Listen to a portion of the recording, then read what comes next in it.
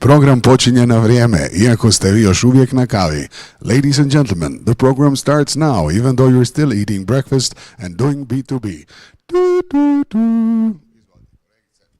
Sad na pravom jeziku, dobro jutro. Dobro jutro. Dobro jutro, aha. Aha. Probaj sad. Dobro jutro, proba. Da zamenim.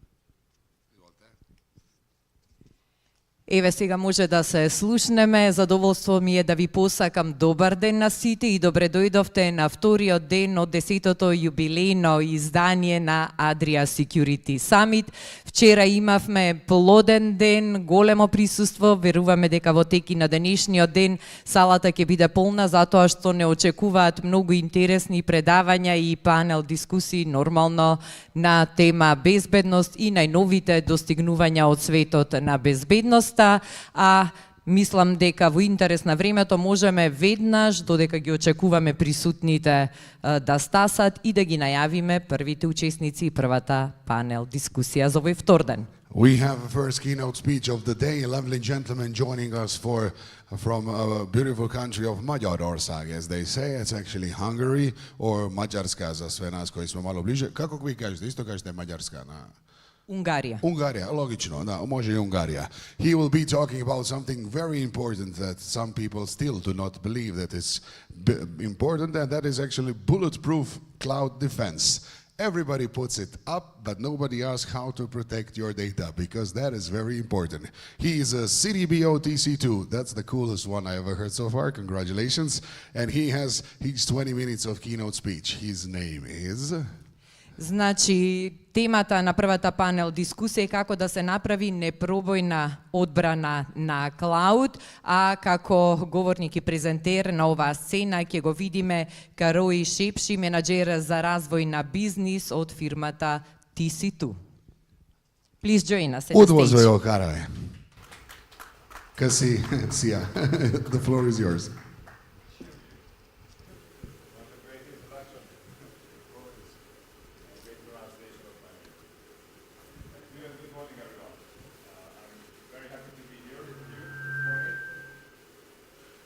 Give us a sec, Kyle.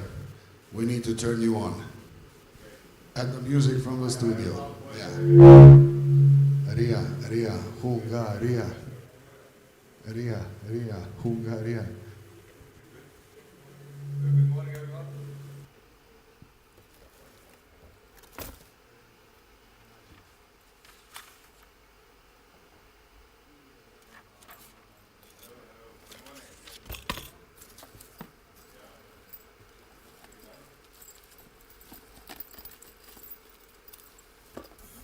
Good morning. Now it works. Okay. No, it doesn't.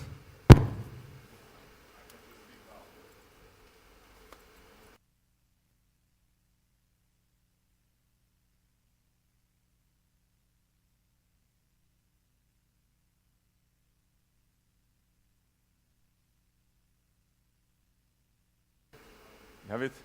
Yes. Good? Perfect. Good morning, everyone, again. I'm very happy to be here with you today. And so I will be talking about public cloud.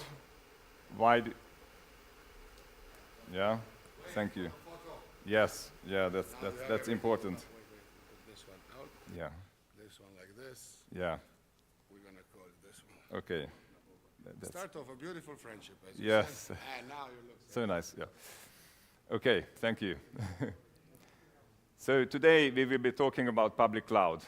Why do you even need to consider it, and how to adopt it securely? So how to build a bulletproof cloud defense. I've been working with public cloud systems for 13 years now, mostly in technical roles. I actually used to be, I'm ex-CTO of TC2. And so I'm with TC2 for a decade now, and we are public cloud experts. So we do a lot of cloud migrations, cloud modernizations, optimizations, and we've seen quite a few projects which was successful, and we've seen some projects which was not successful. So here, I'm here today to bring you some of the interesting trends I've seen. But let me start with, Let me start my thought process from the starting point, from data. I'm sure many of you heard data is the new oil. That's the analogy which everyone tends to speak. Last month, I was on a conference and talking to some people, and I heard a different analogy. It is data is the new uranium. And I have to say, it's an interesting one. I like it, because we can harness its power to fuel our business intelligence, our innovation, and to gain competitive advantage. And also, data has to be good quality so that we can use it well. And also, if there is a data leak, that's a huge problem. Like, it can even kill businesses if there is such a serious data leak. So, just like uranium, right? So it's an interesting analogy. I like it, although it's not so catchy as data as the new oil. But you get the point. So data and the services we build around, the digital services, are such a fundamental part of our everyday lives. We rely on data in so many aspects of our life. And that has to be defended very carefully. If you think about in the past years, there have been cyber attacks in the Balkan countries for governmental services or utility services, or even a lot more recent one that happened in the EU in several places. In September, there were cyber attacks against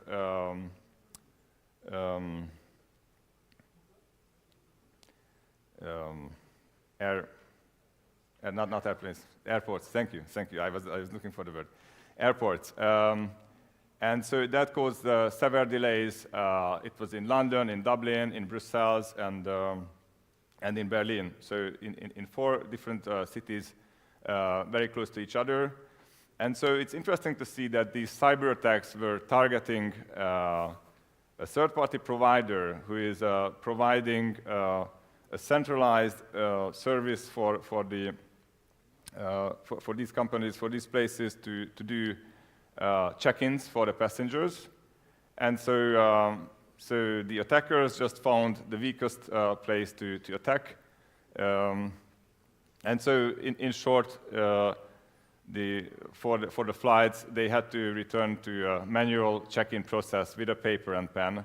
So it's actually it didn't stop the flights, and of course the airplanes were still functioning, but it was causing a massive delay. So from this, the takeaway is that we have to treat all the third parties, all the services equally strongly, looking at their security as our own core services security. And often the third parties are the weakest link in the ecosystem, so they have to be treated equally as for our security requirements. And it's also good to take care about like a fallback plan, a contingency plan whenever this disaster or attack happens. So there is a contingency plan for a reason. So what could be the solution to do for all our third parties to have a secure platform? We believe that the answer is public cloud, because public cloud provides a secure and scalable platform for all our third-party providers, and there are many third-party providers who are relying on public cloud platforms. So public cloud is a globally scalable hyperscaler. By definition, it has multiple geo-redundant locations, which is by itself a great tool against many cyber attacks. And so we see a lot of cooperation between cloud providers and service providers. If you think about, for example, financial institutions and the banks in Central and Eastern Europe, many of them rely on public cloud platforms, and they run mission-critical systems in the public cloud. The reason being is that the financial services regulations are a lot easier to achieve in public cloud because all the controls are there and it just has to be used in the right way. Whereas building out these capabilities on-premise requires a lot more effort and money. If we think about other critical usage of public cloud, I've seen some interesting case studies in the space and defense industry where providers rely on public cloud to provide real-time positioning for the defense industry, which is also an interesting one. And there has been a long cooperation between US and UK government, and they are also relying on public cloud services for a decade now.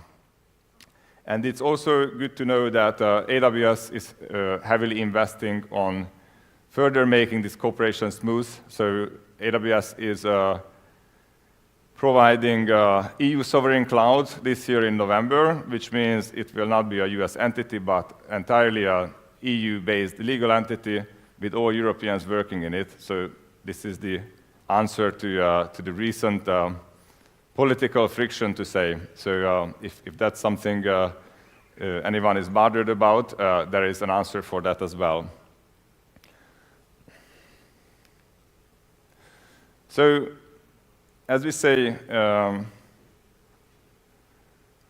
for many kind of cyber attacks, if you use public cloud, you can easily defend yourself in the first place. So just imagine, going back to our data, if you can place your data into multiple locations and you can easily replicate it, have a copy at different places which are far away from each other, and you have the ability to easily recover in case of a disaster, that just gives you a peace of mind already against many kinds of cyber attacks.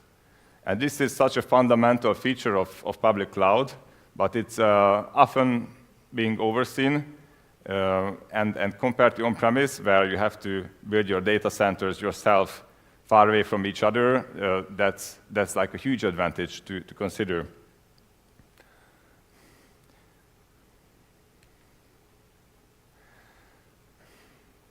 The other day I was talking to my colleagues, and we were just saying that in the news, in the IT news, like technology, when you read about technology, there are not many news about cloud migrations. I was wondering why is that?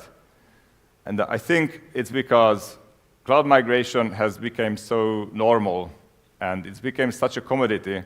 Like, it's been done in the past 5 years, very large companies, very complex migrations in a very short time frame. It's already been happened in weeks or months. So what news are rather about is new technologies, AI trends. That's what you can read about. And we see customers tend to consume more and more software as a service offerings as they realize that there are some IT services which are not belong to their core business, so they don't have to innovate their back office tools, emailing. This is all done perfectly in the software as a service offerings.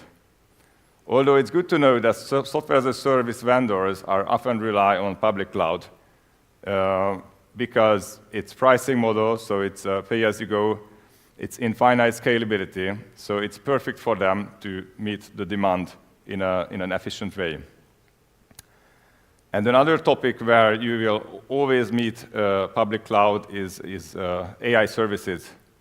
So public cloud vendors are acting as as a platform to aggregate all the different AI vendors, and so they enable end users to effectively use different kinds of vendors for their AI services. If you think about the large language models, generative AI and agentic AI, which is a huge boom, it's a very big hype nowadays, and it's all being gravitated to public cloud. So public cloud acts as an innovation hub nowadays, and so it's very hard to avoid. So why am I saying all this? Because it's not easy to avoid public cloud nowadays, even if someone resists for a shorter or longer period of time. Eventually, everyone will find themselves with a good use case to use public cloud. So it's better to be prepared for it. So what do we see as a main system integrator for Amazon Web Services? So as I mentioned, we've been working with AWS for a decade now, and we've seen many, many projects. And what I see as a trend is that smaller companies and startups may go full to the cloud as hosting their systems only in the cloud. But larger companies and enterprises, they always need to have a hybrid cloud model, which means they keep some of their applications at on-premise, and then they connect with AWS platform and create a hybrid cloud platform. And so they can decide which applications are good for cloud usage and which will have a good return on investment if they put it there, and what they choose to develop from scratch on an AWS platform, and what needs to remain on-premise because of some data privacy issues or being legacy application which wouldn't work well. But we also see that after this first phase of migration, placing some workloads onto AWS, that there is a second phase of innovation for these customers when they find how incredibly easy it is to innovate with the AWS platform services.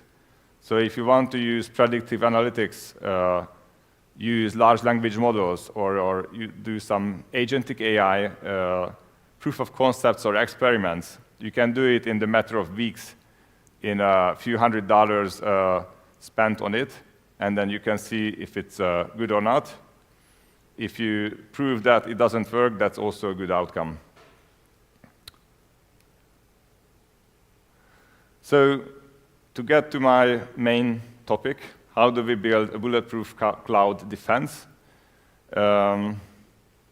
I'm referring again to AWS because that's where my best of my knowledge is. So in AWS, there are over 200 services now in the platform, which is huge and complex. Someone has to know very well what are the different services do. And I've counted it myself that roughly 25% of these 200 services, so about 50 services, are for securing, for automating, and for governing your systems on AWS. And furthermore, you can go to AWS Marketplace, where there are 20,000 third-party technology vendors offering their services. Think about Cisco, Fortinet, or F5. So if you need to add further third-party security services. And so I have to say, everything is there, all the building blocks, you just have to put it into the right architecture. And building security in public cloud, I always group it into 3 different areas how to do that. So first, there is the architecture itself. So you have to put the different elements together and integrate them so that you have a secure by design architecture. Just think about data security, encryption, network security, firewalls, zero trust architecture. It is all there. You have your choices to go AWS native or you go with third parties. And this is often called in the public cloud world the landing zone. So you have an environment which is secure and you can build on it. So that's the first group. And then the second group is the secure operations, so how you maintain your operations team and security team, and how you monitor security events, how you do vulnerability scanning in a automatically scaling environment. So this is pretty much a known task and role for on-premise, but it just works somehow differently in the cloud. And this requires some upskilling for the right people. So sometimes it takes a bit longer, but it is also doable. And for the third one, this is security by process. And I think this is the hardest one to get it right. And sometimes I see some big struggles at certain companies, and some companies get it right, and then they can use it for their advantage and then innovate a lot faster. Since public cloud is all API driven, like all the services can be invoked by APIs, right? So then everything can be automated by software code. And this is called infrastructure as code. So imagine that your whole software-defined data center can be defined as software code. So actually, the cloud infrastructure is not an infrastructure work to be done anymore, but it's a software development role. And so this is where it becomes difficult for some organizations, as infrastructure has to be treated as software code, and we have to apply the same rules, same principles as for software delivery lifecycle. And so what we see in the major banks we work with, that they are applying the same ITIL-based rules, so that there is a request, it's connected to the ticketing system, and then the ticketing system, based on the requirements, there is a certain developer who changes the code itself, and then it goes through a workflow with certain approval steps, and actually humans are not really interfering with the cloud infrastructure settings, but it's all done automatically via code. So by this way, we can minimize human errors and maximize how we can pass any regulations and how it's driven by the process. And there is one more thing to think about when we build our security model in the cloud.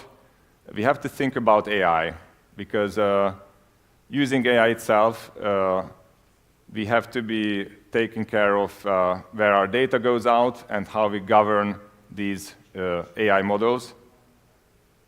I think it's not avoidable to use AI sooner or later. In my opinion, software development is the area where it's the most effective. If you think about generative AI and these AI helpers to generate code and make it quicker and more efficient, this is the very first area, but there are many other promising areas.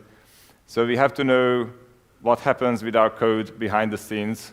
It's just not enough to treat it as a black box, but we have to understand the boundaries where it can go out and how to be handled. And also, the cyber attacks are getting more and more sophisticated using AI. So if you think about the deepfake videos, which we've seen tricked some people already, that's going to be easier and easier. So you have to build awareness of the AI usage in your organization.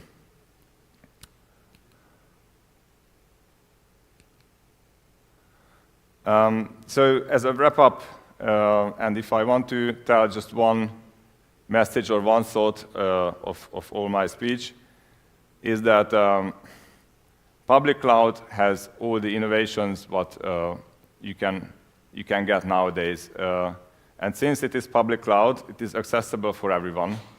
So it's an advantage, but also a risk, because your competitors are also free to use. And there are some startups which are growing in a stealth mode, and sometimes you don't even know your real competition. It's enough to wrap up, huh? So, yeah, I will be quick. So sometimes you don't even know your real competition. Therefore, I would suggest everyone to start experimenting with cloud, if you are not doing already, and have it in the strategy. Have a leader for it, have a budget for it, and most importantly, have cloud security as day zero job to be done. Happy clouding. Thank you. No, thank you. Köszönjük szépen, Kara. It was nice. You can return it to our lovely ladies. We've heard about this one. Good morning one more time. It's time for the first panel discussion of the day, and we will have panel discussions until you die. All day long, just panel discussions prior to your lunch, to your leaving to your countries. But we start with something very interesting, and it's my great pleasure to introduce you a lovely gentleman who will be actually asking all the questions and presenting his own team on the stage. From technical support to guardian of digital sovereignty. That's a cool one. Congratulations. Clap your hands for Executive Director of Bug HR, Dragan Petric, joining us on the stage. Dragan, welcome. It's not your first one, so you know how it goes. I'm very happy to welcome your colleagues in a few seconds, and I'm going to just leave one mic just in case if you need one, okay? Dragan is here, and let's meet the dream team of this sort. Clap your hands for the head of the international sales Kombis, Ivan Page, joining us for the start. PhD in Computer Science, Director of ITIA.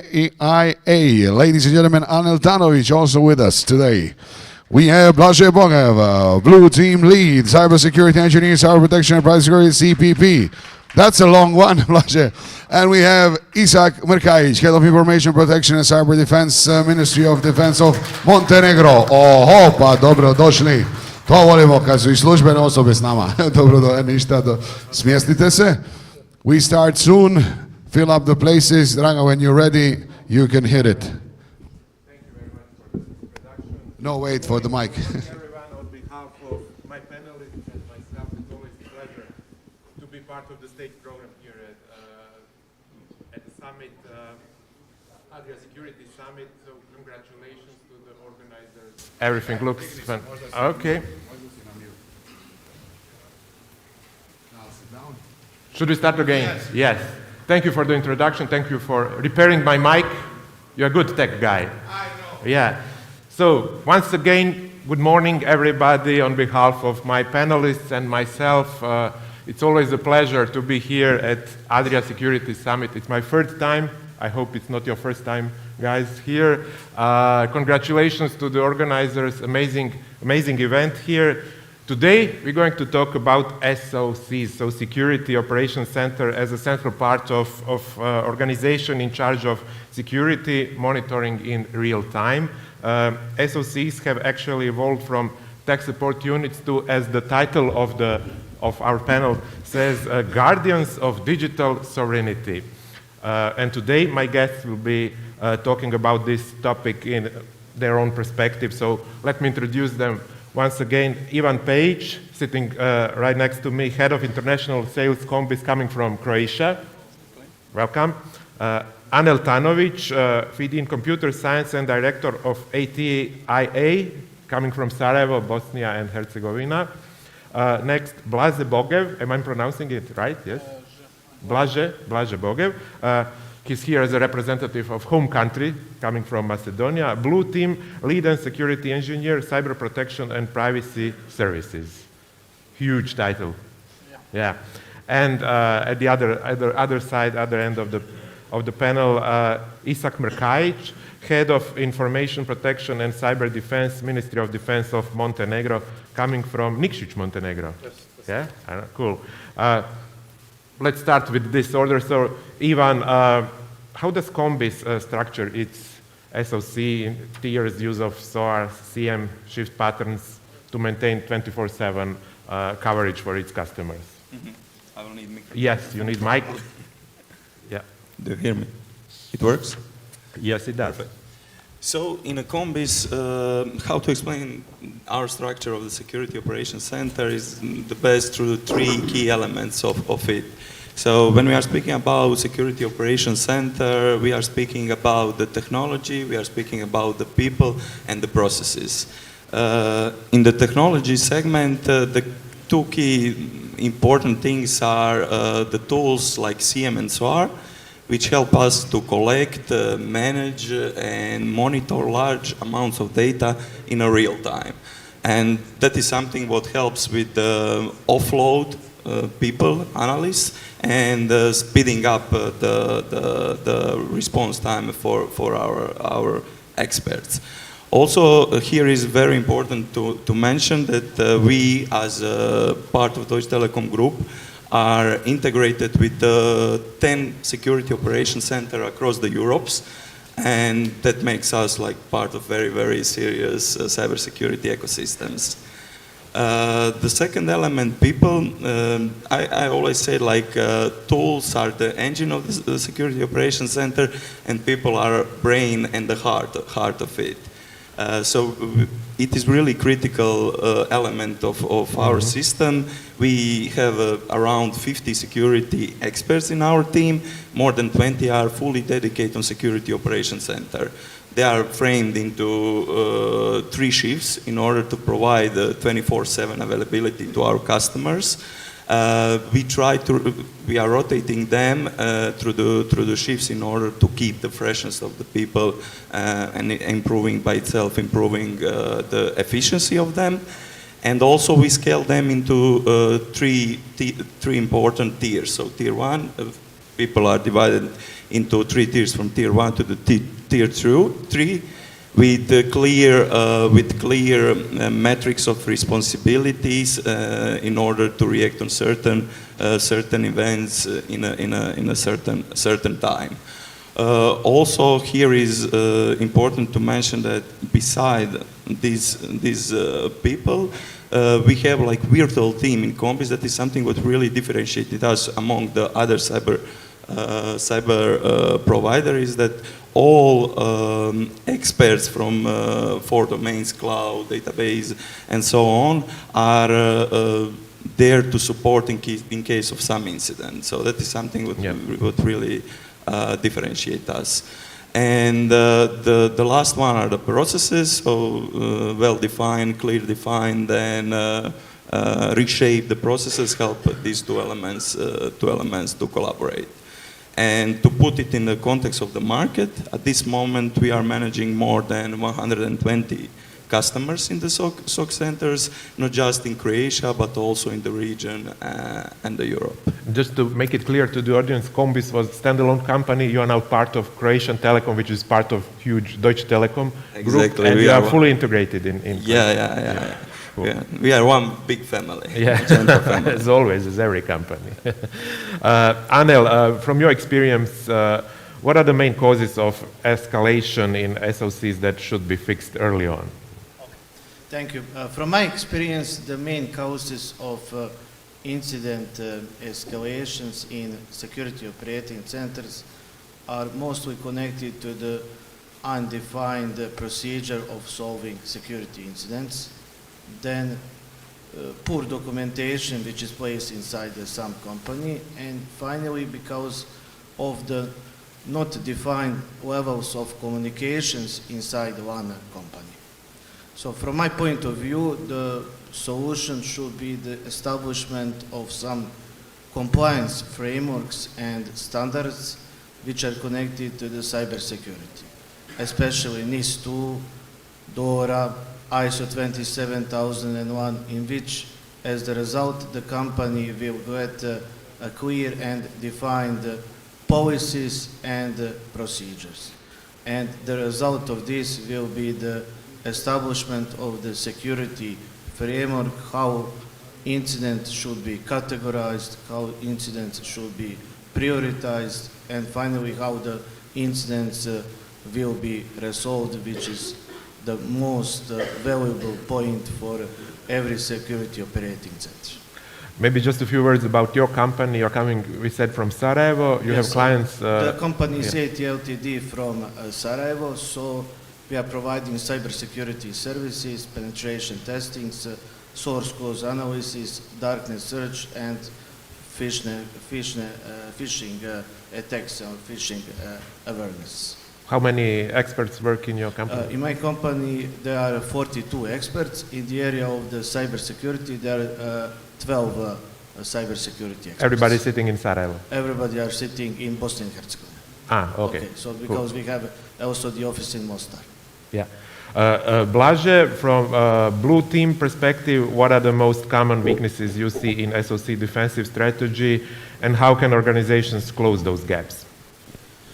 About closing the gaps, what I can say is, during my experience as a blue team lead and a cybersecurity engineer, we've experienced gaps between the SOC analysts, and we've experienced gaps between the companies itself. So between the companies, I would like to mention that it is best to have pre-prepared policies for analyzing and response, and during the in the SOC analysts, I would like to mention that there is one of the biggest problems is logs fatigue, which is a very common problem today in seeing that SOC centers grow in tools, grow in development and in implementation. So trying to mix things up, trying to adapt and to be as much dynamic as possibly you could, so that you could cover all the areas without losing the necessary effects. Okay, just a few words about your company, if you can introduce your company. You're coming from here, from Skopje. Yes, we are from Skopje, and currently we are rebranding. We used to call ourselves CPP, which is Cyber Protection and Privacy Services. We are currently, after rebranding, our Adria Security, and we are under the Adria Group organization. How many people work? In the blue team, in the defensive part, we are at least 14, but we are growing fast. And in Adria Security, we have reached a milestone of 20, which is something I would like to mention, that maybe 2 years ago we were maybe a third of that. So we are growing fast. Yeah, we are trying to grow with the demands. Yeah. Isak, what is the role of national cyber exercises in strengthening civilian and critical infrastructure resilience? Okay, Dragan, thank you for the question. I would also like to thank you to the Association of Managers of Montenegro for inviting MOD for this event. I mean, I identify myself as a military professional, not civilian, but I think I can speak about civilians as well. So just a couple of months ago, Armed Forces of Montenegro and MOD organized the biggest cyber exercise in Montenegro. Some 120 participants, national, and also we conducted that with our partners from the Republic of North Macedonia and United States. So some of the insights that I can share with you, with the audience, is cyber exercises are actually crucial to build resilience within the private and governmental sector, governmental sector as well. Why is that so? First, everything is virtual, so you cannot do any harm, real harm to the systems. So you can train, make mistakes, learn from your mistakes, and even spoke about people, processes, and technology. So it's not just the technical portion. You can also train about the different scenarios and how the institution will react in the case of cyber incidents as well. So that's the first thing. You can train with no harm. Second important thing, it's a huge chance to share, to test actually your procedures, your SOPs, rules of engagement, to test them how good they are, to test your technical knowledge, and to identify the gaps within your system. That's also very important, and actually national exercises are something that NIS2 as EU document enforce to be conducted annually by all the organization. And as a country that is striving towards EU, we also try to do these exercises so often. Beside of the technical part, during the exercise, you can test different reactions on the tabletop exercises for how the institutions will react in case of different cyber incidents. And usually we try to replicate the real-life scenarios that occurred in Montenegro. Let's say in 2022, we have this Cuba ransomware attacked. So during this exercise, we covered that scenario both technically and operationally. Then APTs 24, 25, so something that we see in Montenegro and something that we expect and vision that will come eventually in Montenegro. So multiple benefits. Maybe the most important one that is sometimes usually actually forgotten, actually from my experience, it is when the exercise is done, it's actually just the first milestone is finished. You need to do the after action review to gather all the knowledge, everything, then to enhance your SOPs. So to identify how to overcome gaps that you find and then to put them into institutional memory. And as I mentioned at the beginning, I'm coming from the military background, and I also want to mention that cyber is one of the 6 NATO operational domains, alongside with the land, sea, air, navy, electromagnetic, and space. So and you're the head of this one from? Yeah, in the armed forces. And just we see these exercises as also as deterrence. So when we are doing exercises, either within Montenegro or alongside our partners, we send the message that yes, we know about cyber, we train, we are getting ready. What's the size of your team? How many people? That's highly classified. Okay. So, maybe we should guess. Roughly around 20 people. 20 people, okay. More or less. Ivan, what KPIs do you use to measure SOC efficiency and business impact for various stakeholders? So there is various KPIs, but I will mention the most important ones. So the first one that I would like to point out is SLA, service level agreement. In other words, that is the time that we need to start processing and handle the certain alarm or incident. So based on these metrics, we are developing our engineers inside. So for example, if the tier 1 engineer we recognize over the time of the period that he is handling these jobs pretty well, we will promote him to the T2. The second KPI is ratio between true positives and false positives. By this we are measuring how good are our detection rules. The third one is the number of incident alarms per user. Per user I mean per customers. By this we are trying to track how good we are in monitoring and giving recommendation to our customer, because after every intervention that we did, we suggest customers certain steps to do to improve. So here, hypothesis that over the time of the period, number of the incident will fall, and easily on the graphics you can see are we are good on it or not. And the last one, and it is connected with the previous question, with the technology part. With this KPI, we are trying to track performance of our technology part of Security Operations Center. And to summarize, based on all these KPIs, like I said, we are trying to track people, make the development plan and progress of them, but also we are transparently showing to the customers, and they are part of the contract, and of course, on the end, that is the KPIs by what we are tracking our efficiency in Security Operations Center. Thank you. Anel, how do you find the right balance between automation and human judgment during live incidents?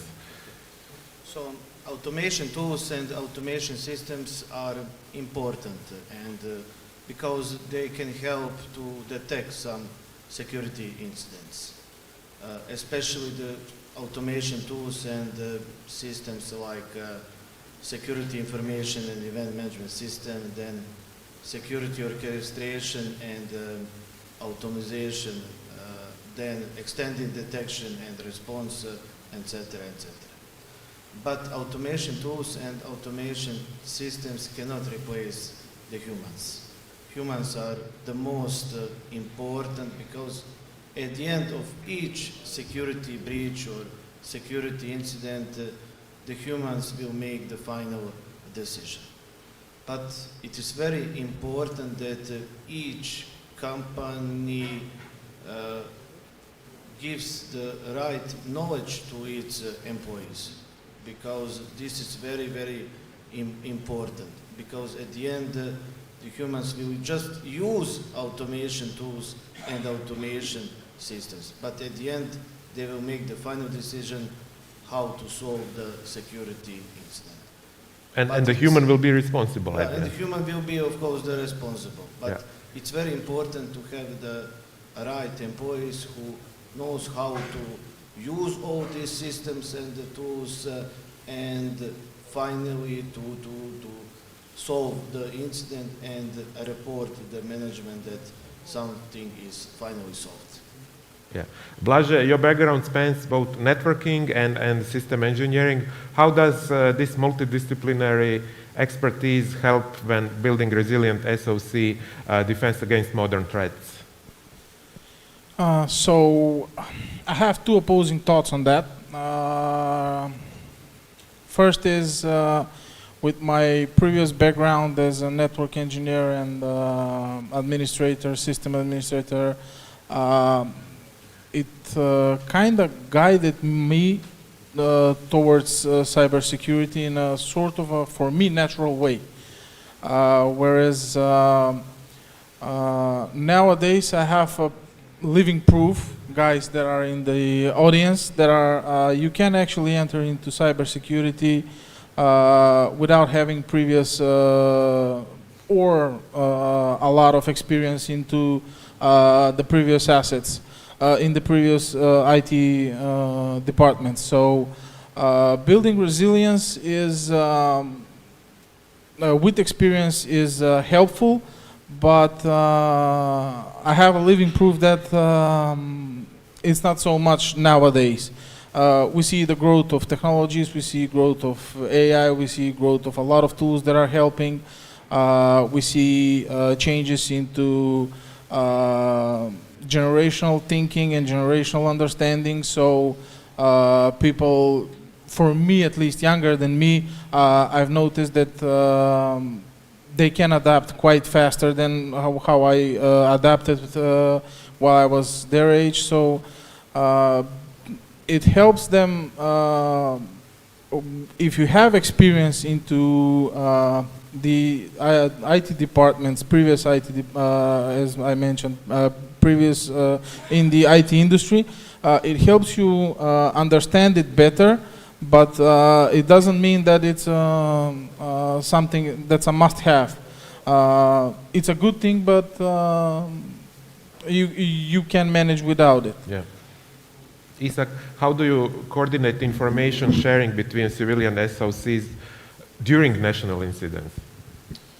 Thanks again for the question. So sharing information is actually something that is very challenging on the different levels, also within the Armed Forces MOD, and I think the civilian institutions are no exception.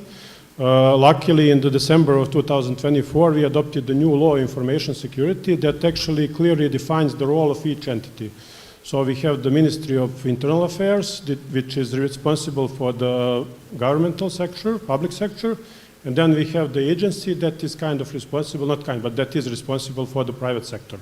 And these two bodies works together in the case of crises, incidents, and everything.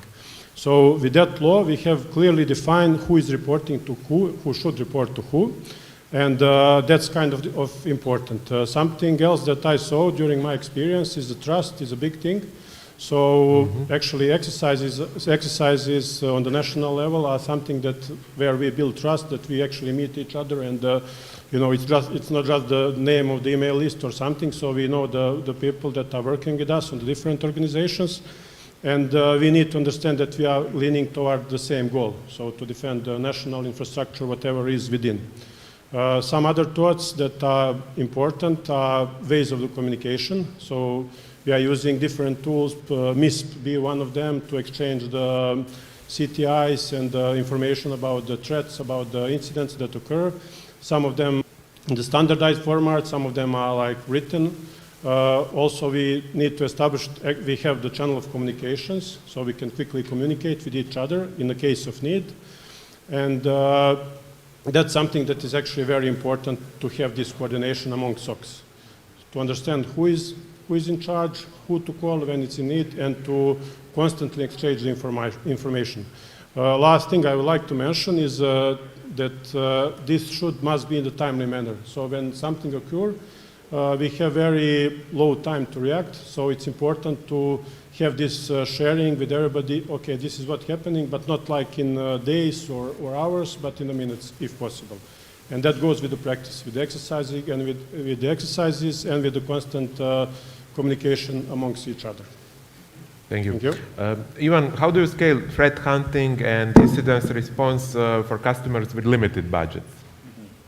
That is tricky one. I would say that are two services which are the hardest and most challenging to scale. So with the other services in security portfolio, we managed to scale it and make it approachable to the customer with limited budget. But with threat hunting and incident response, it had to be very, very careful. However, we managed to do some things for the customers who are in our SOC, who are our customers. We provide these services for free of charge. But for the customers who are not, we try to detect critical asset, which is very important, and try to focus resources on it, which makes service cheaper for the customer. And the two other things are also using cost-effective tools with automatization that colleague already mentioned it. So that is the answers for how we are scaling this threat hunting and incident response. And this is commercial scaling, and we are also have this project approach. So when we have customer with incident, with situation where they need incident response, we see it as opportunity to build trust. So we are quite flexible in defining the price. And by helping the customer doing the job properly, we build the trust and basics for the sustainable relationship in the future. And everybody's happy at the end. That is win-win situation. Cool. Anil, what kind of training or career paths can help keep mid-level SOC analysts motivated to stay in the region? Okay, thank you. Because Thank they are you. very often going somewhere out at the west. Of course, of course. So the first thing which we need to take here into the consideration is, of course, the formal education. So this is university education. From my point of view, here in Southeast Europe, we have the problem because there are just a few faculties in which we have some subjects connected to the cyber security. So we need to change bachelor studies and master studies, and we need to introduce new subjects connected to the cyber security. For example, on my university, which is University of Sarajevo, Faculty of Electrical Engineering, Computer Science and Information Systems Department, now we are introducing a new master study, which is called as the Information Security. So that's the chance for the engineer to go on this master study and to go and to get university diploma for the cyber security. On the other side, very important is that the organization should invest in order to its employees. For example, to pay to its employees some formal or non-formal educations, especially the ones from some non-vendor certifications, like in cybersecurity, these are offensive security, then ESC Council, then GIAC SANS, then ISACA, then People CERT, CompTIA, etc., etc. And of course, to force its employees to go on some specific vendor trainings, especially the ones connected to the systems which are very important for the security operating center, like CM, XDR, etc., etc. How often should this education be organized? Education should be, for example, this non-formal minimum one in 6 months. So twice a year per employee? Twice per year, yes. Yeah. Correct. Yeah. Blaže, with your focus on digital forensics, how should SOC balance real-time incident response with preserving evidence for legal and regulatory purposes? dynamically. Yeah. What I mean by saying dynamically, first of all, not every incident is the same, and not every response should be the same. And what we tend to do, and what we would like to do, is to organize ourselves into understanding what happened, into responding as soon as possible, but not prior to getting all the facts. And what we would like to do is to go through the whole kill chain and see what happened, what is affected, and what is the outcome. One of the most important things that we consult our clients is whenever anything happens, please don't turn it off. We lose a lot of data by turning something off, whether it's in a hurry or someone is panicking or whatever it is. Please don't turn it off.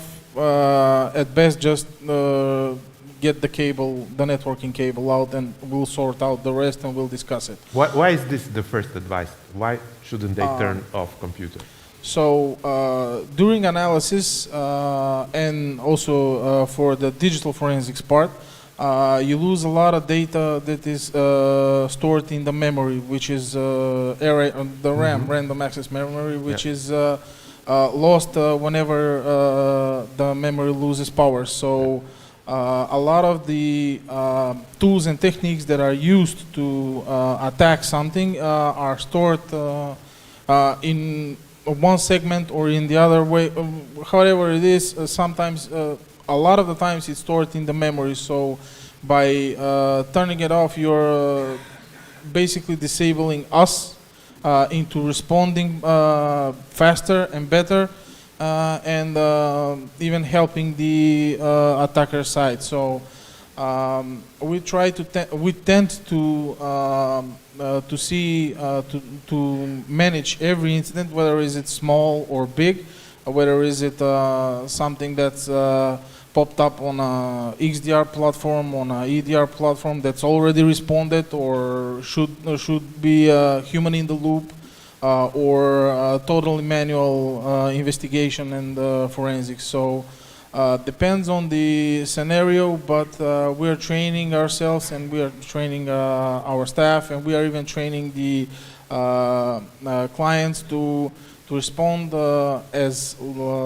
much as faster as possible with lower loss. Meaning, in loss, I mean accepted risk as to whether systems are going to be turned down, availability is gonna go out, or whatever it is. So yeah, dynamically. Dynamically, yeah. Isak, what lessons from recent exercise should private operators apply to tomorrow? By private operators, I mean telcos, energy sector, transport companies, and etc. Thanks for the question. So I would say all the things that we just mentioned in the last 30 minutes, exercises, training in virtual environment, identifying the gaps, communications, they all apply to the private sector as well. What I would like to add from what we just said is that the private companies, in my opinion, needs to train to communicate under the pressure, because very often when the incident occurs, it's very time limited, and there is a big pressure from the management, from the public opinion, from the public that are interested in what's happening. And in that way, in that sense, we need to have clear communication channels, and we need to be trained to quickly react, to communicate what's happening, and to seek for the help from the other entities. Second thing is to understand the interdependencies among different owners of the private sector. You mentioned telecom provider, so they're dealing with telecommunications and with voice data, whatever. But if energy fails, that's their problem as well. They will not have sufficient supply, or they will have it for just so on. So they are depending on the energy. Energy is, let's say, dependent on the logistics. Logistics is dependent on the digital services. So it's all interconnected, and they all need to work together.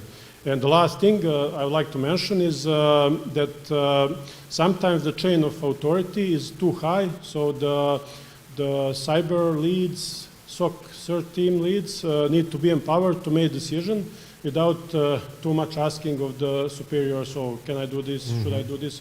So the authority should be put at the lower level as possible in order to have a quick reaction time. Yeah. So these are some of the insights. Cool, thank you. Ivan, how does Combis handle cross-border data flows and compliance when you serve public sector clients in multiple countries? So we are operating in Adriatic region in various countries and also in EU. So that means that on daily basis we are facing with this challenge. But all these regulations are under the EU framework. So that means like compliance, like GDR, NIS2 directive, and so on. How we answer on this is that we are approach based on the 3 pillars. So the first one is this called data sovereignty, which means that for especially public sector in international environment, for them first thing that they want is to have data residency, which means they want to keep data in the local country. And we are building the solutions which have infrastructure installed locally and managed, in our case, from Croatia. So long story short, services provided from Croatia, infrastructure and data stays in a local country. The second thing, which is very important, is also, let's call it compliance by design, which means that every project, a starting point when we are speaking about international customers, is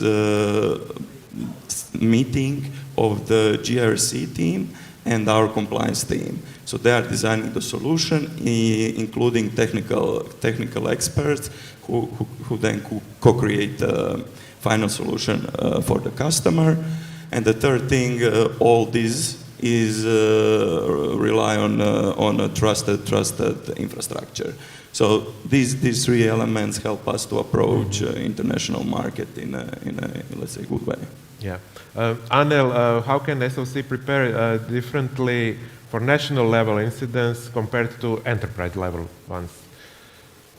Thank you for the question. This is very important to distinguish the difference between the National Security Operating Center and the Corporation Security Operating Center.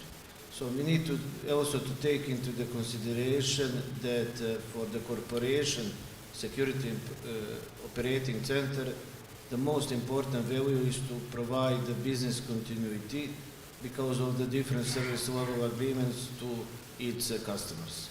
On the other side, National Security Operating Center should take into the consideration geopolitical situation, then interagency communication, and to see what are the critical elements in its infrastructure.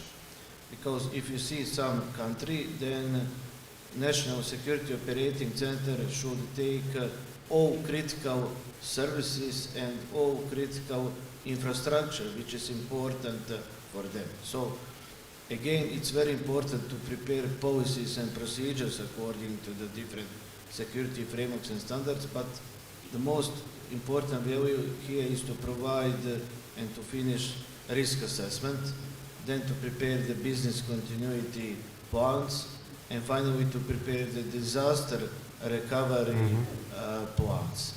So this is important, and then the National Security Operating Center will have its own purpose. While for the, as I said, Corporation Security Operating Center, all elements which are the part of the IT infrastructure should be taken into the part of the Security Operating Center. Yeah. Blaže, open source intelligence is one of your interests. How can SOC incorporate open source intelligence efficiently into daily threat hunting without overwhelming analysts with noise?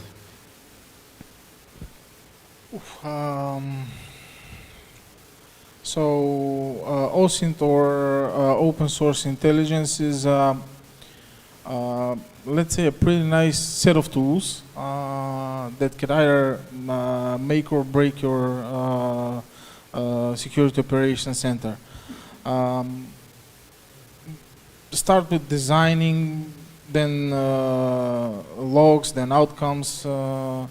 Everything matters here. So what we are trying to do is what I like to call is loop jogging. So we design it, we implement a part of the OSINT, whether it's a tool, whether it's a set of tools, whatever it is. We start monitoring. After that, we're analyzing, we're acting and reacting based on those responses that we get from the tools. And we are fine-tuning it to a degree that we understand that something is correct and something is not. Then we start from the beginning. So back to monitoring, etc., etc., etc. So it's a nice loop, but we count the miles that we run. And by doing this loop, we are actually training not only the analysts, the tools, whatever it is. We're implementing better services, we are giving better services, and we are fine-tuning everything as we go along. We don't just do one thing, then go to the other. We're constantly adapting to the environment and to the tools that we are given and used. Yeah, thank you. Isaac, to conclude this panel, I have last question for you, so you are the honored one to answer the last one. How do you approach procurement? Do you prefer buying ready-made foreign products or developing solutions locally for sensitive systems? Hvala Dragane, thank you. So briefly, since you're running out of time, we are following public procedures that are strictly prescribing how do we approach procurement via public announcements in most of the cases. And sometimes when we speak about sensitive items, there are some different rules, but we don't do that often. To answer your questions, it depends. So we always measure what is the system that we're going to use. Is it some highly classified system that needs special means or protections? Or is it something that we are using regularly that doesn't need so much protection? And based on that and available money, sometimes we go with the local companies. The pros for the local companies are there are local, obviously, so the chain of supply is much better. Everything is here in Montenegro. It's easier to communicate with them, to have people, the company providers, to help us in any means of need. Maybe some cons, the companies are small, so it's a small market. So most of the time we need also to seek the bigger, the out-of-shelf products. And that also have some pros because cyber is global field, so we cannot stay within our borders, and we then go for the, in that case we go for the commercial solutions. We of course check who are the providers of the services, of the appliances, whatever we are procuring, how reputable they are, what is their level of security clearance, of the security confidentiality, and so we check everything and then we go into procurement. So it really depends on the need of our procurement. Yeah. Cool. Thank you, guys. Thank you very much for the great conversation. Do we have maybe a minute for a question from the audience? No? You're very shy? Cool. Then thank you very much, everybody. Thank you.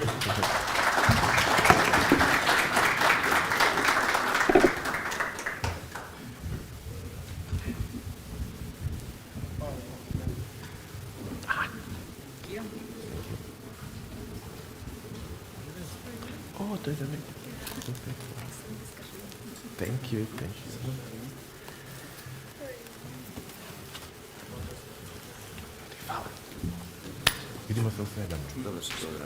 Thank you, gentlemen, in благодариме на учесниците во претходната панел дискусија, а сега после оваа промена од говорниците на стејџот, ќе ја најавиме и следната панел дискусија, односно Summit Talk, кој што ќе биде на тема Smart City од маркетинг до сигурност. Модератор на оваа панел дискусија ќе биде Дамир Мухаремовиќ, главен уредник во ANS Adria, а панелисти ќе бидат Ѓорđe Бачич, регионален менаџер за продажба во Вивотек, Florin Marika, upraven direktor Ultravision Consult, Ovidiu Hrisku, sales manager vo Azigard, a za žal Paun Ivanov od opravdani pričeni, Paun Ivanov od Tele Link Infra, poradi bolest ne može še da stasa vo Skopje i da zeme učestvo na panel diskusijata. Nogi molam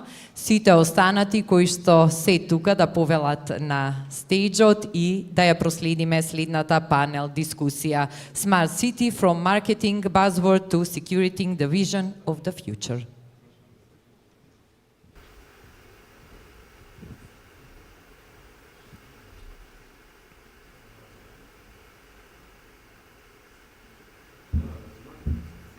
Can you hear? Hello, everyone.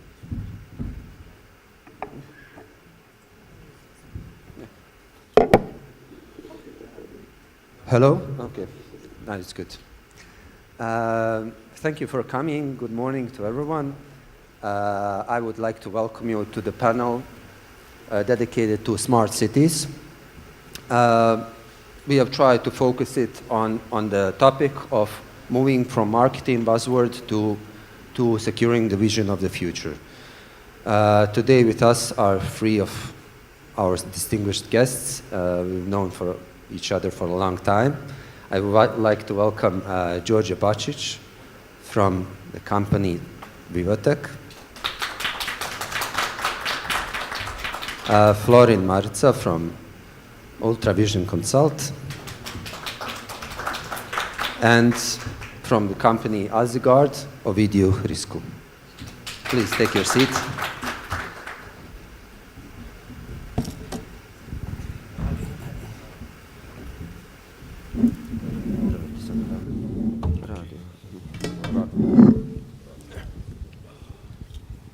Yeah, thank you for coming. As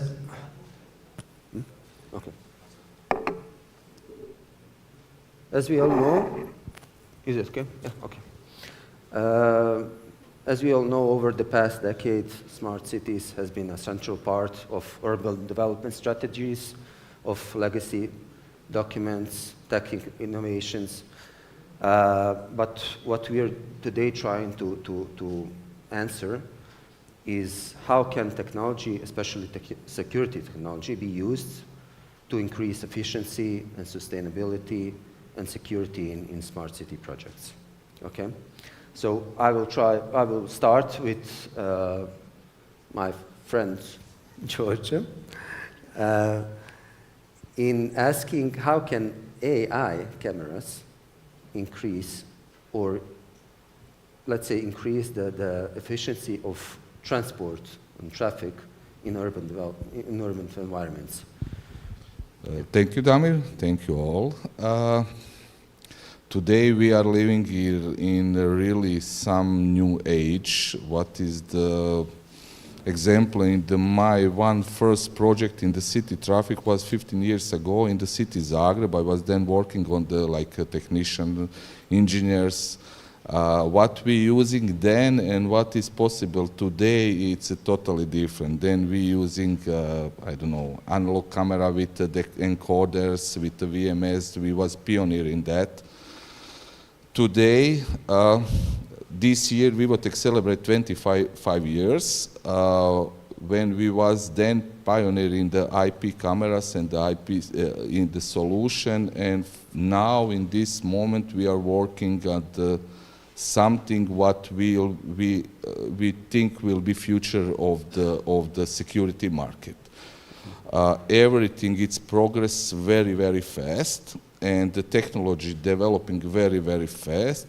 For now, we are using much more AI that we get much more information what is happened then, and present that like a small data, and present that end customer who using can have much faster research of the incident. We try to pick up everything what is in the scene and the extract and show that to customer. That is the mainly focus AI. We have the part that we are doing AI on the camera. Camera, it's the most important thing that take some details and the send, and that we can extract all details from the cameras. Has it already been implemented here in the region or in Europe at least? Example, our new product, it's a Vortex Cloud, and we are starting promoting him in this year. Last 2 or 3 years we are working on this only in the US market with the Vortex, because Europe it's a little bit much more conservative about cloud, but how we all see cloud, it's a future. What we are doing now, we are doing and preparing some project and for the smart cities. What is our point that we prepare for the end customer that they can much use and much faster that information from the AI. We are working on the camera, extract to object, and the sending on the cloud, small snapshot and the metadata, and then we doing extra analytics there and prepare for the customer to have very fast and good information. Yes. Okay, thank you. Thank you for answering. Yes. Florian, your company is known by AppVision, which is a physical security information management software. How can you, or how do you integrate different security systems like access and video and automation, and how do you leverage that integration into smart city environments? It's working. Two. Try this. This one? It's okay? Good. I would start from a very basic principle about smart cities and the product itself. Today we live in a very challenging environment from the changes in threats. We face new threats. We face evolutive technology. We face a lot of data coming into the system. So the AppVision software is not only to integrate security part, as you mentioned, it's something beyond. It's bringing together the stakeholders of municipalities or cities and bring the data in one database for exploitation for all goods. With our software platform, which we offer for smart cities, you are able to bring together data from various systems, not only security. I will mention here a part of the security, the safety part. I will mention here part of the IoT, the environmental monitoring, traffic management, parking, and not only that, it's also based on situational awareness, because today we can bring data from weather forecasts, from social media, so any public unrest can be highlighted in seconds using modern technologies from third parties like video analytics, like he mentioned today with AI and deep learning. So bringing all data together in one single platform will really bring the benefits for the end user, having all one picture of all information from a city. So you can manage simple procedures from this software, and then the efficiency of operations are higher. Yes. What is the feedback, let's say, from the customers, from the municipalities? It's adopting existing technology and modern technology at once. So there are some investments which are already done in different systems, and there are different institutions which they invest already in infrastructures, and the most developed is the CCTV area. Urban CCTV systems are very spread across the cities nowadays, and those infrastructures delivers tons of data. And they struggle in collecting useful information to convert it into real action plan.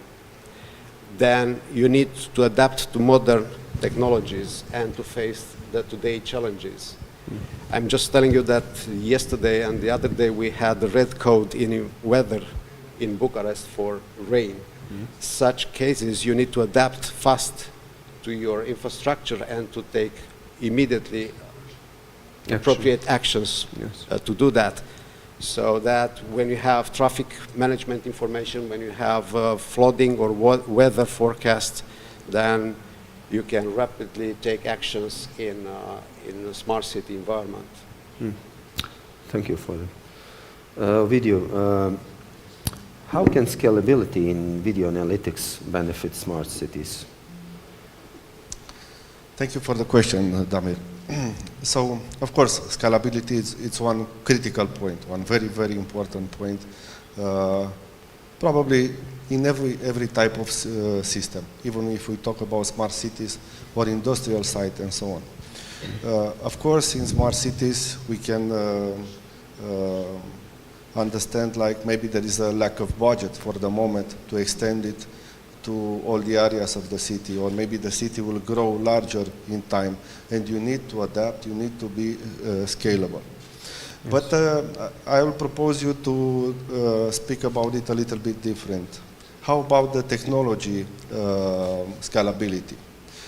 Because I come from an area of video analytics, server-based video analytics, from my point of view it's very, very important that the technology will adapt on the same hardware. By the moment we evolve the technology, by the moment when we add something new, where we improve the product, the server must handle the proper AI, the proper video analytics, and then you don't need to change the camera for that, you just want to be better as technology scalability. Another point of view, special for server-based video analytics, is that okay, you can arrange a base. Okay, you can use the video management platform to create your base in the city, to watch the cameras, to have proper features, to collect information from them. But maybe you decide on one moment of time you need to extend the analytics on other part of the city, only the analytics, and then you can add server-based video analytics and apply it to other cameras in the system. And maybe this is a very important key point. I also encourage the users, the end users and the partners to use at the maximum capacity the systems, because when you use it you understand the benefit and your requirements for further development would be much more accurate and much more important. The clients that uses your system are the best clients that you can have. They are very important for us and for our partnership. Okay, so basically these are my ideas about scalability rather than the usual one that we know.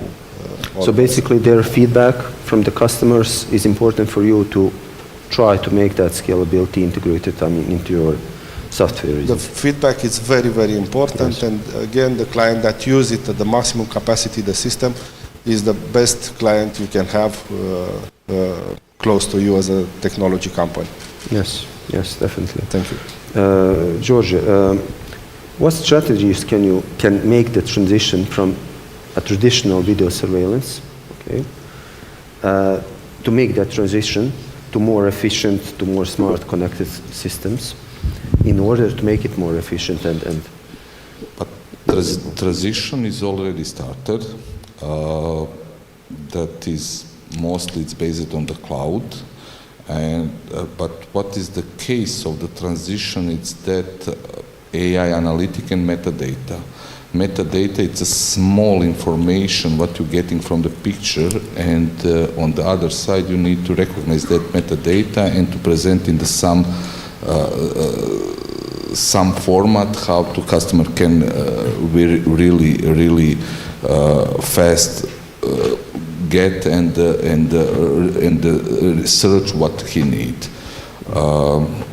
Today, future, everybody talking and everybody see will be cloud. In the which part, how much will be, for sure will be now technology will be developed that everything going in the cloud. How was 50 years ago was everything changing on the VMS, on the server infrastructure, on the bigger hardware. Now in the future from maybe not now, but in the 5 years, will be taking much more the percentage in the cloud. For that reason, technology on the site need to prepare to send only important information, that we don't have very big recordings, very big bandwidth, very big latency. We need to just send in the cloud important information and recordings, and everything will be stay on the premise for the some using for the extra research. That is some way in which we already working on the cloud, promoting our cloud solution, and we think that in the 5-10 years the cloud will be like now it's a VMS and the servers. So you predict like 5 to 10 years, so? It depends about developing market. We will see. Yes. When you have the example analogy system, when you have transition from the analogy to IP, that transition was 5 to 10 years. And you have that very big part of that transition was done with video encoders. When you can transfer video analog signal in the digital signal, and that was very big help for the VMS and the IP systems. Yes. Now that is this way and this server infrastructure get to the limit, and everybody is moving on the cloud. How long that transition will be, we will see. What about hybrid environments? Do you see that as a step in Yes, between? yes. How was it sometime before? How was video encoder hybrid? Today, we would see in the NVR. NVR will be hybrid. That will be collecting and send on the cloud information what need. Will be mix of the hybrid and the direct to cloud. It's not every customer already ready to switch all on the cloud. Maybe they have existing cameras, they will use NVR for the existing camera and put on the cloud. That is some part of the hybrid solution, what will be helping the transition. Yes, yes. Thank you, George. Florin, how do you handle interoperability challenges when connecting different systems? That's a good question. It's about structured imagination. Okay. I'm telling you because first you need to think about avoid technological fragmentation. So you need to establish a common understanding about protocols and communication in between systems. And then to create the environment in which we consistently and efficiently deliver the information to the end user, regardless who is the end user. So you need to adapt your technology to the trends and to bridge the gap with new technologies. I will give you an example that today we rely on modern data on mobile phones about environmental threats. And I saw a lot of friends, they are monitoring the air quality in different destinations of the cities when they organize a city break or something, and they were really concerned about the air quality in some destinations and even in the city they live. Okay, this is the importance for the citizens, so they need to perceive the action behind the investments on this. So with collaboration is the cornerstone in between entities and stakeholders inside the municipalities. They need to bring together all their systems and to align into a common procedures and common operational procedures. And not the last is the open data creation. So those tones of data which all systems are generating, they need to be consistently brought into an open data system that to be easy and transparent, exploited by the interested parts. With all this data you can create predictions because you collect from different systems this data, and open protocols and open data will give you the transparency to process it to the end. It's complicated to imagine to the end. Is more about willing to put together all the things. Yes. How about on-with protocols, for instance, profiles? Do they have an important role in interoperability? I think that not only on-with. Here we can speak more technically about open standard protocols. We think that MQTT is one of it, and this will bring us more data from various systems, from video cameras to sensors. This is part of the IoT environment. Then you need to rely on other open standard protocols like OPC UA. And the last thing, which not the last, but one important thing is to take into consideration the openness of the platforms, offering the web services, APIs, and SDK free to cooperate and collaborate with third-party systems. It's important. Yeah, definitely it is. Thank you for that answer. Video, what about false alarms? There's always that problem in every environment and in cities as well. So how can we decrease that? Damir, thank you. This Taking is into account the number of systems spread throughout the city. Yes, you are right. Thank you for the question. You are on my field now. We fight a lot with false alarms, of course, in the video analytics. So I really do believe that good settings makes a big difference in receiving or not video, false alarms in video analytics.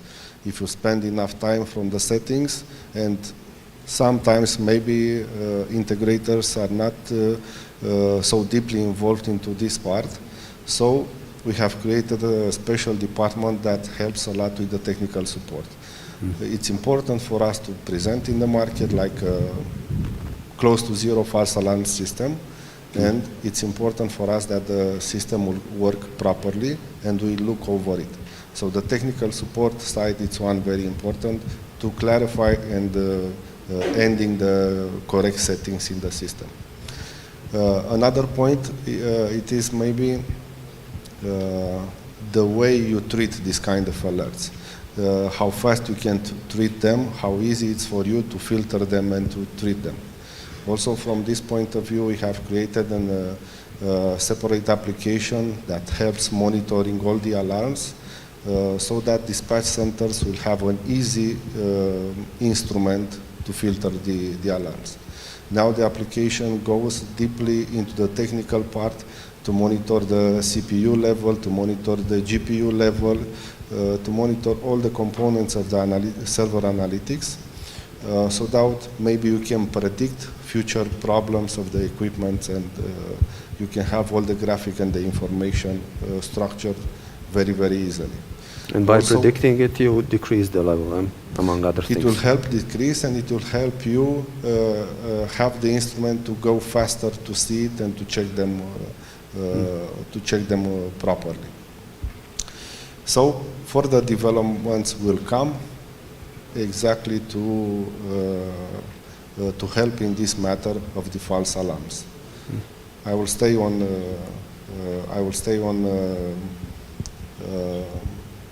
This part of technical support, and the other part of good instruments so that dispatch centers can treat the alarms properly. Yes. Thank you. George, you mentioned moving to the cloud. Are you concerned about cyber attacks?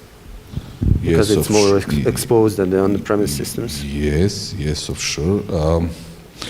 Like I told, the Vivotech was pioneer, and that was field when we started developing cybersecurity, I think 5 years ago. Vivotech product camera was first product on the market who have the cybersecurity protection. That means like small antivirus installed on the camera, on the IoT. All our devices now standard. On every camera? Every camera, every NVR. We have cooperation with the Trend Micro, famous cybersecurity company from the cybersecurity, and we have the small IoT IoT installed on our camera to protect our devices. And how we are much more approaching the cloud. We are in the partnership with the Amazon Web Service, and they are providing for us cloud infrastructure and cloud resources. And on the other side, not on the side of the cameras, on the other side cloud, they have own protection. They have the several layers of the protection of the cybersecurity. For them, that is the one of the very important thing to protect us like a client on their infrastructure. That we are really work to protect on the both sides, on the side of the camera and the devices and on the cloud side. Yes.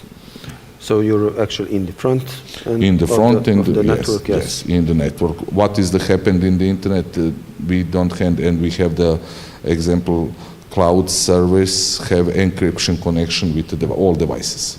And that is use it last technology of encryption. Yeah. Are your devices NDA compliant? Yes. NDA and TAA compliant, yes. Yes. Yeah. We are always try to following all the new certification about ISO, about NDA. NDA it's one part of the certification. All our devices are supported with all last certification. Yes. Yeah. Thank you. Florin, smart city projects require sustainability, a long-term sustainability. So what KPIs or return of investment metrics can best demonstrate the real value of these investments in smart city projects?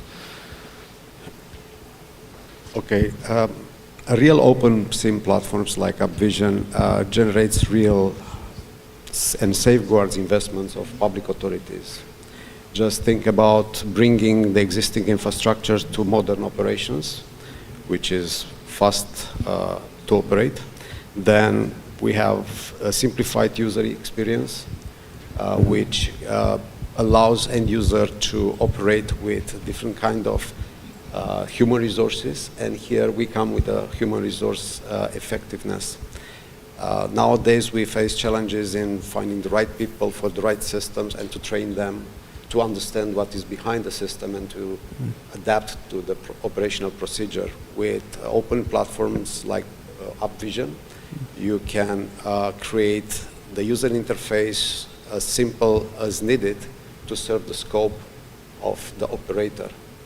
And this can be a saver over time and return of investment from other perspective, not only from the investment on the platform itself. Also, I will point here that UpVision SIM being an open platform is vendor independent, which it means that we don't impose using any hardware specifics. So it's the freedom to choose of a public authority or an entity which technology is most suitable for the scope and their interest. So I think all in all, bringing all these points in calculating the return of investment, having an integrated software platform to manage multiple systems and delivering the information in a consistent way can bring real benefits for the long term in public authorities. Definitely. I will mention here about the infrastructure monitoring and fault management, which is a very important part in saving money. Maintenance. There are many occasions in which you need to rely on one source of data on the field, and you have limited resources in operations, and you cannot monitor everything at once. So as Ovidiu mentioned about dashboarding, about creating useful information for the managers to monitor all these faults, along with the procedures in UpVision SIM for the preventive maintenance and corrective maintenance, fault management is much more easier to perform. Yes.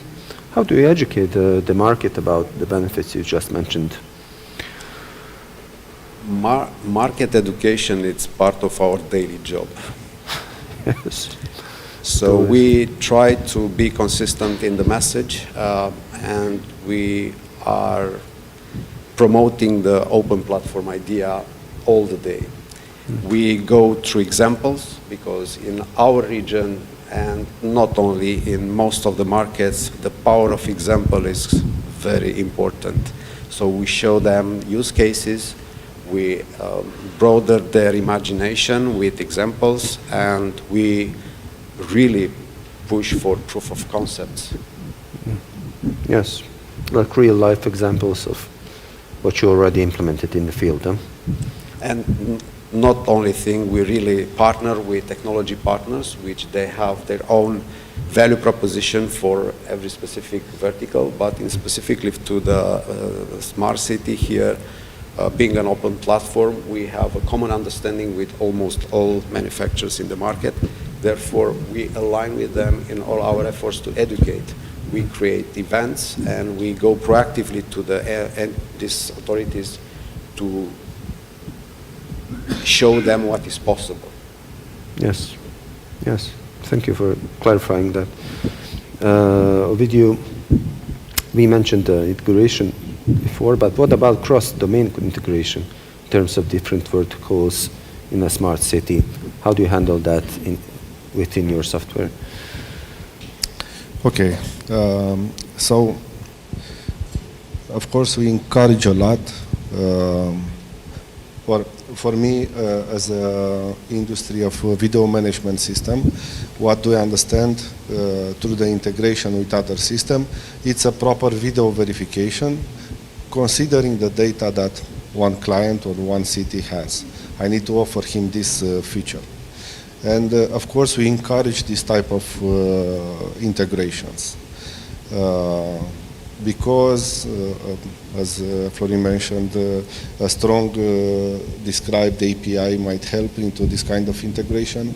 Also for us, a special thing is that in the platform exists a Python framework where you can write scripting, in different kind of scripting, helps a lot in this part of integration. But on the other hand, I do understand from the market, and I also encourage this, that, okay, so we are a video management and video analytics systems, okay? But it's very important for me to send these informations for other systems. And maybe I don't need to work on that part of integration.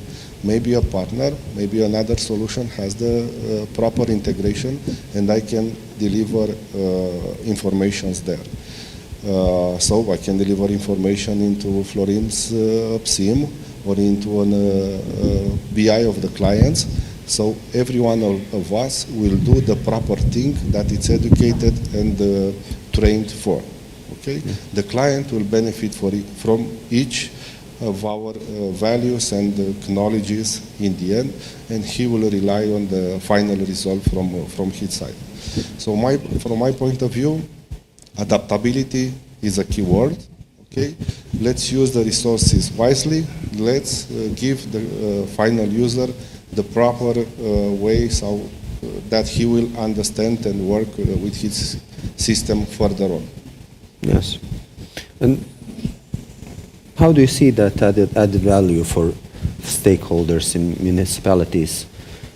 Do they understand that this, what Ovidiu just mentioned, the value, the true value of security systems, or they see it just as surveillance? With the end customer need a lot of talk and a lot of listen. Because the end customer, especially in the city and in the traffic, you have the totally different situation. I will take one example from Croatia where I live in. Example, in the Zagreb, traffic it's mess, but it's whole year mess. When you go on the seaside, on the small city, over winter nobody living there. But over the summer you have 3 times more people than can live there. At least. And that is, you have totally different situation and you need to listen their needs. Yes. And how they're talking about SIM and about softwares, we will take mostly working this edge part of the work. We are pick up information and we are sending in every system, and they pick up information and they are manage that information. Mm. What we are doing now and what I spoken about cloud, In same we doing with the cloud, we sending some information and cloud do instead of us some job. Now we have opportunity and we showing our customers information that they can write stupid search, like not stupid search, dog, cat, black cat, yellow cat, a woman with a baby, woman with a bag, and they can search that in the 10 seconds. We will listing them all similarity. Example, first will be much more similarity, woman with a baby, then we will go less with less similarity. For them, that is the very useful because they don't need to watching video streams by hours, by hours, by hours, by hours. They will find similarity with person in the, not only person, in the car, in that target. Example, in the traffic city, example, police need to find some red Audi.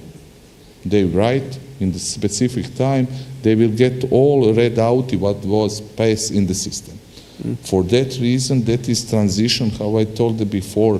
Now we are using much less data to get much more information in the fast and the quick time. Yes, yes. And does the police, let's say police authorities understand that? Or? And police and the city owners, example, you have the city owners, some they have some in the charge of the public safety, some charge of the public traffic. Example, in Croatia, police was moved some part of the about traffic on the local community. And the local community, they have some traffic inspector, and they can do some penalty of some situation. They are mixed, but example for the city owner, they have a lot of how we can tell, the stupid request to find for us, but for them it's very important. Important, yes. And example in the Croatia small city, over the summer you have 1,000 and 1,000 people, and they have every day some complaint. Somebody lost this, somebody lost this, I don't know. You have every situation, and this part of the analytic can help in the faster recognition and the research and the find what is happened. Yes. Yes. Yeah, that's the true value of this industry in general. We are now in the time of the data. Yes. Now it's data, it's everything. Yes, definitely, and it's efficient processing. Yes. Yeah. Process must be much more faster and efficient. Florian, do you see an increase in demand in these kinds of systems, or is it just a marketing buzzword in smart city environments, of course? I have to be honest with you that lately we've got challenges more into safe city projects or smart mobility or environmental monitoring than the concept of itself a smart city. Smart city concept is wide and is very much adopted based on reality, interest and expectations, and is very much based on the local or regional culture. They have another local or regional understanding about what smart city can bring to them. Therefore, these buzzwords of smart city can be very easily converted in some subdomains or more focused on some areas like the safe city. I would say that at the end, the most important thing is to look on the real needs of the citizens in your city, and then to adapt your policies and your strategy based on two things. One is your ability to adopt new technologies, and second is your ability to get financing for it. It's useless to dream that you are going to have a very smart city with very advanced technology if you are not ready to pay for it, if you are not ready to understand it, if you are not ready to operate it, and nevertheless, if you are not ready to pay for its maintenance. Is the European Union financing these kinds of projects? Is the European Union financing these kinds of projects, or do they have smart city? I mean, Yes, there are different programs in every country, part of the European Union, and as well for the countries near us. And when I saw some investments in the Adriatic region, mostly for increase the citizen lifestyle or citizen life security or citizen life safety, it's very important to understand that the money is there, but you need to be smart enough to adopt a smart city. Yeah, if you were the last, the last one, that would be a sentence to finish. Yeah. Thank you, Florin. And the last question for video is a smart city concept only like primarily a tech evolution, or does it also require a shift in how cities approach governance as well, and citizen services? So can you just clarify a bit on that? Okay, so from my point of view, yes, indeed, it's an increase of technology. We embrace the technology every day in our life, and into the concept of smart city. Even though for the smart city, I will refer more about the security city rather, because it's my field, rather than the open term of smart city and what it truly means. Okay. So yes, I really do believe that it's an upgrade of technology. Citizens will benefit about it, maybe step by step from this point of view.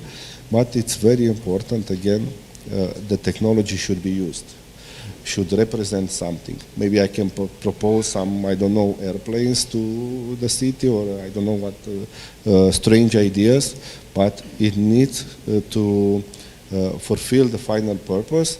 It needs to give something back to the city. So all of us probably will need to analyze correctly and to propose things that can be in real benefit. A surprise for me in the Romanian market by investments was in the last period the investments in very small cities and communities from the security point of view. I think we've done lately probably more than 100 projects on a small village or a community, and now it's a new thing for them that they have at least some part of security, some part they understand a little bit what this means, and probably if the education will start from the base on. As we evolve in the future, we will be much more present into our lives from this point of view also. Yes, yes, definitely. Thank you. And we all as an industry look forward to it. Indeed. Thank you for this pleasant conversation. You mentioned a lot of important information. I hope the audience was pleased as well as I was. And thank you for, maybe next time we'll continue this conversation on some similar or other topic. See you in Zagreb. And yes, and we, of course, in Zagreb the next time. Surprisingly, Zagreb. In October. Thank you for Thank you very much. Thank you. Thank you, gentlemen, for joining us. Our next lady needs to catch a plane, so we need to hurry up a bit. Draga moja Irena, we're going to talk a little bit more in the keynote speech, and then we carry on with another panel. We're going to now talk about critical infrastructure security and resilience, unlocking the power of public-private collaboration. Ooh, something which people adore in this part of the world, public and private. Some money is always the shirt. Така, сега продолжуваме со следното предавање кое што ќе биде на тема безбедност и отпорност на критичната инфраструктура, ослободување односно користење на моќта на соработка меѓу јавниот и приватниот сектор, а предавање односно излагање на оваа тема ќе слушнеме од Кетрин Пјана, генерален директор во КОСС. Ја покануваме да дојде на сцена. Welcome, Katerina. Nice to have you. The floor is yours. Thank you. No problem. Anytime. Thank you very much. And a very good morning to everyone here. So I'm going to talk about public-private partnerships in the protection of critical infrastructure. And I guess this should now go to my presentation. Yes. What I'm going to talk about really is presenting a white paper that COES has been publishing in June of this year. I have one copy with me, and I'm willing to give it to the most enthusiastic person who wants to have a look at it. So I'm going really to go through what we published in this paper. And you can download it from the internet on coes.eu in the white paper section if you don't manage to get the one copy that I brought with me. So let's start with, these are news from the last 15 days. So I'm starting with Munich, which had to close down Munich airport twice because of drone sightings. In Vilnius, same thing. Balloons were sighted crossing the frontier from Belarus. And in Brussels airport, Brussels is my city, in Brussels airport, but also at the same time in Berlin and London Heathrow, systems were brought to a halt because of an IT provider, US-based, and this completely blocked all that's got to do with check-in systems and luggage handling.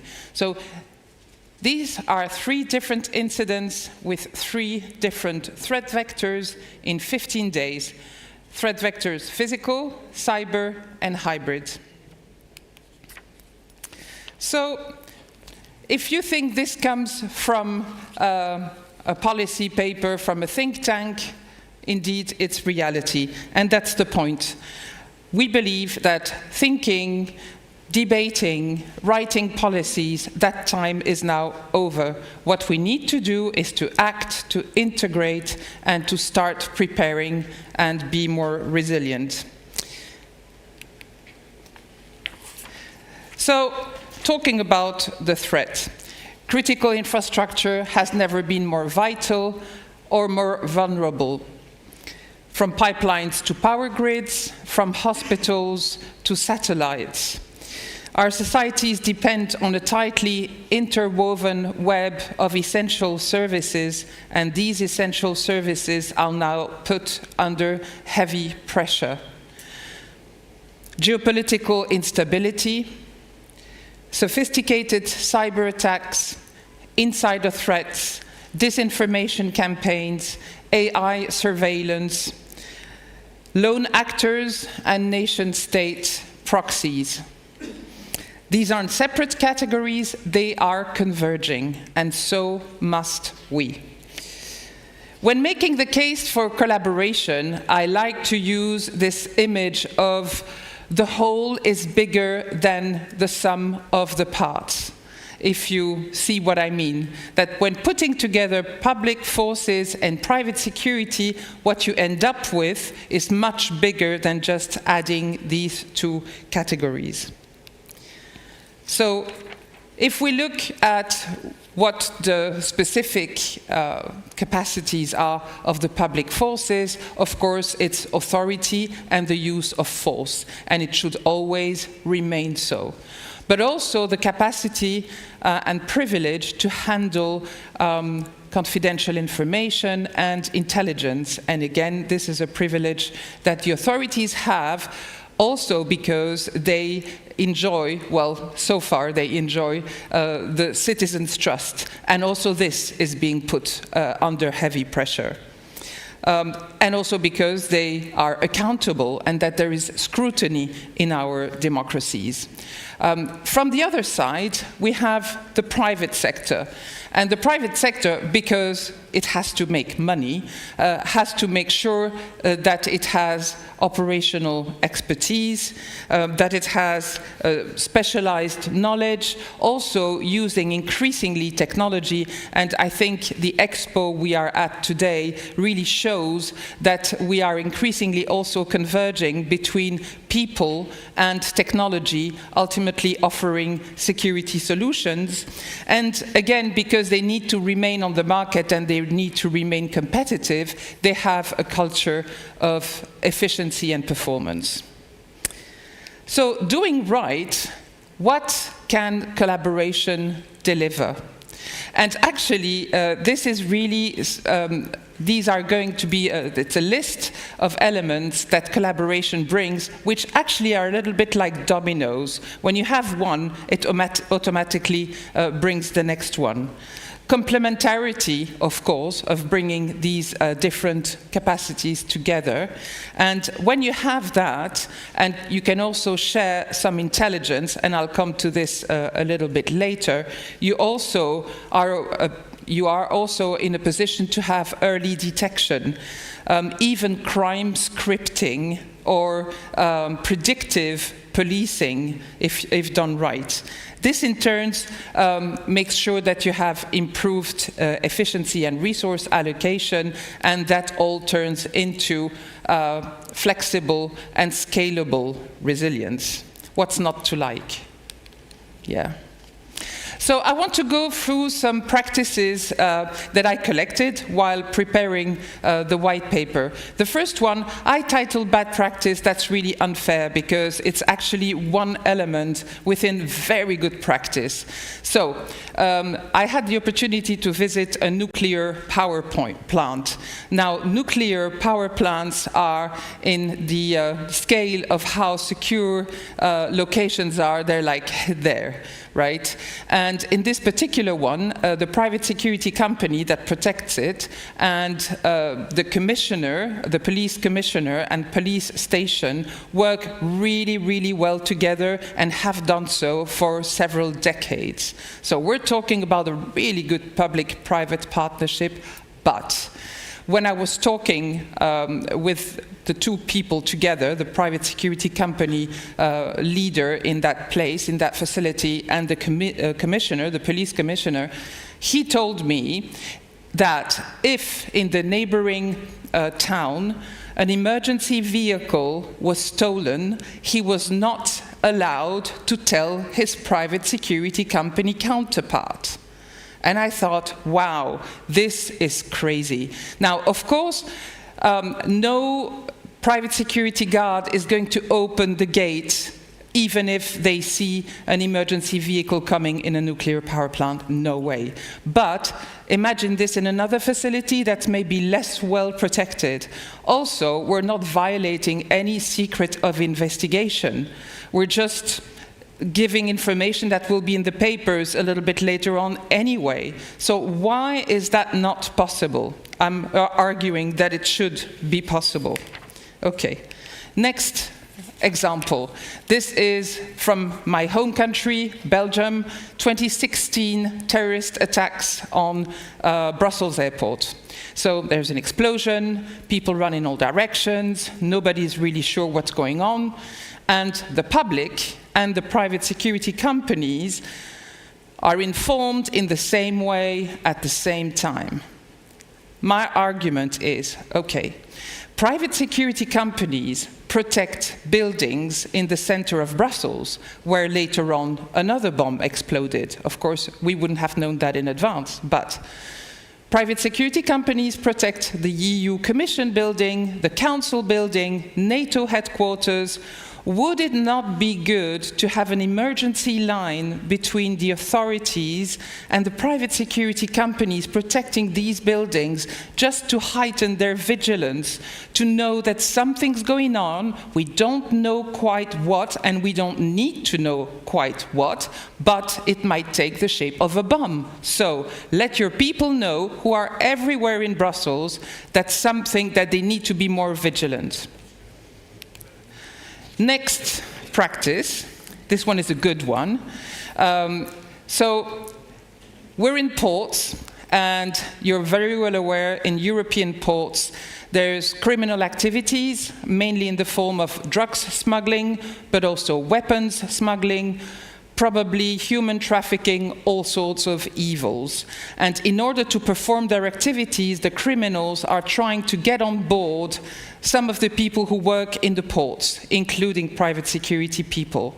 So this particular port has organized joint training between police and private security people, so that they know what's going on, they know how they will be approached by criminals, and the general motto is, once you engage with the criminals, there is no turning back. Because sometimes it's the first time they pay you 15,000 euros, which is a big sum, for just looking the other way while a container is moved. But the next time, there is no choice and maybe no money, but it's just going to be in the form of the threat. So when they did this, of course, there were other measures at the same time, but for sure, the trust improved and the sentiment of working together improved the situation. Another good practice at an airport, and I voluntarily do not give you the locations because I was asked not to.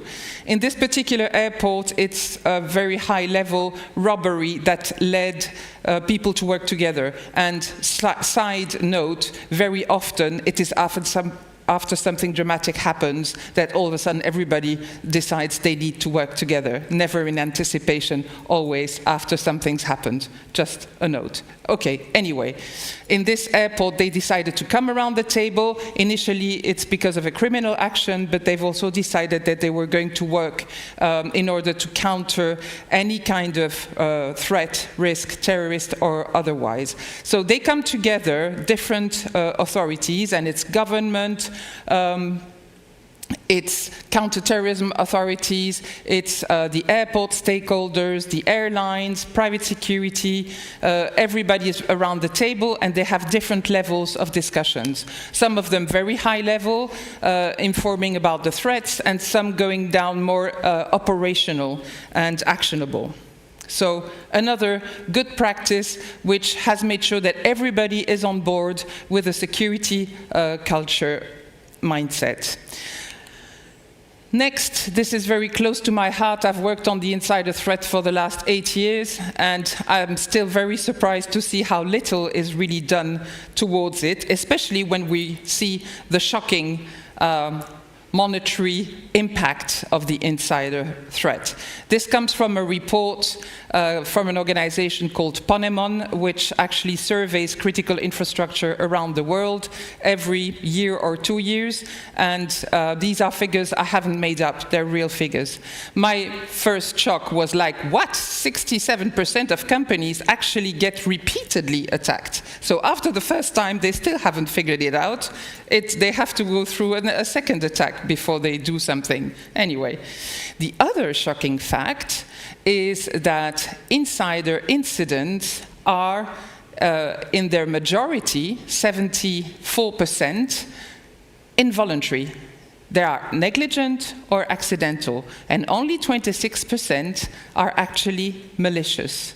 So for me, that was a shocker, because it meant that when you have in place measures like background checks, this does nothing towards the negligent and accidental incident. Nothing. What will do something is if you start building a security culture, is if you're going to do training and awareness campaigns amongst the staff. Because in the insider threat, the staff are your best barrier against the attacks. Also, if you have cross-department teams within the organization, HR, IT, finance, legal, put everybody around the table to create a mitigation campaign against the insider threat. And last but certainly not least, you need also to have management buy-in. And when I say management buy-in, I'm saying not just words.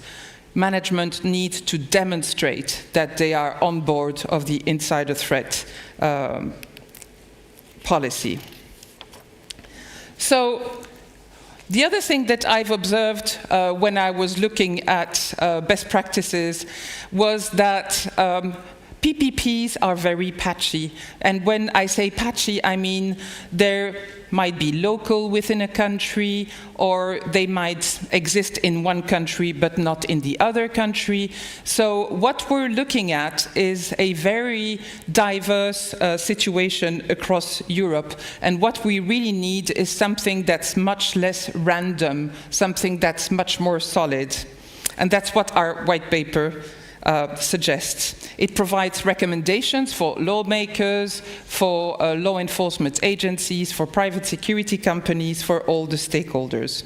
And last but not least, it also promotes standards. And people who know me know that I'm a big advocate of standards. Everybody knows ISO standards. Who knows SEN standards? Who knows that there's a European standards body producing standards? Right, so there's 2 people in the room, including myself, 3, 4, okay, it's very limited. But we, as COES, have been very strong supporters of creating a whole standard system for private security companies delivering services within critical infrastructure. You can look it up. The number is EN 17483. 17483. If you run out of material to put yourself to sleep in the evening, it's a very good material. I highly recommend it. I know that I have only limited time left, so I will slowly draw to a close. There's another sentence which I really like to use, and this draws attention to the need that we just don't need policies, we really need a mindset shift. And this sentence is from Albert Einstein, which says that we cannot solve our problem with the same level of thinking that created them. So this really is a push for a different mindset. What we need is to move from a transactional to a real trusted partnership mindset. From incident-driven response to preparedness, from fragmentation to systemic resilience, and in short, from a silo thinking mode to real partnership. What are some of the success factors? And I'll go really quickly on this one. We need political courage. I'll just put it out there, political courage, because this needs a different way of thinking. Procurement laws, and in COES we are very busy working at the future directive on public procurement, which will eventually become national legislation in the EU countries. Procurement allows for quality over cost, and in turn allows for trust building. You can't build trust in the absence of quality. Strong public partnership frameworks. Intelligence sharing, I addressed that. Effective communication channels. And again, this takes actually more political courage than technological means, because the technological means there are already there. We cannot future-proof everything, but we can build future-ready systems if we start now. We're facing not just threats, but tests. Remember the drones, the balloon, the IT, the cyber attack.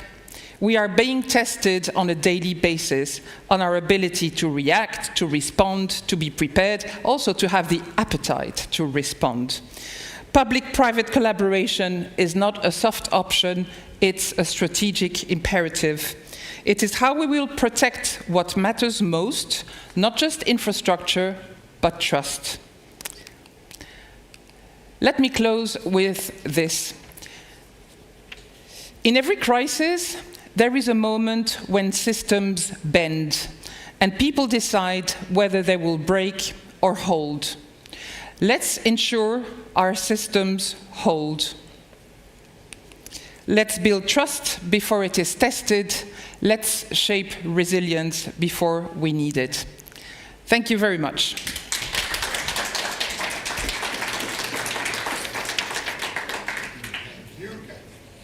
Will you sit down for the panel? Yes. I will give this back to you.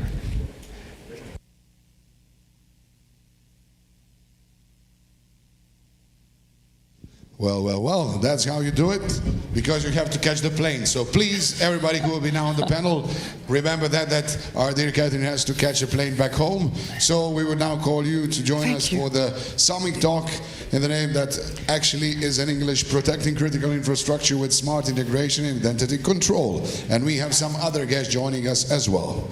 So, Irena Pucaj. Следниот самит тук е посветен на заштита за критичната инфраструктура со интеграција на паметни решенија и контрола на идентитет. Модератор Рената Дончевич, директор и член на управен одбор за проектни операции на Аларм Автоматика. Панелистите предпоставувам ќе ги представи таа самата, но ајде да ги кажеме: Кетрин Пјана, Сергеј Пичулин, Сеид Али Каја, Милан Балтич, а секако Рената ќе ги представи поединечни со нивните функции. Значи може да ослободиме сцената и да ги оставиме да работат. Може да ослободиме сцената when this gentleman arrives and we have everybody on the panel. Изволите, дами и господо, uživajte, veselimo se onome što ćete ponuditi. Renata, pitanja kreću odmah. Jer trebamo još i mikrofon, ostaje koliko? 1, 2, 3, koliko? Oba dva. 1. Evo, za svaki slučaj, izvolite. Treba će, Arkadaš. Hvala svima. Thank you all. We will have mixed communication in Croatian and in English, but I think we will manage. No problem. Ms. Pjana, thank you very much. This was very interesting presentation and a good introduction to our panel. Ms. Picholin is representing company Adansis, and Mr. Alikaya is presenting company ID Iris. Gospodin Milan Bantić je predstavnik Ministarstva unutrašnjih poslova Crne Gore, i tako da ćemo imati i predstavnike proizvođača i predstavnike vlasti. So we have presented here and companies who is doing a job with the critical infrastructure, but also the representative of COES and representative of Ministry of Internal Affairs.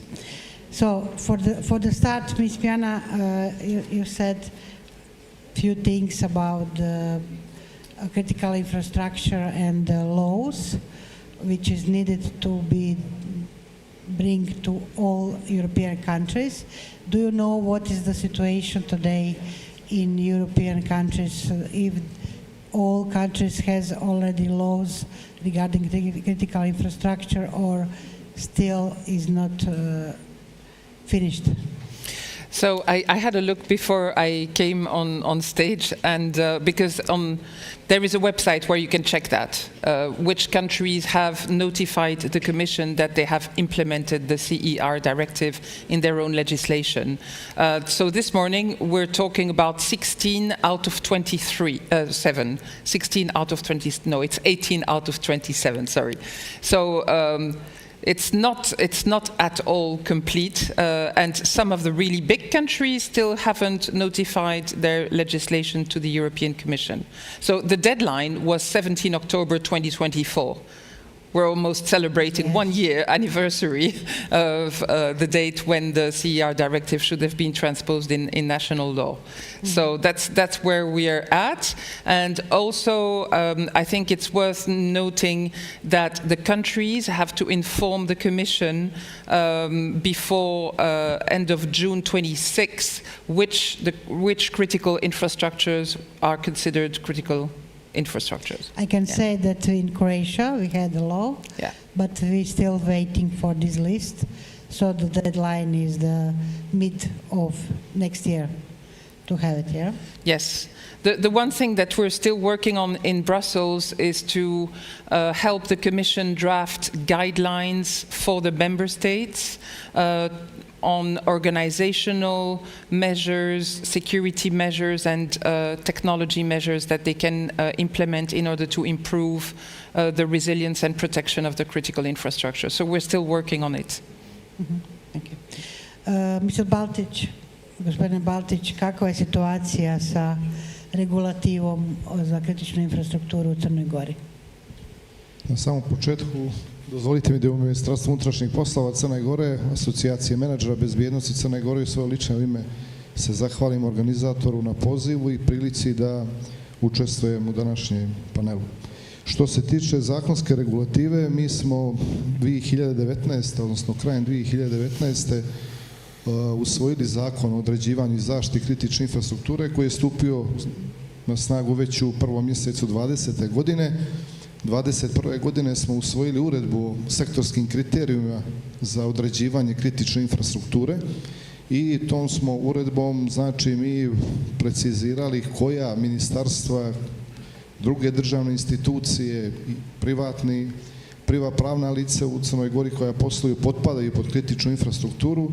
Međutim, kako je u tom periodu od 20. do današnjeg dana više puta dolazilo do promjene izvršne vlasti, pa samim tim i promjene ministarstava, spajanja raznih ministarstava i tako uvijek smo bili na korak do rješavanja u kompletnom smislu, ali uvijek nam je hvalilo to malo i do današnjeg dana mi još nismo u potpunosti odredili, odnosno dovršili proces određivanja koji su to objekti, odnosno šta sve potpada pod kritičnom infrastrukturom. I samo kratko, na snazi je kod nas i Zakon o zaštiti lica i imovine koji u mnogome prepoznaje također istu tu vrstu objekata kroz neku drugu formu naziva obavezno štićenih objekata, tako da se oni trenutno štite shodno Zakonu o zaštiti lica i imovine, ali nadam se da već izmjene i dopune koje su planirane u 25. i 26. godini će i sve to precizirati da znamo tačno šta je kritična infrastruktura, a šta će se štititi nekim drugim zakonom. Gospođa Pijana je u svojoj prezentaciji puno spominjala javno-privatno partnerstvo. Kakva je situacija kod vas upravo u kritičnim infrastrukturama, kakva je suradnja privatnog sektora i policije, odnosno javno-privatno partnerstvo? Naravno da ta saradnja postoji kroz, kažem, konkretno Zakon o zaštiti lica i imovine koji određuje koji se objekti u Crnoj Gori obavezno moraju štititi. Nad tim zakonom nadzor također vrši Ministarstvo unutrašnjih poslova. Što se tiče, znači, saradnje ako govorimo o tim incidentnim situacijama, naravno da postoji kad je riječ o zaštiti kritične infrastrukture. Evo samo segment 1, mi smo ove godine imali izuzetno ozbiljnu požarnu sezonu u Crnoj Gori koja je onako bila alarmantna i tu je dominantno bila saradnja privatno-javnog partnerstva, tako da smo tu pokazali jedan visok stepen, pored naravno međunarodne saradnje, ali to su situacije u kojim mi sa privatnim sektorom bezbjednosti, ako se odnosi na njega, itekako sarađujemo i to je kroz svakodnevno, znači objekti koji se štite tim zakonom, ministarstvo vrši nadzor nad tim zakonom, tako da svakodnevna je komunikacija i saradnja na visokom nivou. Hvala. Mr. Alkaja, you are producing the Iris ID products, yes, which means high security products which are for critical infrastructure very important. So reliability of these products in critical infrastructure is essential. How do you avoid single point of failure in your Iris systems? Thank you. Thank you. As you said, we are manufacturing advanced identity authentication products and systems. And in critical infrastructures, it's very important to authenticate identities of people in order to prevent conscious or unconscious issues. When we come to do avoiding every single failure in a critical infrastructure, we have an open architecture system in terms of our hardware, firmwares, and softwares. Mainly customers, systems integrators, install the products according to customer requirements and needs. It depends on their architecture. Our devices and system can work with a current system, or they can install a complete new system by activating devices as standalone without connecting anywhere. There may not be any single failure in their network, or they may not be open any kind of vulnerability. This is one way. And another one, they can be very critical in terms of people who are engaging in that critical infrastructures. In that case, that requires a central database. Access rights and privileges may change immediately and needs to be applied immediately any physical access control point in the critical infrastructure. Another way is to use with template on card match on device. The data, biometric data, will not be stored anywhere, neither in the device nor central database. We can write it into a smart card, and the user may be authorized by template on card match on device use case. We are trying to deliver our best, and generally critical infrastructures choose to zero trust approach to being in the secure side. We cannot have a situation in critical infrastructure that somebody is false accepted. So it must be 100% sure that somebody who should come in some space to have rights to do it.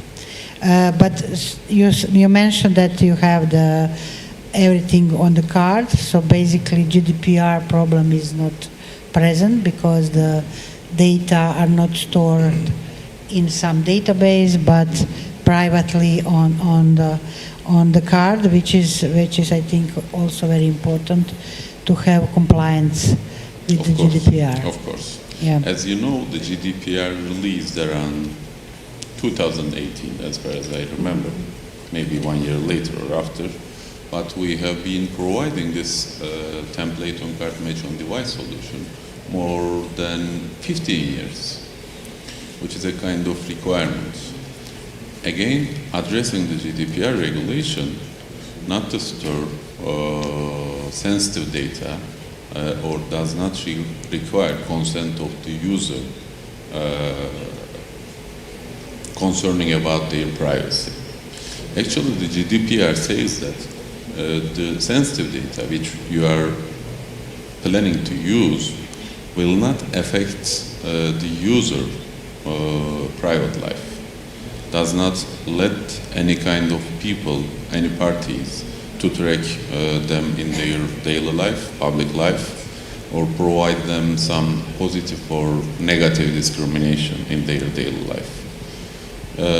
It's impossible with iris recognition, with iris pattern, to do such kind of things in our daily life, which requires your consciousness and contribution while you are being authorized by the system, and takes just less than 1 second, no matter whether you are being verified or identified. And you mentioned that internal threats are very big in the companies, and in critical infrastructure we should avoid these internal threats, and one of the ways is also to have this kind of 100% sure identification of somebody who is entering some critical spaces. Yes. Let me add another point. In critical infrastructures like airports, nuclear power plants, employees need to wear some special equipment in order to be protected. Actually, that limits to use some other biometric modalities. We have several applications in nuclear power plants where the scientists only see in their eyes. Mr. Pichulin, how do you see application of your integration software in the protection of critical infrastructure? Yes, well, it seems with all the advanced technology and all the data being generated every second, that the integration platform in today's infrastructure is not a luxury anymore, but more as a necessity. So the point of integration platform is to enable operator to put all this data, all these events, incidents into some context. So this is the main power of the integration platform, to connect all the systems and correlate all the actions taken after the event or incident. So I see as I said, integration platform more as a necessity rather than luxury.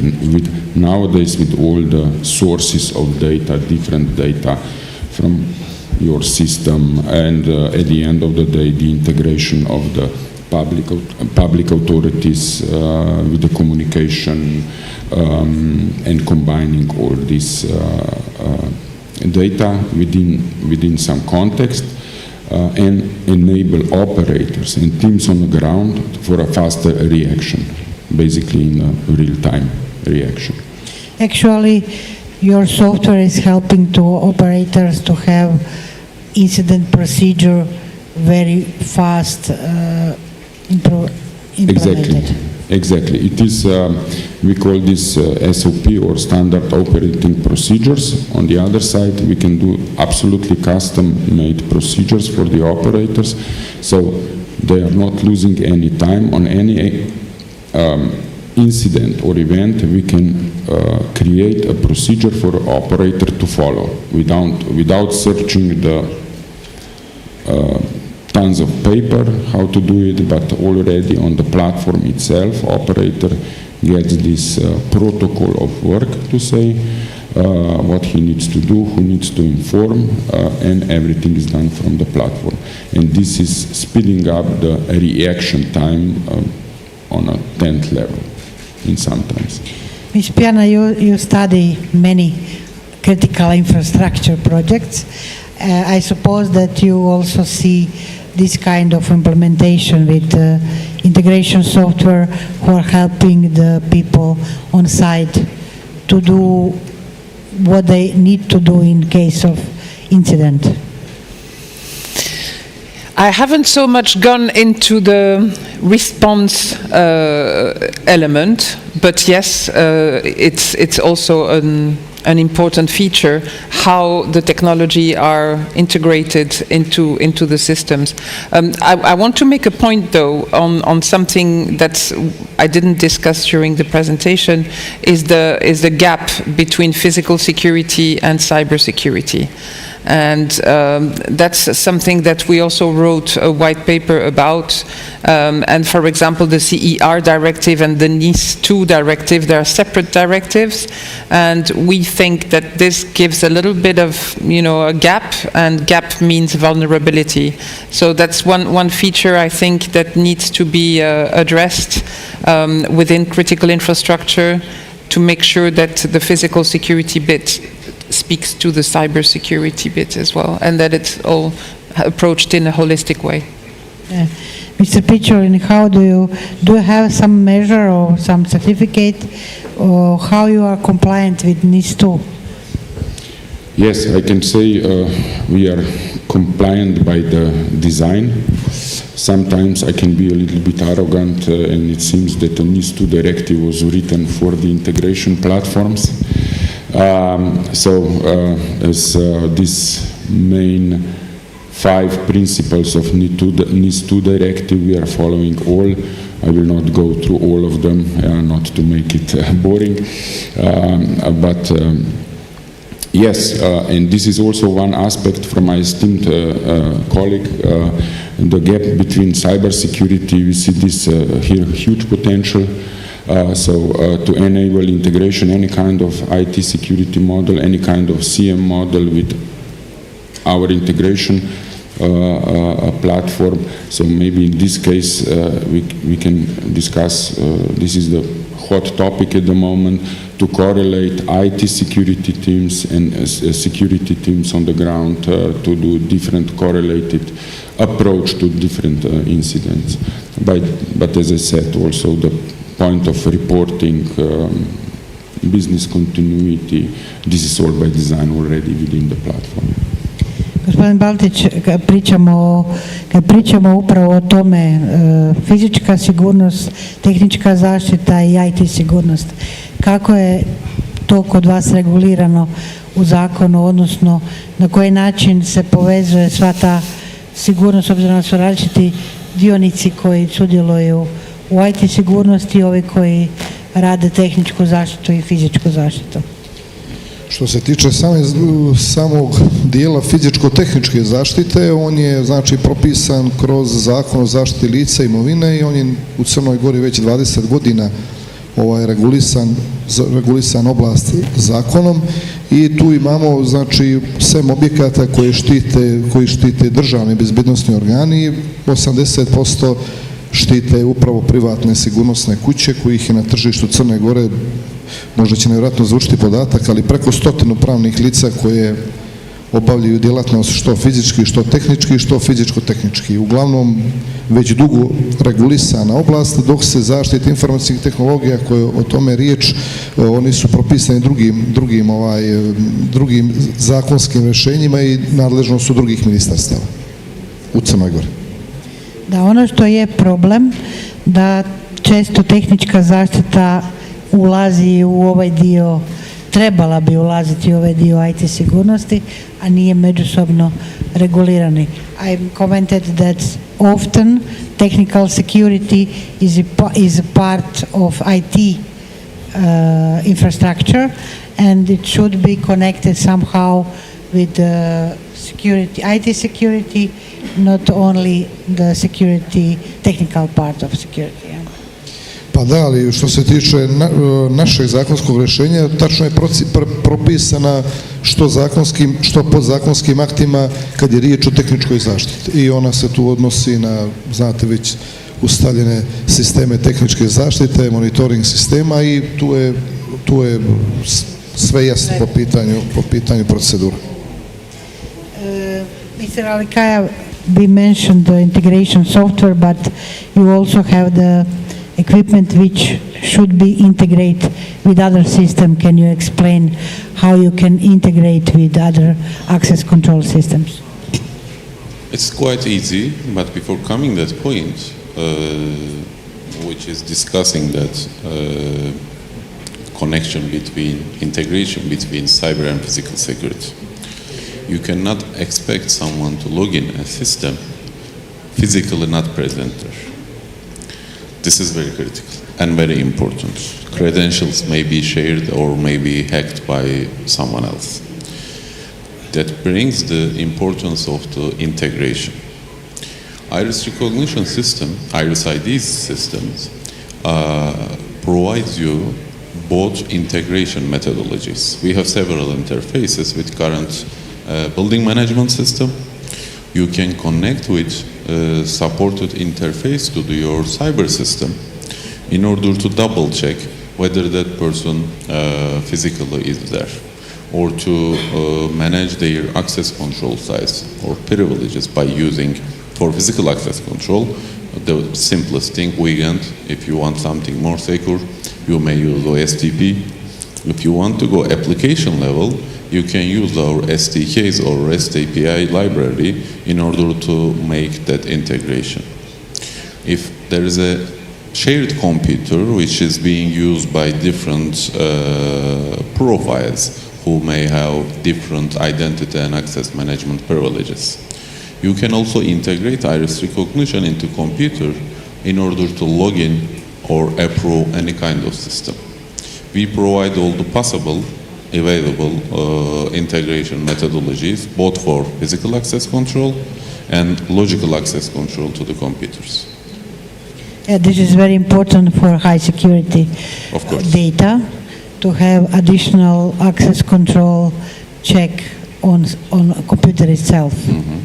So basically we can conclude that we have technologies, different ones, which are very useful for critical infrastructure, but main point is to have the law and to have the private-public cooperation in order to have a complete system and to manage to fight against the threats which you mentioned in your presentation. Do you have some comments on the end of this panel regarding this? Yeah, it's quite a challenge indeed, because legislation is merely trying to catch up with the technological evolution, right? We have AI legislation, which will come into force like next year. But in the meantime, a lot of things are being developed. So what we've done at COES, we've done a charter for the use of responsible and ethical AI in security, giving some business cases that can be implemented with AI, but also giving recommendations on how to use it or how not to use it. Regarding PPPs, the problem really is that it's something that's developed nationally. So it means that in the 27 member states, the national associations really have to work with their government in order to set up these PPPs. We can give recommendations, we can give examples, and some of the examples hopefully, demonstrate the need to set up PPPs. But that's as much as we can do. It's not under our control. What we're really advocating is that it's really the time to discuss it has gone. With the threats that we have on a daily basis, especially with the drones, we really need to create a legal framework. Whether the police will take it on, that's fine. But if they want private security companies to work in the detection and addressing the drone threat, which I suppose should happen because there is just not police enough, and no time or money to train a lot of police in a very short time. So do we really have an option, is my question. Is there any option? So we have to, address it. Can I say yes? And currently in place, as you said, AI is already taking its place and everybody trying to use in a good or bad way, and legislation coming after. And there are several applications from several companies. They are running a kind of electronic ID system. For example, registering you with your consent, with your irises, in front of the police officers. They are checking whether that you are real Catherine or not. After that, they are registering your iris data into a database, and they are being sure you have only one identity in that database. And then you don't need to show your regular ID, passport, or some other document to someone else. After being recognized that system, everybody convinced that you are real Catherine. And data, of course, being stored by the government, and the first enrollment is done under control of the government. Okay. I think we are on the end of our time for panel. If you want to add something on the end, Mr. Pichulin, you can have possibility to add. Yeah, from my side, I absolutely agree with my colleagues. Yeah, the technology absolutely is here. And sometimes, of course, we would appreciate some push from the public sector. Yeah, in closer cooperation, definitely. Yeah. Gospodin Baltić, evo, privedimo panel kraju. Imate li nešto što bi htjeli naglasiti za kraj ovog panela vezano za kritičnu infrastrukturu, situaciju u Crnoj Gori, ali u svijetu također? Pa eto, kako sam i u prvom izlaganju na početku rekao, mi se trudimo da shodno i novoj direktivi koja je na snazi upodobimo sve to i zakonski i podzakonskim rješenjima, i nadam se da ćemo već do iduće konferencije imati nešto novo reći na tu temu. I iskoristio bih priliku, ako dozvolite, da vas sve još jednom pozovem za 3. konferenciju naše asocijacije menadžera Crne Gore, koja će se održati iduće godine, 26. april mjeseca. O nekim drugim detaljima ćete biti na vrijeme informisani. Hvala. Hvala. Thank you all thank you panelists for good conversation and discussion about the critical infrastructure problems and solutions. So I hope next time we will see each other with some news regarding the legislation. Yeah. Thank you. Thank you.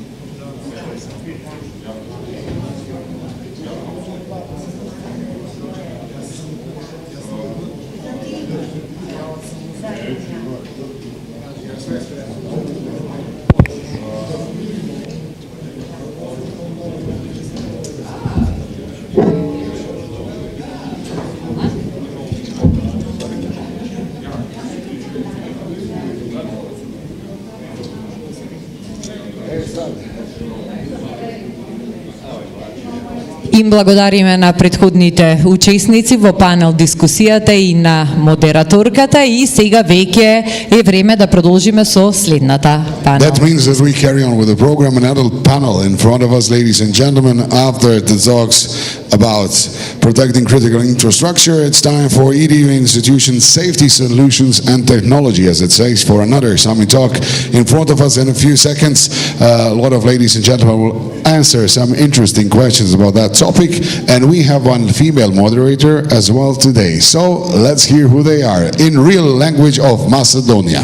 Ajmo, sestro. Така, следната панел дискусија, односно предавање, ќе биде на тема образовни институции, безбедносни решенија и технологии. Модератор на дискусијата ќе биде Лидија Столица, председател на Хрватската асоциација за безбедност, а паналисти на истата ќе бидат Дарио Радошевич, Channel Account Manager Balkans Motorola Solutions, Александар Недич, секретар на Асоциацијата за приватно обезбедување и Chamber of Commerce and Industry од Србија, Филип Петровски, декан на факултетот по право МИТ Универзитет Скопје и Мича Негрилич, регионален менеджер за продажба и еви информација уште еден. Lidija, hoćeš ga onda ti pozvati da ne kažemo krivo, tko je s nama još? Eto, isprika, gospodin Sandro Šegedin, voditelj odjela za privatnu zaštitu Ministarstva unutarnjih poslova, koji je eto u toj tematici radi događanja koji su bili u Hrvatskoj, eto, tako da pozivam i njega. Jel imamo dosta stolica? Imamo. 3, 4, 5, odlično. Ladies and gentlemen, this lovely lady you all know, our Lidija Stolica joining us as a moderator of the panel. Izvoli, draga, možeš ti onda odabrati mjesto. Mikrofona ostavljamo. Ostavljamo se vam, ostavljamo, dobro nam došli, zauzmite mjesta. Tako, izvolite. Naravno, uvijek je lijepo vidjeti kad imamo ekstra gostiju. Ajmo još jedan put. Dario, Aleksandar, Filip, Mića i još ti rekla da se sjeti. Sandro Šegedin. Sandro, dobro došli. Jeste svi tu, bog. Dobro došli, smjestite se. Ovo ono ko na... Da, evo ko u svatovima, znaš, kad opa se svi upoznaju, onda sjednu i to je to. Da. Gospodo, još jedan mikrofon, evo, za svaki slučaj. Hvala vama na dolasku. Da, hvala. Eto, dobar dan svima. Welcome to all from you.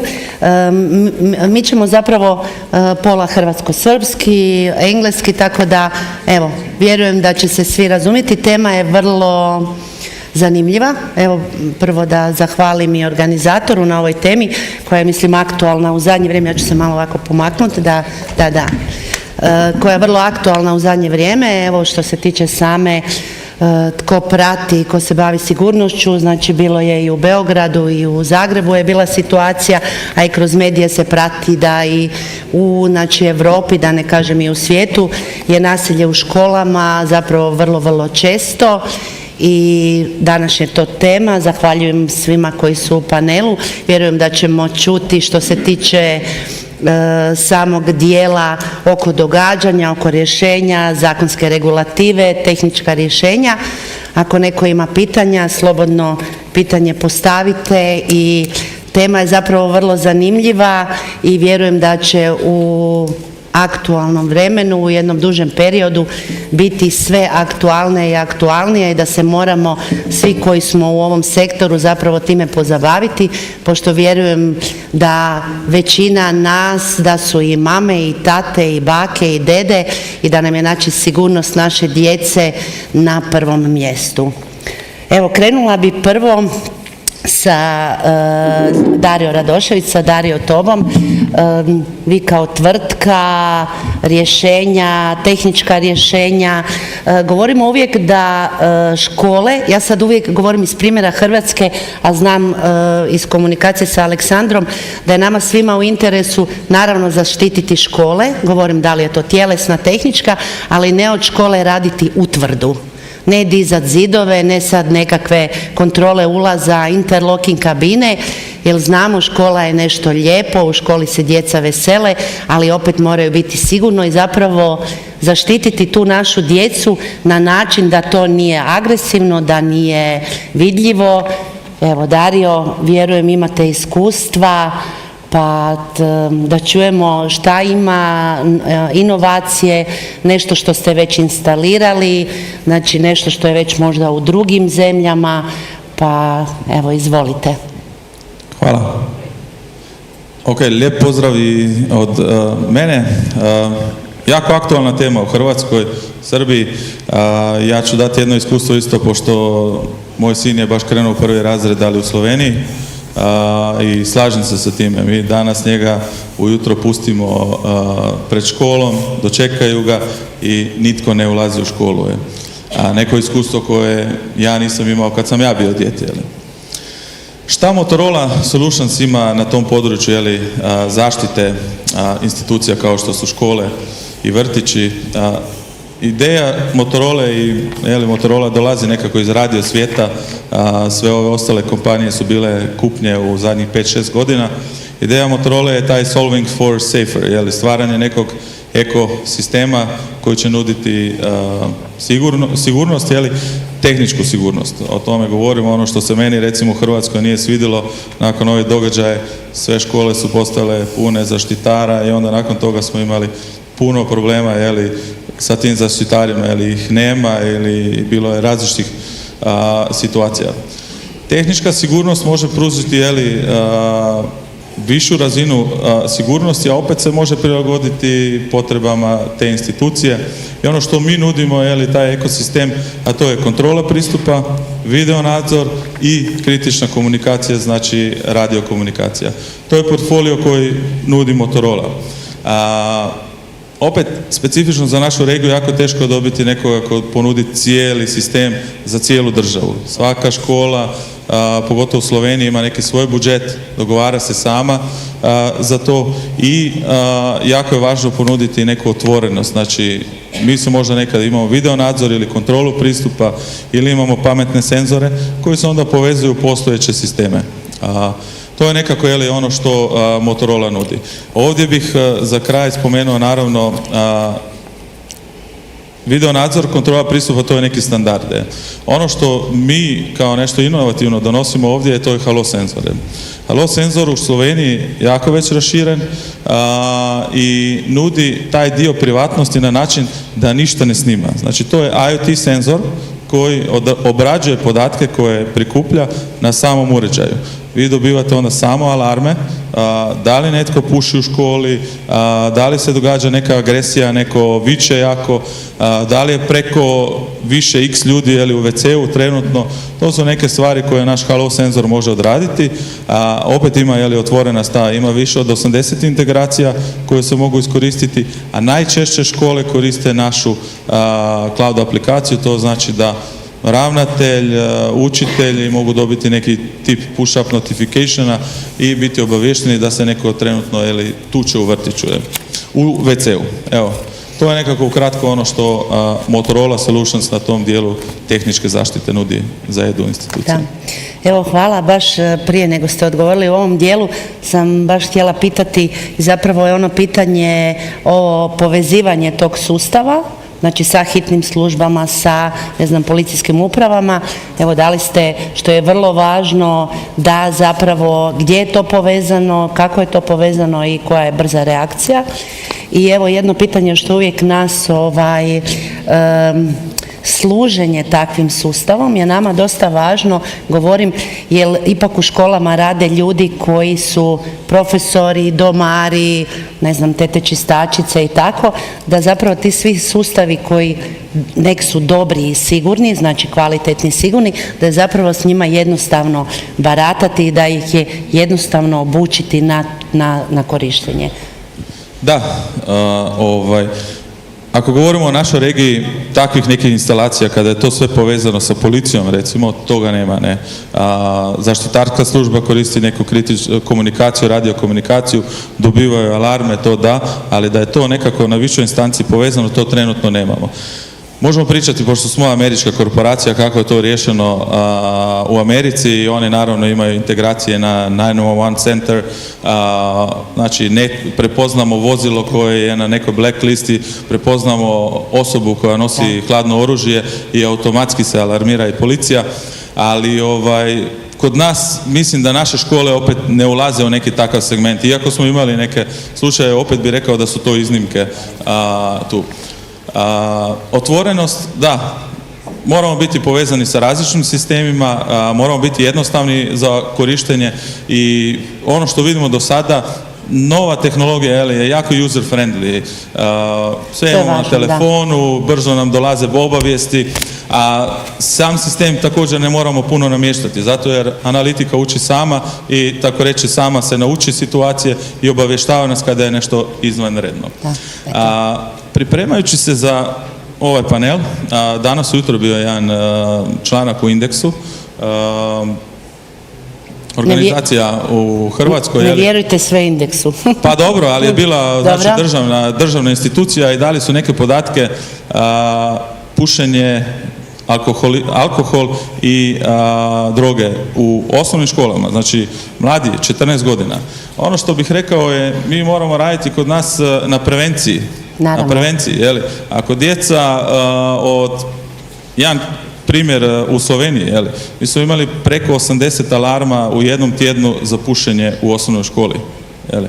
Ako djeca koriste droge i alkohol u osnovnoj školi, jeli? Primjer iz tog članka, znači dečko, osnovna škola koristi droge, već ima 10 kaznenih djela koje je počinio sa pištoljem. Jeli? I moramo raditi na prevenciji, moramo urediti sistem koji će biti zdrav za našu djecu, da ne bi uopće došli u takve situacije. A kasnije kada se nešto stvarno tako desi, teško je to na takav način preventirati.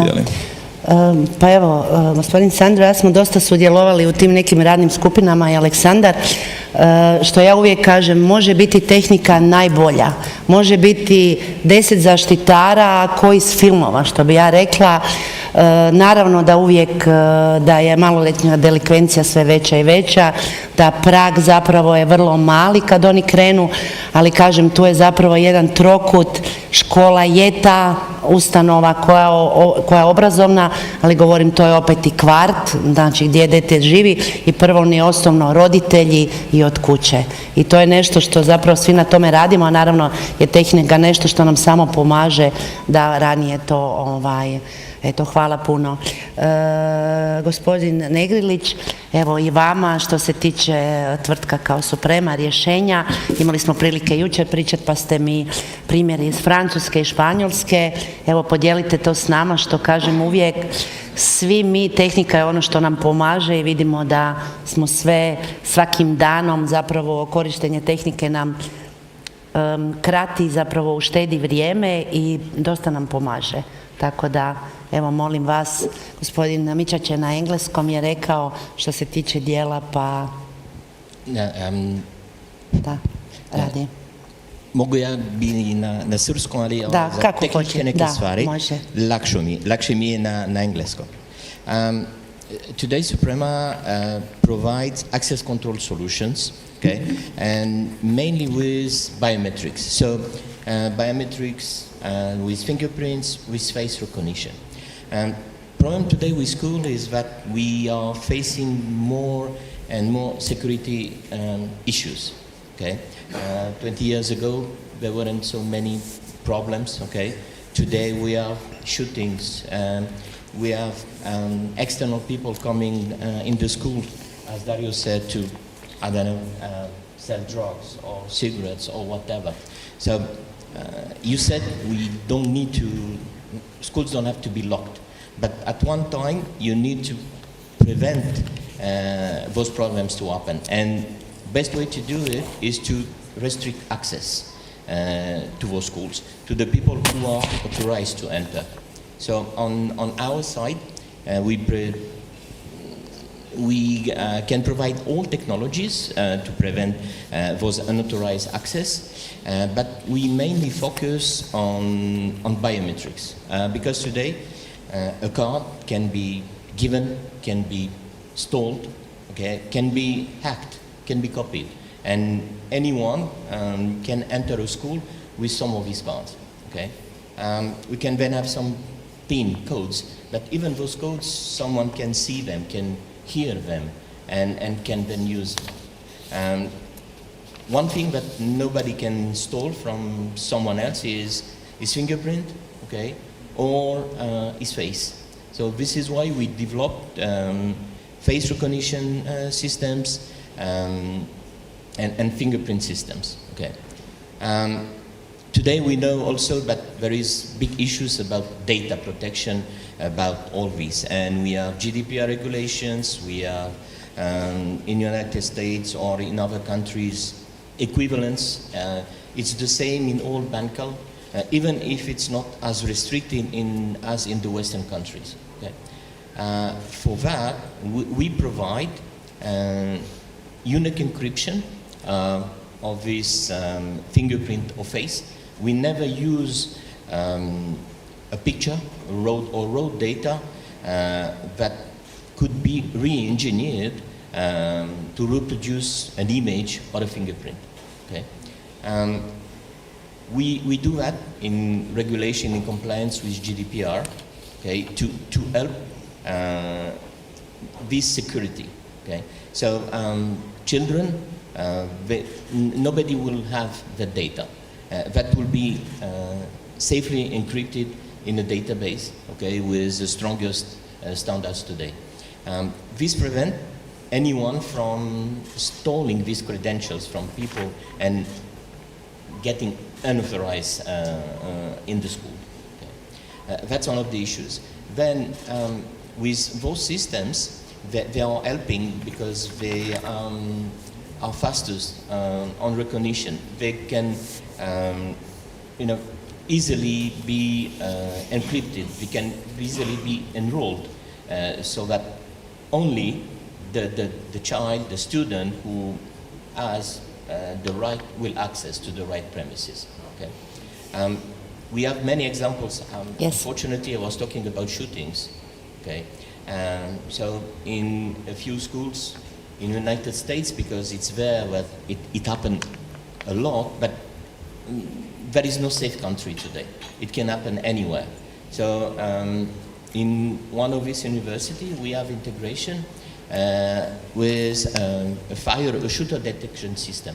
Okay, so preventing entrance was done with face recognition because more and more people are going to contactless technology, and our system was integrated into that system, was dual technology. So it hears bangs from the shootings, but also triggering the smokes or whatever is happening even in explosives, so that the school can be locked down, preventing anybody else to enter.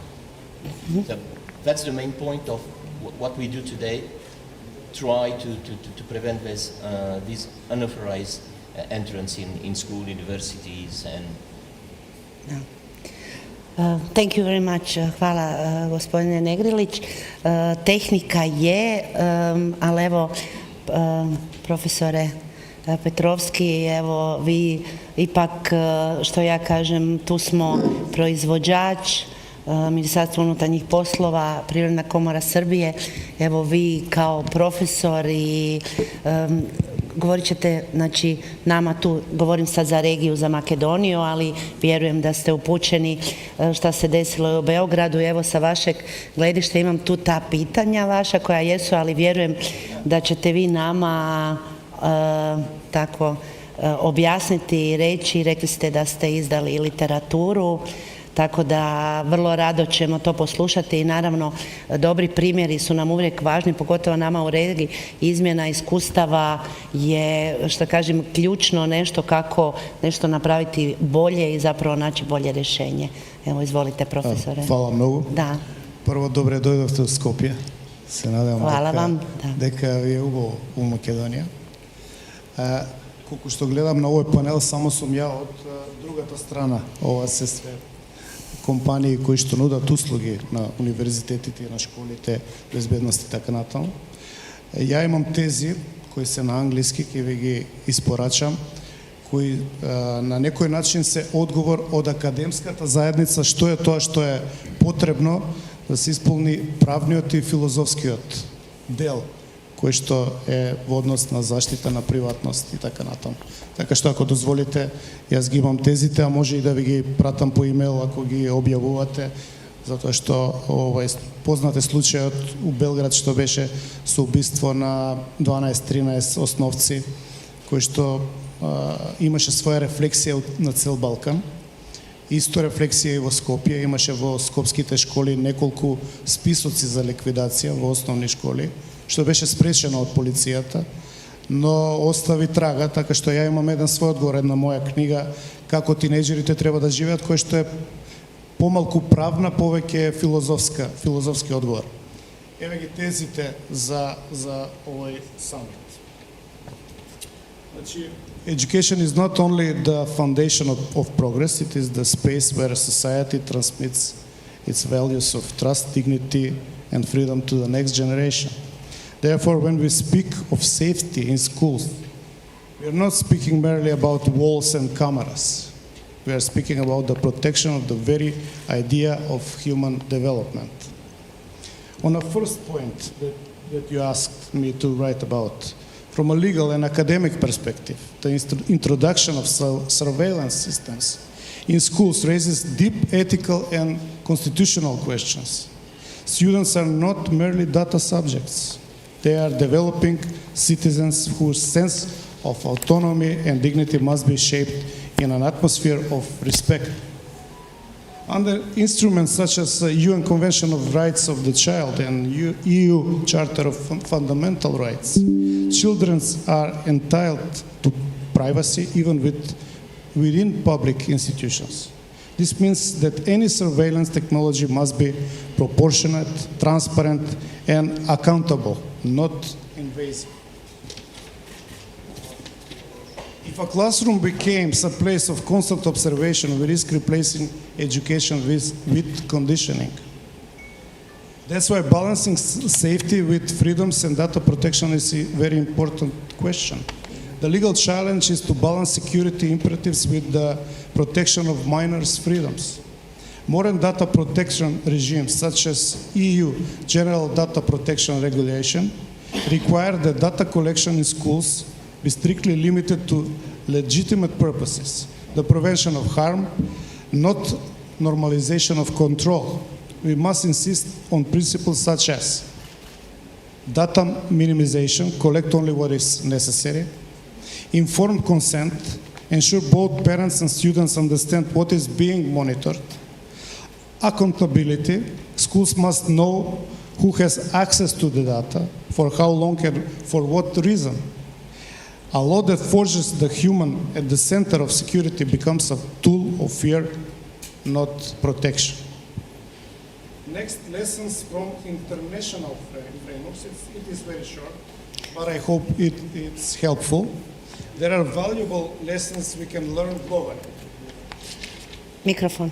In one sentence, in Finland, integration of digital monitoring tools is guided by strong community consent and pedagogical purpose. In Canada, school safety policies include ethical review boards that oversee technological interventions. And in EU, we see emerging debates around AI-driven risk assessment tools, showing the need for constant legal adaptation. Our region should not only import these frameworks, but contextualize them, blending international standards with local realities. A technology that fits Silicon Valley may not fit in Skopje, Sarajevo, or Tirana. Legal adaptation and cultural sensitivity must go hand in hand. And last point, policy directions for the near future. In my view, most impactful policy changes for near future are fourfold.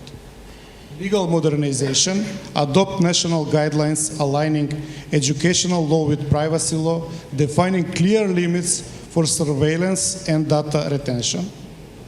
Ethical certification of technologies. Every vendor providing school security systems should comply with ethical standards verified by independent authorities. Capacity building for education. Teachers must be trained not only in how to use technology, but also in how to explain it to students transparently. Public trust and dialogue. Involve parents and students in decision making. Safety must be social contract, not a degree. So in conclusion, the mission of education is not surveillance, it's enlightenment. Our goal should be make schools places where freedom and safety coexist, where technology protects but never dominates, and where the law is not a shield for institutions but a safeguard for individuals. If we manage to design such systems, you have to design those systems. Guided by law, ethics, and humanity, we will not only secure our schools, we will reaffirm the democratic essence of education itself. Thank you. Da. Eto, hvala profesore. Imali smo znači tehniku što se tiče sistema proizvodi, mišljenje što kažem uvijek profesor i znanost. Mi smo imali te radne odbore i bio je profesor Jokić i kažem na tim radnim odborima je često bilo, govorim kad sjedi znači policija koja mora dati sigurnost, ljudi iz privatne zaštite što se tiče same tehnike kako to, udruge ravnatelja, tko sve radi u školi, kako i kažem onaj najvažniji segment je zapravo raditi sa tom djecom i zapravo to sprečavanje, što znamo da nije to samo škola nego i okolo i sve to zajedno čini jednu cjelinu koja naravno treba vrijeme i vjerujem da samo zapravo svi moramo biti više oprezniji i jedno je što se tiče akademski dio, drugo je sigurnosni dio, pa tvrtke koje se bave time i evo ja bi prvo Aleksandar, znači sekretar pri Privrednoj komori za sigurnost, za privatnu zaštitu, vjerujem da ti možeš dati viđenje svega toga i bio si u svemu tome i viđenje i sa strane kao roditelji, kao struke i kao institucije. I samo bih htjela čisto, Dario, znači incidenti u školi, kada je bilo za škole, nemoj, nećeš dobiti riječ, samo ću ti reći. Znači, mi smo imali u Zagrebu 152 objekta što se tiče škole, morali u roku 24 sata zapravo osigurati tjelesnu zaštitu da bi uopće pustili u školu, znači 7.1. I tada u tom dijelu bilo je naravno da nisu svi bili takvi kakvi bi možda trebali biti, ali evo u napomenu da smo imali od 152 možda 3 do 4 incidenta što je na tu količinu, evo gospodin Šegedin će reći, trudili smo se i naravno da je nešto što se treba pripremiti je potrebno i ti tjelesnjaci, ti ljudi koji su bili u nekim školama dan danas se traže i unijeli su neki mir u školu i kao među maloljetničkom delikvencijom, ne samo zaštitom ko će ući, ko će izaći jer su škole inače sigurne. Evo Aleksandar, izvoliš ti i poslije gospodin Sandro, čisto sad ovaj dio ljudi što se tiče, poslije ćeš reći, samo sam ti htjela reći, da. Dobar dan i od mene, hvala na pozivu, hvala na gostoprimstvu.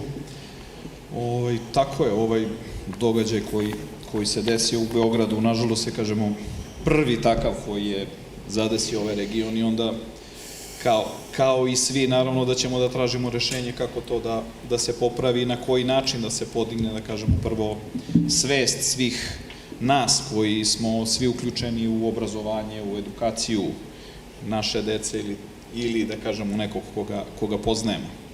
Ono što je urađeno, da kažemo sa strane i Ministarstva unutrašnjih poslova i Ministarstva prosvete i kažemo u lokalnim zajednicama, ali prvenstveno na teritoriji grada Beograda, je da je podignut, da kažem, stepen prvo te svesti i naravno da je rađeno prvo na edukaciji svih.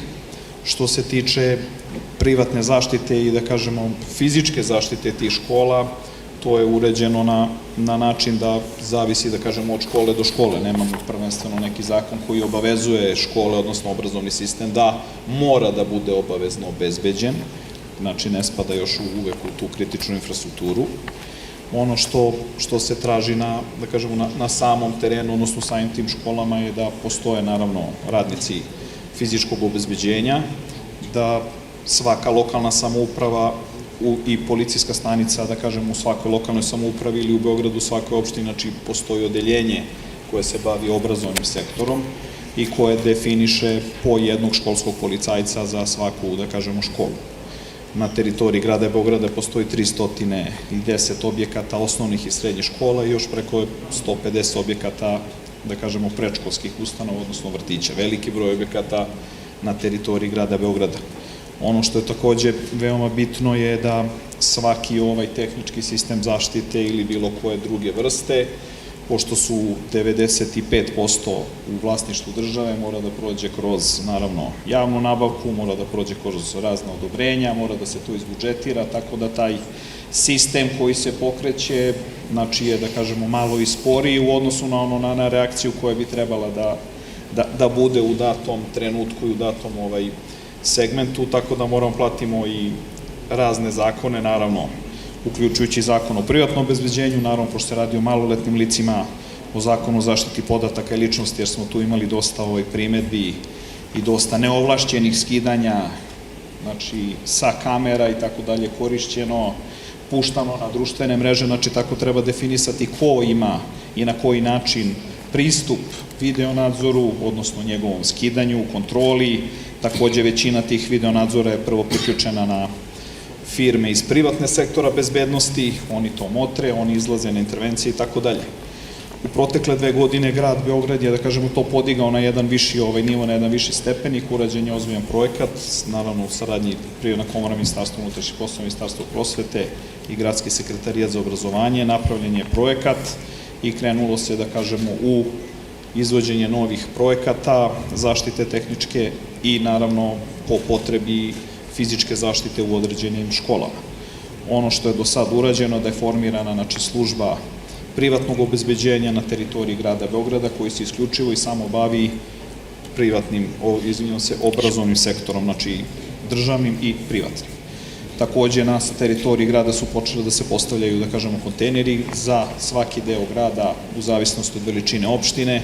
Ti kontejneri služe da bi se konektovala veza, odnosno video nadzor, da bi brže bila intervencija, da kažemo, gradske službe obezbeđenja i naravno da bi se što pre, ukoliko dođe do te neke vanredne situacije u školi, brzo reagovali od strane policije. Ono što je takođe bitno, ne možemo da znamo koji je to neki rizik koji može eventualno da se desi u školi, pošto se radi o maloletnim licima, svaki iole, da kažemo, neki bezazleni incident može da preraste u nešto veće, jer se radi, kažemo, deci, o impulsivnom reagovanju i tako dalje, da sad ne ulazimo u neke druge veće teme, ali ono što treba mi da uradimo sa ove strane svi zajedno je da prvo bude prevencija, edukacija i onda ta zaštita, da kažemo, na tom nekom nivou i opet da se ta deca kada dolaze u školu ne uplaše, jer je bilo raznih ideja da se postavljaju i kade vrata i da se snima i tako dalje, što za nas u datom trenutku nije bilo rešenje, jer bi samo napravili možda još veću neku paniku i tako dalje. Znači, mora da ostane škola onaka kakva jeste, da bi se, da kažem, deca naravno edukovala i da bi prošla kroz onaj razvoj prirodni što i treba da bude. Eto, toliko ukratko. Eto, hvala Aleksandar. Gospodin Šegedin, evo isprika što sam vas otela na panel, ali evo da, hvala vam puno. Zašto mi je bilo jako stalo da dođete na panel? Evo, nažalost smo mi kao Hrvatska zapravo smo imali zadnji incident. Vi ste kao voditelj sektora, službe bili jako upućeni zapravo u tim radnim skupinama i određivanja i kontrola zaštitara i tehnička zaštita. Evo imamo novi moment kako je kod nas sad odlučeno što se tiče sigurnost škola. Mislim da je to jedan dobar primjer, kažem, učimo se svi, pa evo, molim vas da zapravo ispričate našu hrvatsku priču i situaciju. Hvala lijepo što ste me uključili. Ja sam Sandro Šegedin, voditelj sam inspekcije za privatnu zaštitu i detektivske poslove Ministarstva unutarnjih poslova u Zagrebu, u Hrvatskoj. Mi smo dakle tijelo koje provodi nadzor nad obavljanjem svih poslova privatne zaštite, tjelesne i tehničke zaštite, projektiranja, izrade prosudbi ugroženosti. Dakle, jedno smo legislativno i kontrolno tijelo koje se uvijek uključuje i u situacijama kada je potrebno izvan redovnih aktivnosti rješavati određena goruća pitanja koja se povremeno pojavljuju u društvu. Mi smo postavili legislativni okvir koji manje više identičan za svo gospodarstvo. Znači svako onaj ko želi imati zaštitu iznad one koju pruža država, on mora obavezno angažirati privatnu zaštitu i uključiti je u svoje zaštitne, da tako kažem, planove. Sve počinje svuda, pa i ovdje u školama, od neke procjene rizika. Mi smo, nažalost, svi društvo koje nekako reagiramo ekspresno i uvijek kad se nešto dogodi. Međutim, prevencija je uvijek tu, zakonska podloga je uvijek tu. Mi smo u zadnje vrijeme vrlo intenzivno propagirao na neki način uključivanje privatne zaštite u posebne propise u Hrvatskoj koji reguliraju određene segmente sektorskih gospodarskih grana, pa svako onaj u ministarstvu ko vodi te grane, koji prepoznaje bilo koji rizik koji može narušiti ne samo jedan redovni gospodarski proces, nego i sad u zadnje vrijeme što imamo naglaske posebice na objekte kritične infrastrukture. Znači, privatna zaštita mora biti uključena kroz posebne propise. Ona ima svoj početak, počinje mi imamo jedan dokument koji se zove prosudba ugroženosti, ona se bazira na određenim standardima, metodologijama procjene, pa tako i evo ovdje u ovim obrazovnim ustanovama je sve počelo od toga da u ovom slučaju se i država uključila, pa se i policija uključila, koja je nastojala zajedno sa strukom napraviti jednu kategoriju tih objekata, škola, ustanova obrazovnih i u skladu sa time procijeniti rizik i uključiti određene mjere zaštite preko nekih preporuka koje su kasnije usvojene od strane Ministarstva znanosti. Tako da mi sad imamo jedan, rekao bih, zaokruženi okvir po kojem radimo.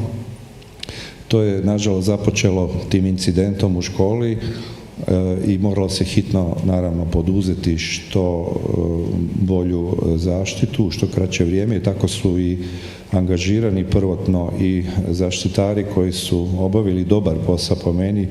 Uvijek ima koji kakvih usijanih glava svuda, međutim, poslodavac je taj na kojeg mi uvijek ukazujemo da je on dužan odabrati kvalitetne kadrove za pojedine oblike zaštite. Nije svejedno štiti li se neko skladište cipela ili škola ili nekakva elektrana i slično. Znači, poslodavac mora znati s kim raspolaže i koga može poslati da mu na kraju ne izazove i poslovnu reputaciju lošu i nešto što bi mu narušilo ugled i društvu u cjelini. To je prva stvar. Druga stvar, na temelju toga je država iznjedrila jedno novo radno mjesto koje se zove operativni djelatnik za zaštitu i sigurnost i civilnu zaštitu u školama. On će biti obučen po jednom posebnom programu koji je isto tako donešen. Biti će dosta šire osposobljen od same privatne zaštite, dakle to uključuje zaštitu od požara, uključuje i civilnu zaštitu u smislu evakuacije i naravno u onom pedagoškom dijelu morat će biti obučen za određene načine komunikacije i sa djecom i sa roditeljima i tako dalje. Znači taj postupak sada u tijeku, on će trajati, mi imamo 500 škola 1504 otprilike u Hrvatskoj i taj proces traje. Naravno da će se i zaštitari uključivati u ovaj dio tjelesne zaštite po potrebi, a tehnička zaštita je u Hrvatskoj jedina ona koja može, odnosno sektor privatne zaštite koji se odnosi na tehničku zaštitu, jedini taj koji zapravo pruža te usluge i sve škole su onda dužne poštivati propise po zakonu o privatnoj zaštiti koji mi imamo i gdje je jasno propisano kako počinje svaki takav postupak ugradnje bilo kakvih sustava. Ja ovdje ne ulazim sada u razne sustave koji će se u školi primjenjivati, oni ovise o i proizvođaču i nekom rasponu kvalitete i neke primjene i tako dalje. Međutim, postoje tehničke osnove, minimum preporuka koje je dalo Ministarstvo znanosti u suradnji sa našim ministarstvom, gdje ispod toga minimuma jednog standarda se neće moći ići, a sama, kažem, kvaliteta, način izvedbe i provedbe i funkcionalnosti tih sustava će onda sama tvrtka koja daje uslugu školi i ravnatelj i lokalna zajednica čija je škola zapravo na brizi, ovisno o kvaliteti i o financijama i tako dalje, odlučiti o kojim vrstama će se sustava raditi i koji će se sustav uvoditi. Mi podržavamo naravno sve one najbolje, najsofisticiranije sustave, one obično najviše koštaju, pa sad ne znam, stvar je tržišta kako će se to odraditi. Ova biometrija je izvanredna stvar, samo tu mi u Hrvatskoj imamo dosta problema sa GDPR-om, vjerojatno i svuda drugdje. I onda je ta primjena, pogotovo u školama gdje imate i taj jedan socijalni dio odnosa prema djeci i tako, bojim se da bi se tu uključila i naša pravobraniteljica i svašta bi tu, onda i već smo imali kakve očitovanja u vidu nekih primjena prema i pravobraniteljici za djecu i ovima drugim nekim skupinama društva koje moraju biti zaštićene. Uglavnom, u Hrvatskoj postavljen jasan legislativni okvir i ovaj dio priče vezan za školu će potrajati dok se to ne iznjedri, dok se ne educiraju ti ljudi do kraja i nauče kako to sve treba raditi. A ovo što je rekao profesor, iznimno podržavam i moramo paralelno raditi od kuće, od roditelja, od odgoja, dakle više harmonizacije međuljudskih odnosa u toj školskoj dobi. Djeca su vrlo osjetljiva u određenoj dobi, nadmeću se i iz toga proizlaze i neke neželjeni odnosi među njima i tako dalje. Treba ih razumjeti, ali ih treba i nadzirati na neki način i to harmonizirati, balansirati u onoj mjeri da svi onda imaju od toga neku korist. Eto, hvala gospodin Šegedin. To sam htjela reći samo profesore. Evo, gotova sam. Evo, hvala vama profesore, što se tiče, možemo, znači mi smo uključili. Evo, Dario, reci, izvoliš, ti htio nešto reći? Da, evo nema, Frano nam ne da. Hvala vam svima. Zapravo mi je jako žao da je tako malo ljudi bilo, ali već valjda drugi dan. Tema je vrlo zanimljiva. Evo i kod gospodina Miće, kod gospodina Darija, tko nije bio, pozivam vas naravno sve na štand. Gospodin Sandro, Aleksandar, svi smo vam na usluzi. I evo, otjerao me. Evo, može. Eto, hvala vam puno i tema je uvijek zanimljiva.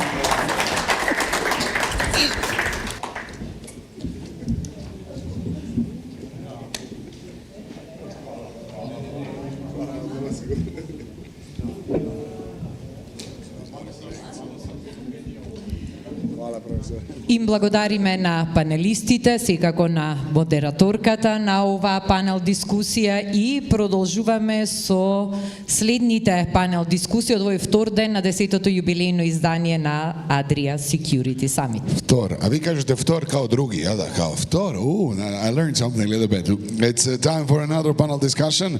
You meet this lovely gentleman as a moderator. He will have 3 guys joining him for this one, and the topic of the summit talk is designing invisible but effective security for smooth guest experience. Because if your guests are annoyed by your security systems, that means something is wrong and maybe you will have problems. That means that we will offer some solutions, and the gentlemen joining us in a few seconds are. Значи да приведам јас на македонски, темата на следната панел дискусија е создавање на невидлива, но ефикасна заштита за непречено искуство на гостите.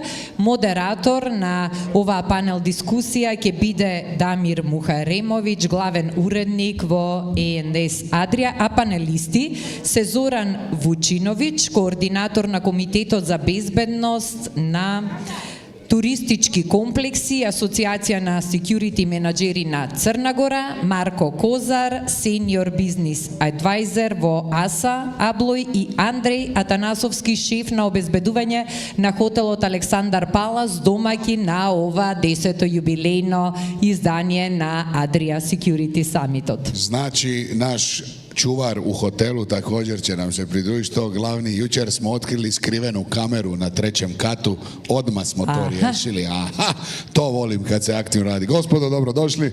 Damire, izvoli prijatelju, tvoje goste rasporedi po željama i pozdravima. I drugi put. Dobrodošli, poštovanje. Ne, naravno, izvolite.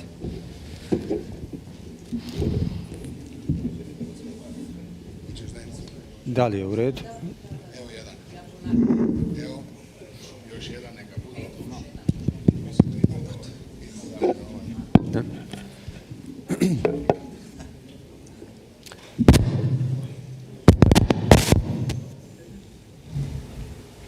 Dobar dan svima. Čujemo se. Čujemo. Dobar dan svima na današnjem panelu. Danas imam evo sa nama dvojicu menadžera sigurnosti, uključujući našeg domaćina u hotelu Alexander Palace i jednog predstavnika renomirane kompanije ASA Abloj, čija su rješenja itekako primjenjiva i česta u hotelima širom svijeta, pa tako i kod nas u regiji. Tema koju smo odabrali jeste kako koristiti, instalirati sigurnosne sisteme, a da to ne utječe na iskustvo gostiju, što je, mislim, iz vaše menadžerske perspektive jako važno. Pa evo, imali smo upravo priliku da u ovom lijepom hotelu osjetimo tu vrstu opuštenosti i nenametljivosti u tom sigurnosnom smislu, na čemu vam naravno posebno čestitam. Pa evo odmah da počnemo i sa tim pitanjem našem gostu Andreju Atanasovskom, kako postići to da koristimo sigurnosne sisteme, a da to ne utječe, da nije na uštrb iskustva gostiju? Prvo, moram iz početka da se izvinim i ispričam zbog moje greške. Drago mi je što ste bili domaćini na ovaj veliki event. Drago mi je što ste naši gosti i nadam se da ste zadovoljni ovih 2 dana od naš servis koji se svi trudimo da vam dajemo dobar guest experience ovdje u ovaj naš hotel. Generalno, bezbednost je normalno najvažnija stvar, ne samo u moj sektor, nego za cijeli hotel i za svi koji su gosti kod nas. Mi koristimo layered security gotovo za ovakvi veliki nastanima. To znači da su uključeni više ljudi, da ima diskretni CCTV sistem, da akces zone i normalno frekvencija ljudi koji treba da se dviže u ovakvih nastana. Najbitna stvar je bliska komunikacija i koordinacija sa organizatorima, naravno, non stop komunikacija. za da ne dođe do neke greške, do neke stvari koje niko ne želi, a pritom da gosti ne osjećaju da su pod nadzor, monitorirani, jer to naravno nije prijatno. Tako da prva stvar koja razgledamo sa organizatorima je level na onaj nivo na rizik koji i pretpostavke koje može da se slučaju tokom eventa. Tako da uradimo neki doполнителни trening stafa da budu svi gostoprimljivi i pokaže svoje gostoprimstvo, nego da budu kao mi smo security i moramo da vas zaštitimo, to gledamo da pomerimo sa strane za svako da bude ovdje, da se osjeća kao kući, kao da bude prijatno. Naravno da je težak zadatak, pak ću da uzmem primjer ovaj nastan, jer oko frekvencija na ljudima je bilo u ovih 2 dana oko 2500, oko 3000 ljudi, puno auta, a ima i nepoželjenih gosti koji ne pokaneti, da. I tako da pokušavamo da to sredimo, a da ne ispaničimo ljudi, jer obezbeđenje mora da bude prisutno, brzo, aktivno, ali sakrijeno skroz, kao da ne postoji. I tako da idemo po to na filozofija da obezbeđenje mora da se osjeti, a ne da se vidi da smeta ljudima. Da, hvala. Mi to i već vidimo na jako uspješnom primjeru. Gospodine Vučinoviću, vi ste menadžer sigurnosti u hotelu na Ostrvu. Tu su malo drugačije okolnosti, pogotovo kad je riječ o kontroli pristupa i o evakuaciji u hitnim slučajevima. Pa evo dajte nam malo približite kako taj aspekt izgleda. Da, zaista svaki hotel ima svoje specifičnosti, ali prije te tematike želio sam da se zahvalim dragim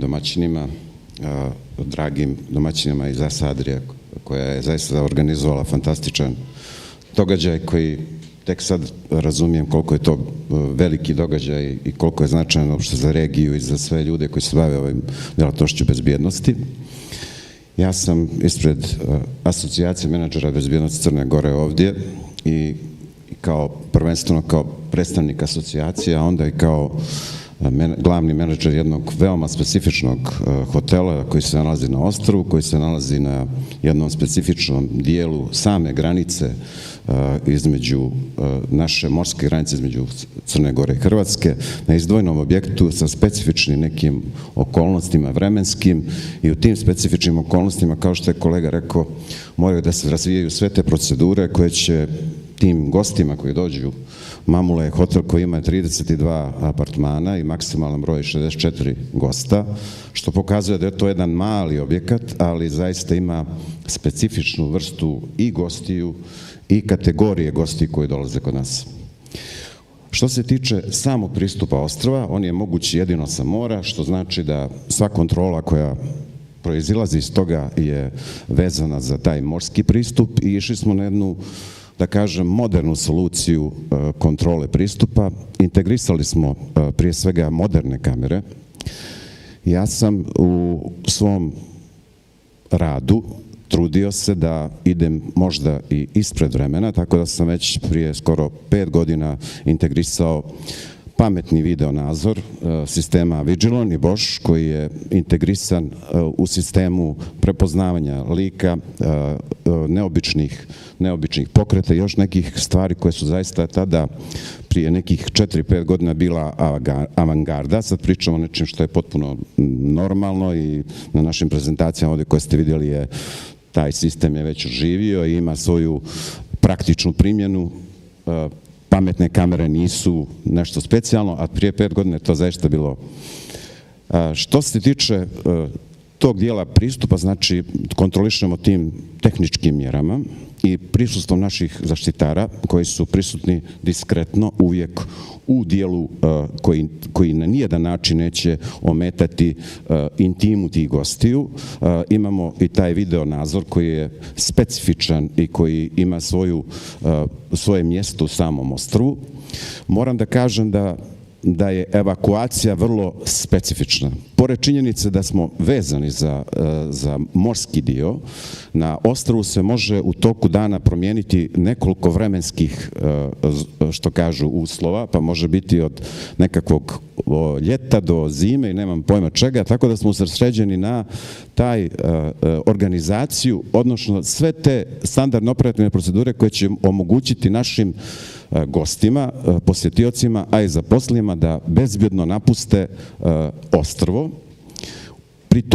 Pri tome smo išli korak dalje. Imamo fantastičnu saradnju sa našim kolegama iz našeg pomorskog sektora za spašavanje na moru. Sa njima smo radili te specifične vježbe spašavanja u kojima smo nekoliko tih scenarija razradili, a sad u najnovijem vremenu, evo, da vam i to približim, nastojim kao menadžer koji se bavi i pitanjima life and safety zaštite, da integrišem i pristup i moguću evakuaciju, odnosno evakuaciju koja će se dešavati hidroavionima. Tako da idemo korak dalje, imamo integrisan heliodrom koji je licenciran i koji apsolutno može biti u funkciji za specifične uslove, situacije u kojima morate brzo reagovati u smislu evakuacije nekog povrijeđenog ili u slučajevima kad to neki klijenti žele. Na našem ostrvu imamo još jednu specifičnu stvar koju možda nema u drugim hotelima, imamo takozvanu medical room. I ja sam taj, pošto nemamo doktora, ja često glumim doktora, ćerka mi je doktorka pa mi daje instrukcije kako kome da dam neku terapiju koja je postojeća na ostrvu i vjerujte mi da posvećujem veliku pažnju da bih bio elementarno obučen za nekakvu prvu pomoć. Da ne bi puno dužio, izvinite što sam ovako bio malo možda preopširen. Ne, naprotiv, zadovoljstvo je uopće slušati da postoji tako jedan proaktivan pristup, ali ja bih vas samo još pretpostavljam da imate i prema svemu što ste kazali i podršku menadžmenta veliku u svemu tome, je li tako? Znate kako, ja radim u hotelu čiji je vlasnik jedan bilioner, gospodin Samir Saviris je vlasnik kompanije Orascom, koja je međunarodna kompanija i on i njegova braća su zaista poznati u međunarodnom svijetu kao izuzetno poznati turistički biznismeni i to je čovjek koji je projekat njegove, da kažem, duše je hotel Mamula. Međutim, susrećem se kao i svi mi menadžeri u turističkim kompleksima sa potpunim nepoznavanjem suštine i vrijednosti i security standarda, poštovanja security mjera od strane menadžmenta. Da se to potpuno, ja imam sada recimo menadžera, evo možda mu bude putem linka prenešeno, koji apsolutno ne zna šta su prave vrijednosti i on misli da svaki menadžer bez vrijednosti je dovoljno da zna da se služi chat GPT-em i da je to je potpuno jasna stvar i da su samo važne tabelarni prikaz troškova, da suština nečega što mi kao iskusni menadžeri pričamo o ozbiljnim ljudima, ne pričamo o nekim ljudima koji samo misle o održavanju security službe. Ne, mi smo menadžeri koji proaktivno radimo u svim sferama zaštite našeg objekta, odnosno naše kompanije, tako da promatrati, odnosno kako mi kažemo, posmatrati menadžera bezbjednosti samo u tom uskom okviru je potpuno pogrešno. Ja nisam iz te priče. Moje iskustvo i moj pristup je da je to moja kuća, u svojoj kući nadograđujem je u svim nivoima. Bravo, tako je, upravo tako. Gospodine Kozar, kao predstavnik proizvođača, na koji način NASA Abloy prilagođava svoje uređaje, proizvode i rješenja, naravno, a da budu diskretna u određenom ugostiteljskom prostoru, većeg ili manjeg obima, naravno? Prije svega hvala na pozivu. Da, mi smo proizvođač u principu opreme, proizvođač opreme i kao takav se trudimo doista da utažimo, da se tako izrazim, sve želje znači korisnika koji su potrebne znači da bi ta kontrola pristupa i evakuacija, da se ne zaboravimo i taj dio, da se ispoštuju želje korisnika, s time da se što manje znači vidi, da budemo upravo to što je što manje vidljivi i ono što je izrazito bitno znači da sustav funkcionira. Naravno, nama je ispred svega sigurnost koju kao takvu jednostavno moramo poštovati jer smo ipak firma koja se upravo time bavi i sama evakuacija. Znači, osim što vas moramo zaključati da budete sigurni, moramo vas moći pustiti van, da možete pobjeći, znači pobjeći u slučaju, ne daj Bože, nekakve opasnosti. Jel? Da, i koristimo znači sve modele i sve alate koji bi pomogli znači da budemo, odnosno da objekt na kojem radimo da bude prepoznat s jedne strane kao siguran, kao efikasan u bilo kojem segmentu, a s druge strane da je nevidljivo, odnosno da se, sad tu dolazimo do ovog jednog segmenta što ste rekli, što je vrlo bitno, a to je potpora samog menadžmenta od hotela, odnosno od propertija o kojem se radi, gdje, nažalost, na nekim mjestima sjede ljudi koji gledaju neke tablice i ne razumiju da je sigurnost izrazito bitna i da se ne mogu neke stvari ostaviti za kraj dok se utuče sve u beton, dok se utuče sve u lijepe fotelje i tako dalje, nego da ipak treba jedan dio ostaviti za taj security koji mora biti prisutan.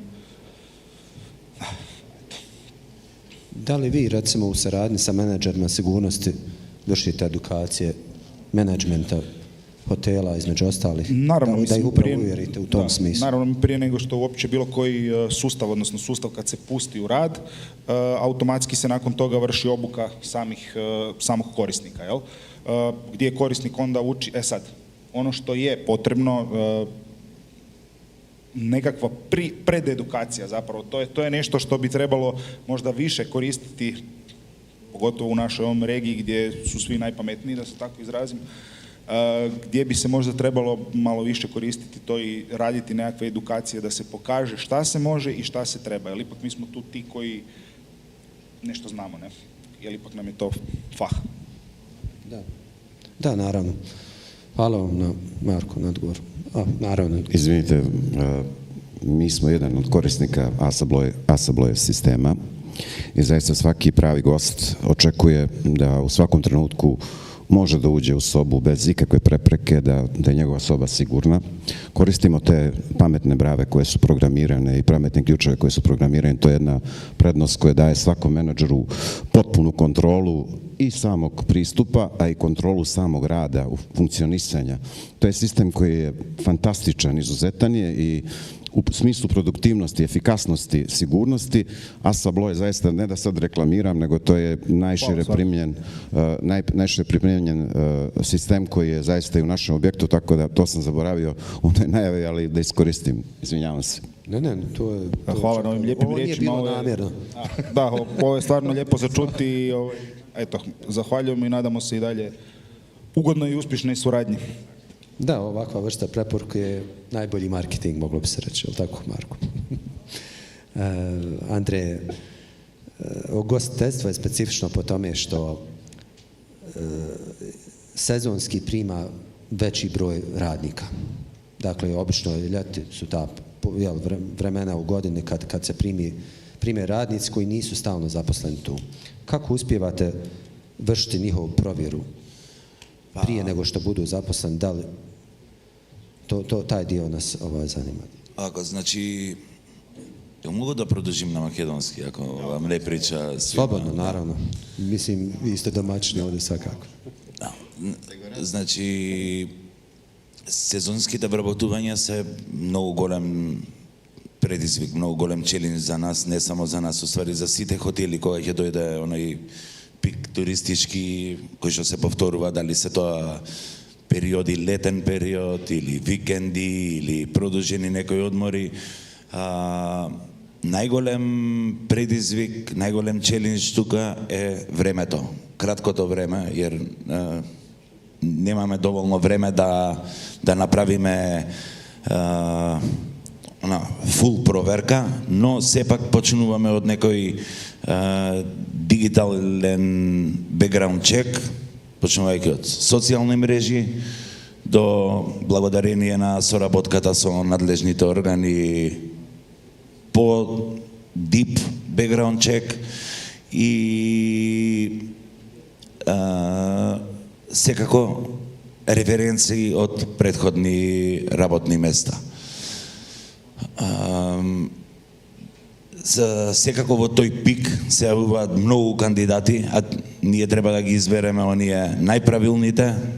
Тука исто така тежок момент, но од кога ќе бидат одбрани прелиминарна некоја бројка, гледаме да направиме што повеќе тренинзи и онлайн, вкрстени тренинзи онлайн и B2B тренинг, каде што можеме да прво да им ја покажеме која е културата и начинот на работење на нашиот хотел и нашата атмосфера. Секој хотел има различна политика и начин на работење. Ние се трудиме да им го дадеме кој е нашиот начин на работење. Така да од кога ќе почнат не сме сигурни дали се тие правите работници. Така да најчесто им е доделен некој од поискусните наши менаџери или не зборам само за security department, зборам за сите, за back of the house, за front desk, поготово таму каде што имаат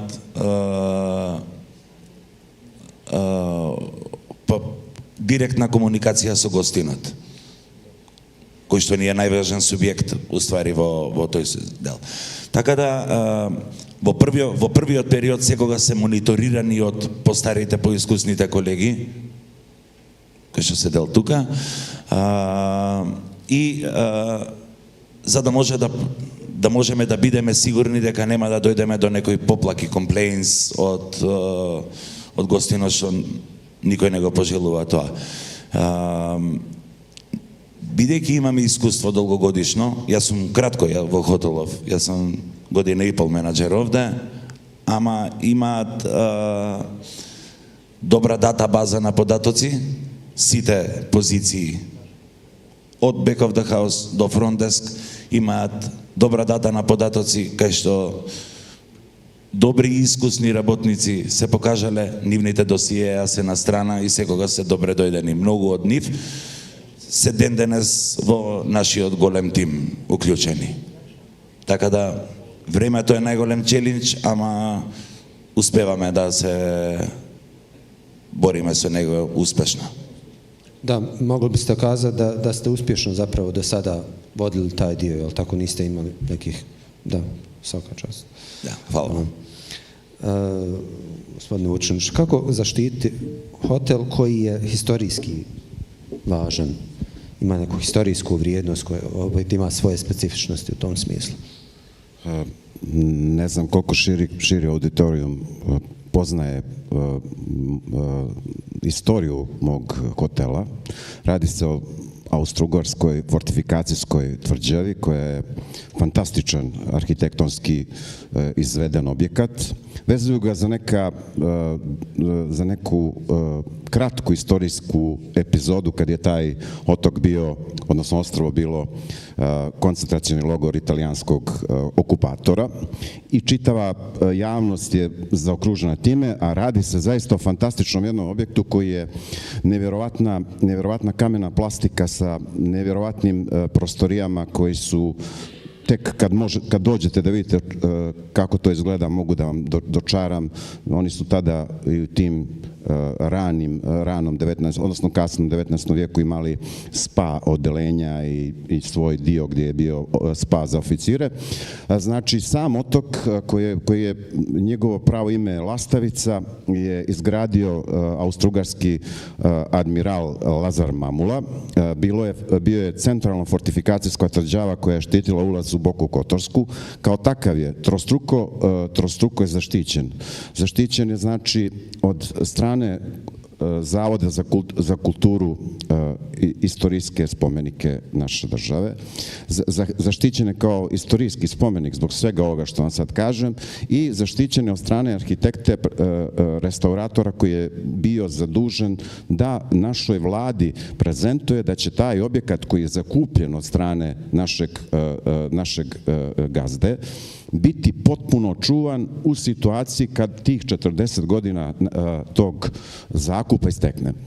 Veoma je bilo teško. Ja kad sam došao, postojale su kamere koje su samo bile u unutrašnjosti hotela, nije bilo ni jedne kamere van objekta. Dolaskom mojim imao sam sreću, ono što smo prije pričali, da je bio jedan menadžer koji je potpuno razumio strukturu i značaj bezbjednosti, tako da sam ja imao otvorena vrata i ja sam u tom nekom periodu uradio nešto što je gotovo nemoguće. Sada je ova situacija, sada to je nemoguće. Napravio sam taj kompletni perimetarski okvir i zaštitu tehničku ugradnjom dodatnih 46 kamera, od kojih je 6 kamera vigilance sistema, pametnih kamera koje su jedne od najsavremenijih u tom vremenu, a i sada. Integrisani sistem je Bosch i Vigilon i to je nešto što je zaista prošlo kod svih tih komisija i kod tih svih arhitekata na jedan dobar način, jer sam implementirao te kamere u mjestima koje nisu narušavale opšti izgled te tvrđave i to je bio jedan put kojim sam ja, da kažem, uspješno dobio standarde koji su potrebne meni kao security menadžeru, a ispoštovao sam i neke standarde koje su bile potrebne tom konzervatorskom istorijskom dijelu. To je bilo, dakle, u saradnji sa arhitektima. Jeste, radio sam na tome i na taj način sam pokušavao da ukomponujem sve te, čak ne znam sad kako, da li vi znate, te kamene fuge su specijalne izrade, čak smo i dišli do toga da to kabliranje bude u tim specijalnim fugama koje su imali specijalnu boju, sakrivanje ispod kamena, postavljanje kamera gdje neće imati, koje su imaju boju kamena i tako dalje, tako da smo na neki način odradili to, ja se nadam, uspješno. Opet da kažem, svaka čast. Jeste jako zanimljivo. Zapravo pitanje je baš namijenjeno vama, jel, po mjeri. Marko, trend je već godinama mobilne kontrole pristupa. Koliko je to prisutno u našoj regiji, prvenstveno u ugostiteljskom sektoru? Da li hotel prepoznaju vrijednost toga, pogotovo manji hoteli i apartmani? Da, mobilne tehnologije su prisutne naravno u regiji i imaju uzlazni rastu, znači sve više i više novih objekata se odlučuje naravno za mobilne tehnologije, mobilne kredencijale, digitalni ključ. Lanci, uglavnom veliki lanci imaju već to po svojim nekakvim onim vendor listama, odnosno guidebookovima, oni moraju imati postavljene, znači, mobilne kredencijale, odnosno digitalni ključ. Sve više i više, znači, i u našoj regiji i neka relativno kaskamo još uvijek, ali mislim da je tu čak i problem zbog same situacije gdje kod nas se ne može čovjek prijaviti u hotel bez da se evidentira sa svojom nekakvom osobnom iskaznicom, odnosno sa svojim osobnim dokumentom, pasošom ili ličnom kartom. Za razliku od vani, tipa Nizozemske, Velike Britanije, gdje vi u principu na recepciju ne morate niti doći. Znači, dobijete mobilni ključ, uđete u sobu, uđete u lift, znate koji vam je ključ, popnite se gore i to je to. Kod nas se čovjek mora evidentirati, samim time pada u vodu ta cijela puna funkcionalnost mobilnog kredencijala. Sad, da li će se to s vremenom promijeniti? Izbjegavaju se nekakve gužve svakako, jer se, tipa, ukoliko dođe grupa, pa umjesto dok svi čekaju da se čekiraju jedan po jedan, može se ipak otići u sobu pa se kasnije evidentirati kroz dan, ali da. Da li je potrebno promijeniti zakonsku regulativu u tom smislu? Pa, moja pretpostavka je da da. I mislim da je to nešto što će se u budućnosti, ja vjerujem, čak i promijeniti. Ali evo sad trenutno, koliko znam, u Hrvatskoj, Sloveniji, vidim tu i u Makedoniji, mislim da i u Bosni tako, vi znači morate doći i staviti svoju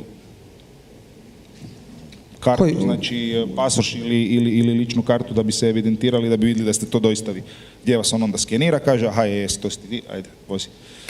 Koji bi se po vašem mišljenju koraci mogli poduzeti da se promijeni ta, na koji način da li ići preko asocijacija? Pa gledajte, to mislim da bi trebalo biti gurnuto od strane, znači, hotelijera. Prvenstveno, znači, sad, kažem, nisam toliko stručan u tom segmentu što se tiče same regulative, znači da bi mogao reći ok, to je dobro ili nije dobro, da li je, ali ako to funkcionira u velikoj većini država koje su, pa rekao bi, i nestabilnije, sigurnosno nestabilnije od nas, ne vidim razlog zašto se to ne bi moglo uvesti i u našem regionu. Da, naravno, jer je to trend koji će uzmati sve više maha i naravno statistike su pokazale da ljudi možda po najviše zapravo brinu o svojim mobilnim telefonima iz više razloga. Pa su i mobilni kredencijali. Pa naravno, mislim, oni su sami po sebi puno sigurniji od same kartice. Ne, karticu nećete nikad posuditi nikom, odnosno, pardon, telefon nećete nikad nikome posuditi, karticu ćete dati Peri da uđe u sobu, pa daj mi uzmi samo tamo nešto, ne. Kad imate mobitel, teško ćete ga nekome iz svoje ruke pustiti, jer na njemu imate i bankovni račun, i tajne poruke, i ko zna kakvih materijala, jel? Tako da, kao tako, mislim da je to jedan od najsigurnijih, ne samo zbog enkripcije koju dodatnu daje sam telefon, prvo morate se, znači da bi otvorili, morate otvoriti mobitel, znači tu već imamo nekakav face recognition, odnosno nekakvu biometriju pomoću koju ulazite u sam mobitel ili nekakav PIN, nebitno. Nakon toga imate samu enkripciju kredencijala, tako da mislim da je to u svakom slučaju najsigurniji dio, najsigurniji način. I je u porastu, je u ono što je bilo pitanje u regiji, ali mislim da to ide jako sporo. Da. Pa evo, i ovaj događaj na neki način prilika i ovaj naš panel da se osvijesti, pogotovo predstavnici vlasti koji možda mogu, ili asocijacije koje mogu utjecati na to sa svojim zajedničkim radom, tako prema parlamentima. Andrej, na koji način rješavate sigurnosne incidente koji su vezani za goste, bilo da su riječ o krađama ili nekakvim sukobima koji se pojavljuju, a da istovremeno zaštitite njihovu privatnost i da to bude u skladu sa postojećim zakonskim regulativama o zaštiti podataka i tako dalje. Tako, znate, kad sam bio mladi, nekako drugačije, drugo je bilo rješenje, prolažem na makedonski, izvinete, drugo rješenje je sekagaš noljale lujeto kako da rešati incident, koji što normalno go krši zakonot, koji što gi povredува pravата на луѓето, на гостите, дури на вработените и на сите. Така да, инцидентот е нешто што не го сакаме, ама за жал постои цело време. Дали е тоа кражба, дали е тоа насилство од некој од пијани гости или не знам аута и такви ствари. Така да, прво нешто што правиме, следиме стандардни оперативни процедури и стриктни протокол, кај што знаеме дека нема да го кршиме законот, нити да ги повредиме правата на некој од луѓето. Во случај на инцидент постапуваме, како што реков, по SOP, пробуваме да го затвориме кругот на инцидентот, односно инцидентот да остане таму кај што е, да не се расплени, да не се расшири. Тоа го правиме на начин каде што реагираме рапидно, брзо, да можеме да дојдеме до местото, да затвориме, бидејќи колку е по-големо, пораширено, не е добро дека од тука искачаат дезинформации, шпекулации и едноставно лош глас. Дека е демидж дан и нема назад. Од кога ќе го обезбедиме просторот, прва приоритетна работа е секој што е близко до инцидентот, а не е инволвиран во него директно, да му дадеме чувство на сигурност.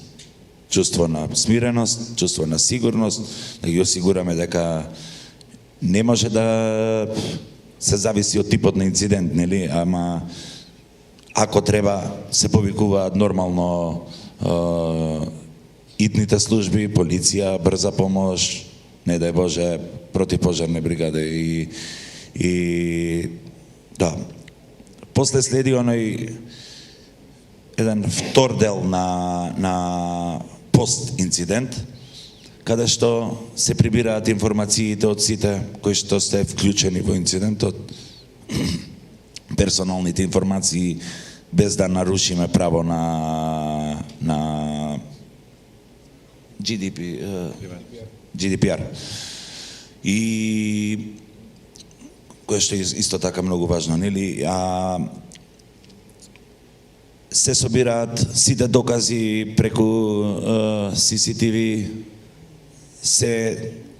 моја пракса е да дуплирам хард диск, да не остане само на DVR, да се дуплира хард диск, се става во сеф, дека за жал во Македонија искуството покажало многу пати снимка, нема снимка. Дај да видиме доказ, нема доказ, доказ изгубен. Тоа не смее да се случи, дека ги повредува многу правата на сите. Од кога ќе се собере тоа, се нормално гледаме дали има потреба да го расшириме тоа преку органи или секогаш нормално застануваме од страна на поврединот, односно на гостинот, дали сака да продолжиме со некаква процедура понатака и не. И мислам дека е најважно, од кога ќе се заврши се, да продолжи комуникација со гостинот, дека тоа му дава чувство дека некој се грижи за него, дека некој мисли на него, дека некој... Тоа е пак се враќаме нормално хоспиталити, да им дадеме до знаење дека тоа нема веќе да се повтори и дека се секогаш добре дојдени кај нас. Од кога ќе се исчисти таа работа, моја пракса е да имаме пост-инцидент ревју, каде што може да разгледаме каде била грешката, во кој момент се десил кикс, за да се деси инцидент. Бидејќи моја филозофија, јас сум инструктор по боречки вештини и во мојата филозофија е борба не губиш, него можеш да научиш и да бидеш подобар и поефикасен и поекспедитивен. Нормално, од кога е демидж дан, назад нема, ама може да утре да не се повтори, да се биде подобар и пофокусиран во извршувањето на работата. Da, iz ovoga što ste sad ispričali se vidi da menadžer sigurnosti, da je za menadžere sigurnosti jako bitne i takozvane soft skills ili te meke vještine pregovaranja i smirivanja, a ne samo savladavanja nasilja osobe. Zato i така почнав моето искуство во Македонија и како реагирале security менаџери не кореспондира со тоа што треба да биде. Security не е физичка пресметка. Физичко затоа постои сала, тренинг, оди, испуцај се, а се друго е комуникацијска вештина, начин како да ти ја смириш и збалансираш без да нарушиш целата слика на хотелот, во случајот хотелот. Da, naravno, hvala. Kako se, Zorane, obučavate osoblje vaše, na koji način, i da upravljaju sistema, i da rješavaju incidente, i da za evakuaciju, šta se poduzimate u tom smislu? Pored obaveznih obuka, treninga koji su predviđeni nekim zakonskim rešenjima, to su obuke koje se tiču zaštite, protivpožarne zaštite, znači svi zaposleni moraju da prođu te posebne obuke koje su predviđene zakonom i one obavljaju ovlaštene agencije, odnosno ovlaštene firme koje se bave tim poslom. To su znači obuke što se tiče protivpožarne zaštite, evakuacije, vršimo i posebne obuke koje se tiču upravo ovih zlatnih standarda.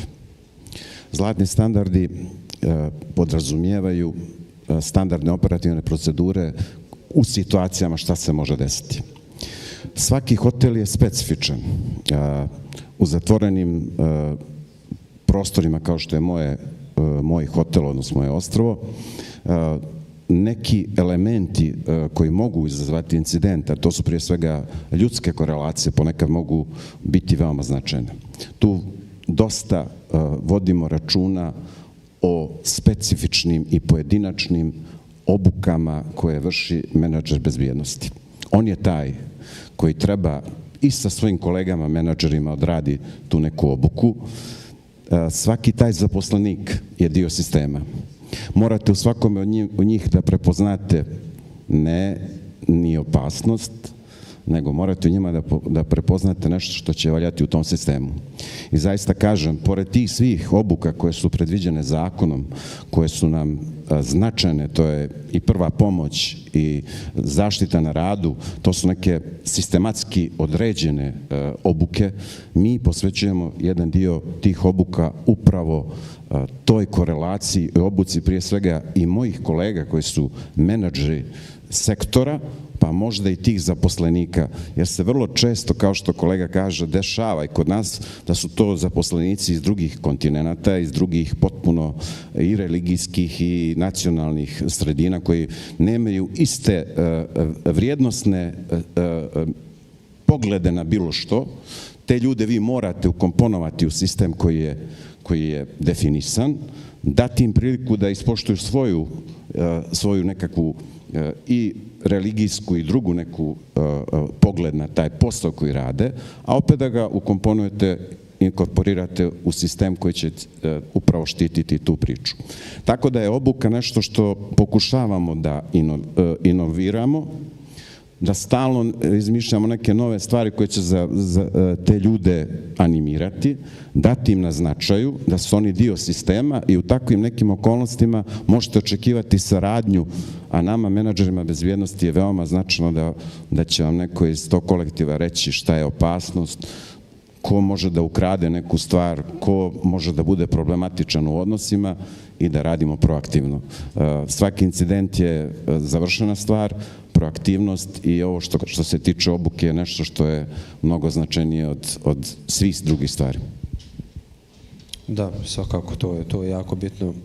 Sigurnost kao proaktivno, a ne samo reaktivno djelovanje. Za ovakvu vrstu hotela koji ima historijsku važnost, na koji način vi kao proizvođač prilagođavate recimo svoje proizvode i rješenje? Pa da, kod ovakvih hotela imamo zapravo jako puno, neću reći problema, nego izazova.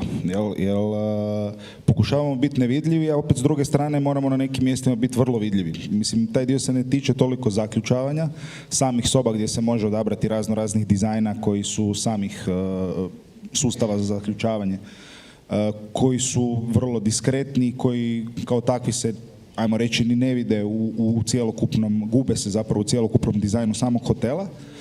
Puno veći problem nastaje zapravo kod evakuacije, gdje je potrebno da se sustav kroz koji prolazi se evakuira, odnosno on mora biti vidljiv. Znači vi morate moći vidjeti gljivu za otpuštanje vrata, vi morate moći vidjeti gljivu koja će vam otvoriti prostor iz kojeg trebate pobjeći van.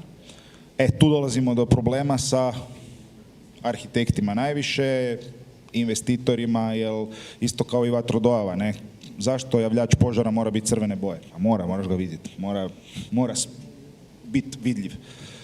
Ali uglavnom, dobro, tu se uvijek nađe nekakav zajednički jezik i nema, mislim, tu je sad dizajn je pretežno ta stvar koja je najbitnija i gdje se radi taj nekakav iskorak.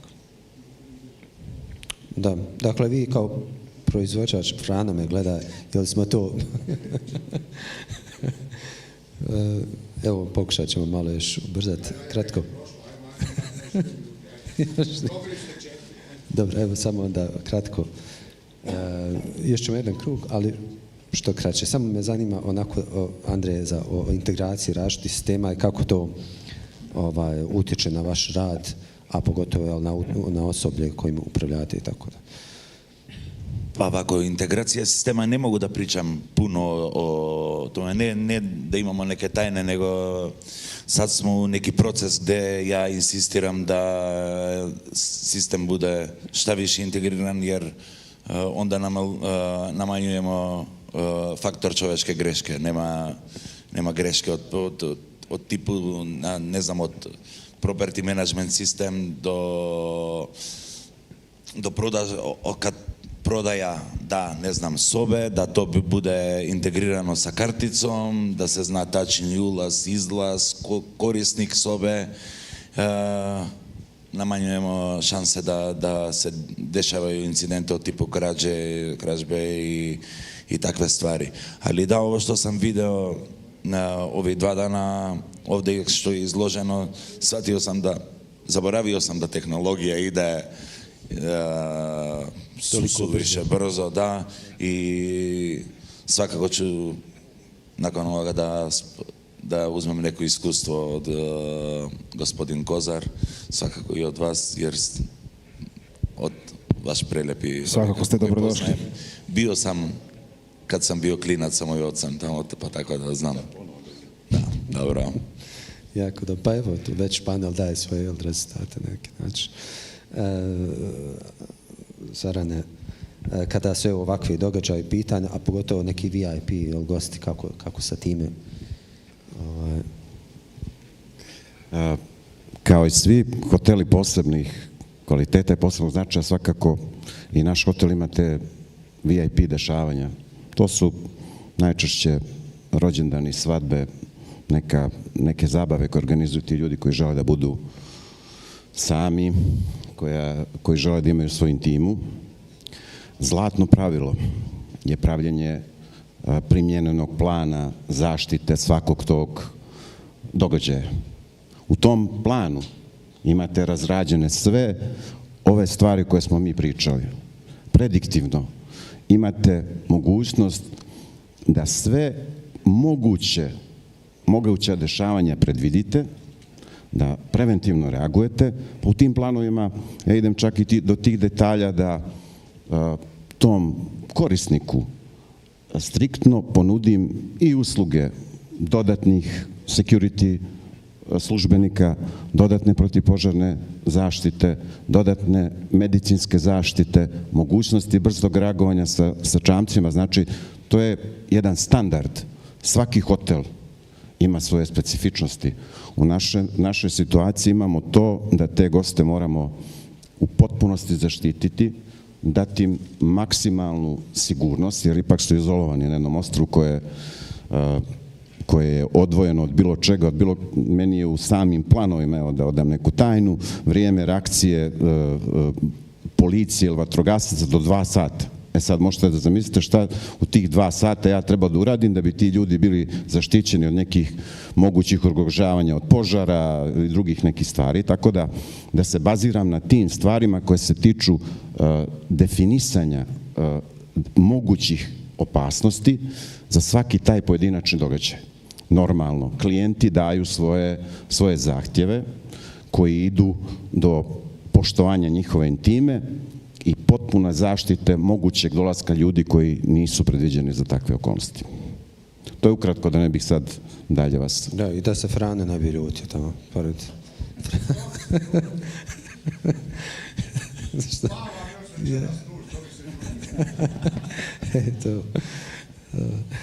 I na kraju, Marko, evo da zaključimo kratko. Spominjali smo integraciju, uključujući sa platforma za upravljanje zgradama, što je naravno bitno. Pretpostavljam, mislim ne da pretpostavljam, već znam, ali evo želim da objasniš malo. Da, nije ništa komplicirano, zapravo mi smo, ajmo reći, otvoreni zapravo prema svim vrstama integracija. PMS je integriran, to je normalna stvar, znači da smo integrirani sa uglavnom više manje svim vrstama PMS-ova. Ukoliko i nismo, znači postoje provajderi novi, izniču svakoga dana. Vrlo je jednostavno integrirati naš sustav. Što se tiče integracije sa bilo kojim drugim, odnosno trećim sustavom, uvijek postoji preko API-a i API, znači protokola po kojem se može, znači, napraviti komunikacija server to server, znači taj dio je, kažem, pričamo trenutno o hotelskom segmentu koji nije toliko izazovan što se tiče same integracije, jer ipak tu su hotelske sobe, postoji nekakav dio back of the house koji je mrvicu drugačiji, ali koji se opet najčešće radi sa istim sustavom čisto zbog jednostavnosti korištenja samog, da nemaju sad više sustava u jednom. Ali kažem, evo, znači putem API-a se sve to skupa rješava, tako da... Da, nemate problema sa tim. Uglavnom nemamo problema, ne? Da. Hvala Marko. Hvala svima što ste učestvovali, bio je jako lijep razgovor. Hvala i Frani na strpljenju. Vidimo se naravno na narednom samitu u Zagrebu, ako Bog da. I još jednom hvala svima.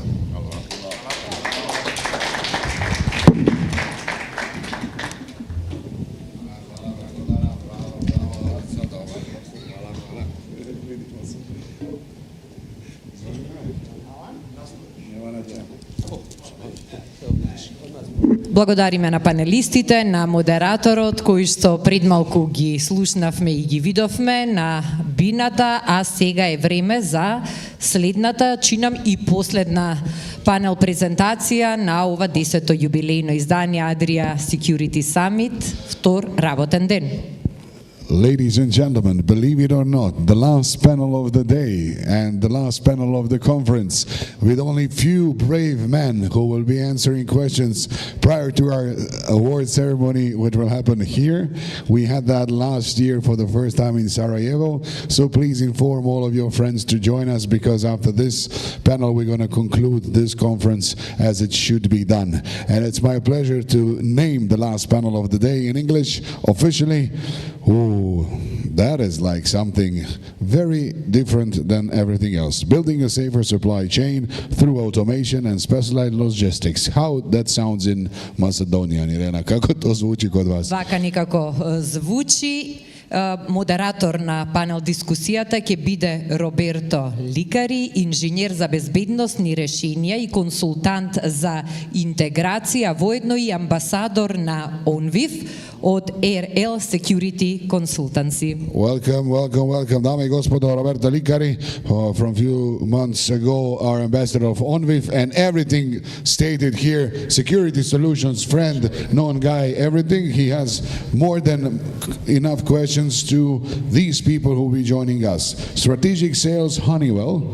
To isto, je li tako? Da, odgovoren za strateška продажба во Honeywell, Siniša Pintarić. Welcome, Sinisha. Then we have transport and logistic expert, a lovely lady. Експерт за транспорт и логистика, Магдалена Клопчевска, повелете. Dobro dođete. Then we have a specialist in security, risk analysis and crisis response, a lovely gentleman that was protecting me at football pitches a few months ago, but now he's free. Благо тебе. Значи, во меѓувреме на сцената тука ни се придружи Јурица Јурјевиć, Браво, специјалист за безбедност, процена на ризици и одговор на кризи. I imamo, kako kaže još ono, gremo na zahod u Sloveniju i Slovenije. Gremo Fantije, CEO from Tensor, joining us. Miha, ste to vi? Prišao je Miha, to je to. I Senčar.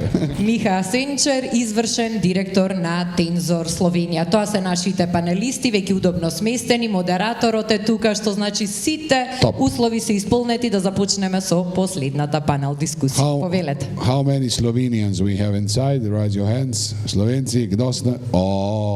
Okupacija, tako se to radi. Bravo, svi su tu. Svi su prihali. Bravo, dobro došli. Idemo dole. Roberto, that was in all languages of this part of the world. You go. Whatever you prefer. I give you this mic as well. Yeah. Hello. Good afternoon. Is this working? Yeah. Fine. Good afternoon, everyone. And it's a pleasure to be here. And let me say thank you to be here with us. We met all together 5 minutes ago, and we decided to do something different because we want to give something to you to be here and to have the respect for our experience and what we can transfer you. So you will listen pragmatic and realistic answer from my guest, and I hope this will be interesting for you for the experience they can bring. The panel is extremely interesting for me, and the reason is that we have from manufacturer to end user, so we have the entire chain of the security.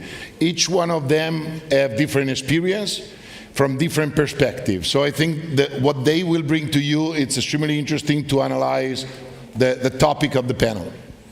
We have to talk about supply chain.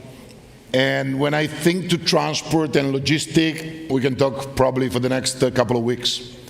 But I will try to point some specific topics to the attention of my guest in order to allow you to pass real cases of daily work and real experience they face with.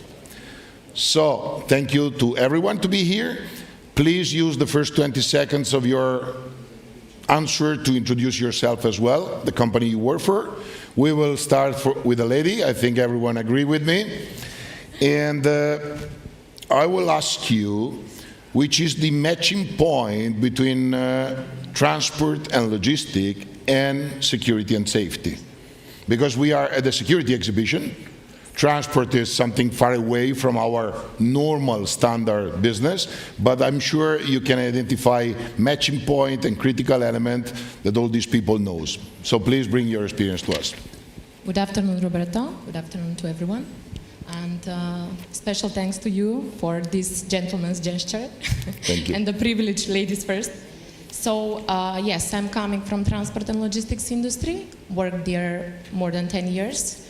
Currently, I'm full-time employee as sales advisor in foreign agency, working remotely, and at the same time I'm partially engaged in the family business, which is not correlated with transport and logistics, but I plan to return, and I'm preparing to re-engage with the logistics industry on the local market by taking on a strategic role in near future. This is some kind of announcement.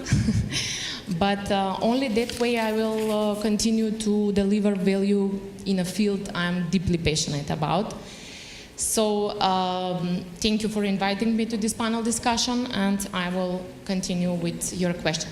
So the key intersection between transport, logistics, and security safety is protection of supply chains, freights, and logistic infrastructure from digital, operational, and physical threats.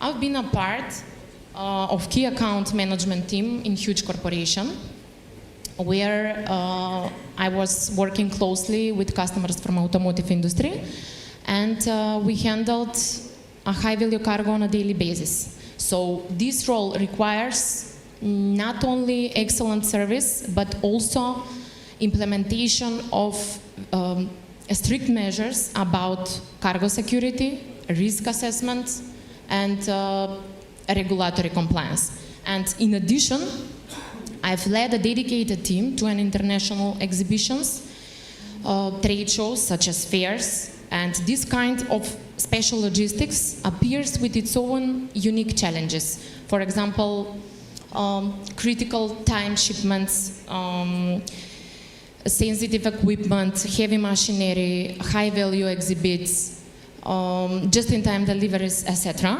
So both areas of my experience prove and highlight how logistics and security are deeply connected and related. Because just last sentence, logistics is about ensuring goods move efficiently and reliably, while security and safety focus on making sure that movement passes without any harm, disruption, or loss. Okay. So that's the matching point at my point of view. Extremely clear, lovely answer, thank you for this. Jurica, can you please jump from this conversation into the topic? Because I would like you to now make the opposite question. How security is important for transport and logistics? Yeah, hello everyone. Thanks for calling me here. I listened what Magdalena, I remember, said. Yeah, my career is marked by security and transport, but not in this kind of way. because for 20 years I was working with state officials, securing them. After that, I was in Croatian Football Federation. Now I'm in a third period of my career. So, transport and logistics are underrated, and because the lights of the show are always on the guys that you can see on the TV. But if I can compare it with securing state officials, the most important thing is to transport them from one point to the other, and that can have big influence on some future political or other reasons, because you need to be on the right time, on the right place, and you don't have a room for a mistake, and you need to have alternative routes and other scenarios.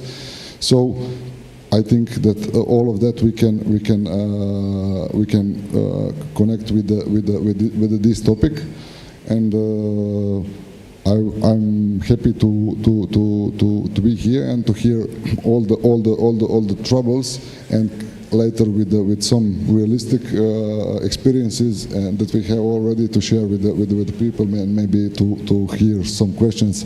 So it's going to be much easier than only give them some smart sentences like Magdalena did. Super. Thank you very much for your comment and for adding some interesting opinion about the topic. Sinisha, probably you can tell us something. I know your experience about safety market and splitting security and safety. How much safety is relevant for logistic, for transport? Because when something got on fire, we may have an issue. So let me first introduce myself. I'm working for Honeywell already 15 years. So I was working for the fire industry in this region, so mainly. But now I'm changed my role to strategic sales, mainly for hospitality now.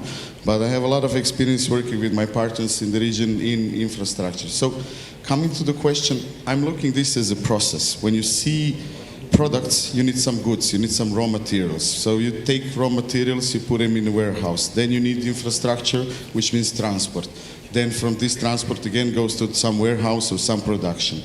When you look at all of these aspects, there is a lot of products, there is a lot of types of transportation, like Honeywell is one of the leaders in the industry regarding building automation, security, fire safety, which means that when we look at transportation, we look at airports, we look at ports for the ships, we look at highways, we look at railways. So in all of this transportation, there is always a special need for the protection of these entities at the end. Nevertheless, so afterwards you need to deliver the product through this transportation to the warehouses.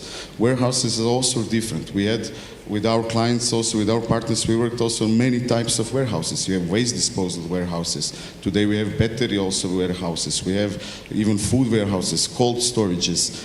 All of them have differences, and all of them are, I would say, deserving special attention, special devices also to be safe and secure in this process.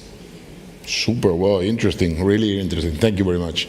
Miha, we know since some years, so let me use the relation we have to introduce the second topic and to relate it to the first one. You are an integrator. True. So basically you are the guy that listens the end user, understand their requirements, and have to use the manufacturer's solution to apply this. Are we discussing about the market based on standard solution? Are we discussing about the market where everything is special, customized, and you become the key factor to implement the solution? Can you give us a little bit about this experience? Yeah, thank you for the question. Hello everyone, I come from Tensor Group from Slovenia, but we are present in all of the region with our daughter companies. Also, here is our company Sensor, Macedonia, celebrating 25 years, so team, congratulations on that. I have quite a lot of experience through our company with logistic warehousing and so on, because company is 33 years old. We started in security, so making secure and safe warehouses.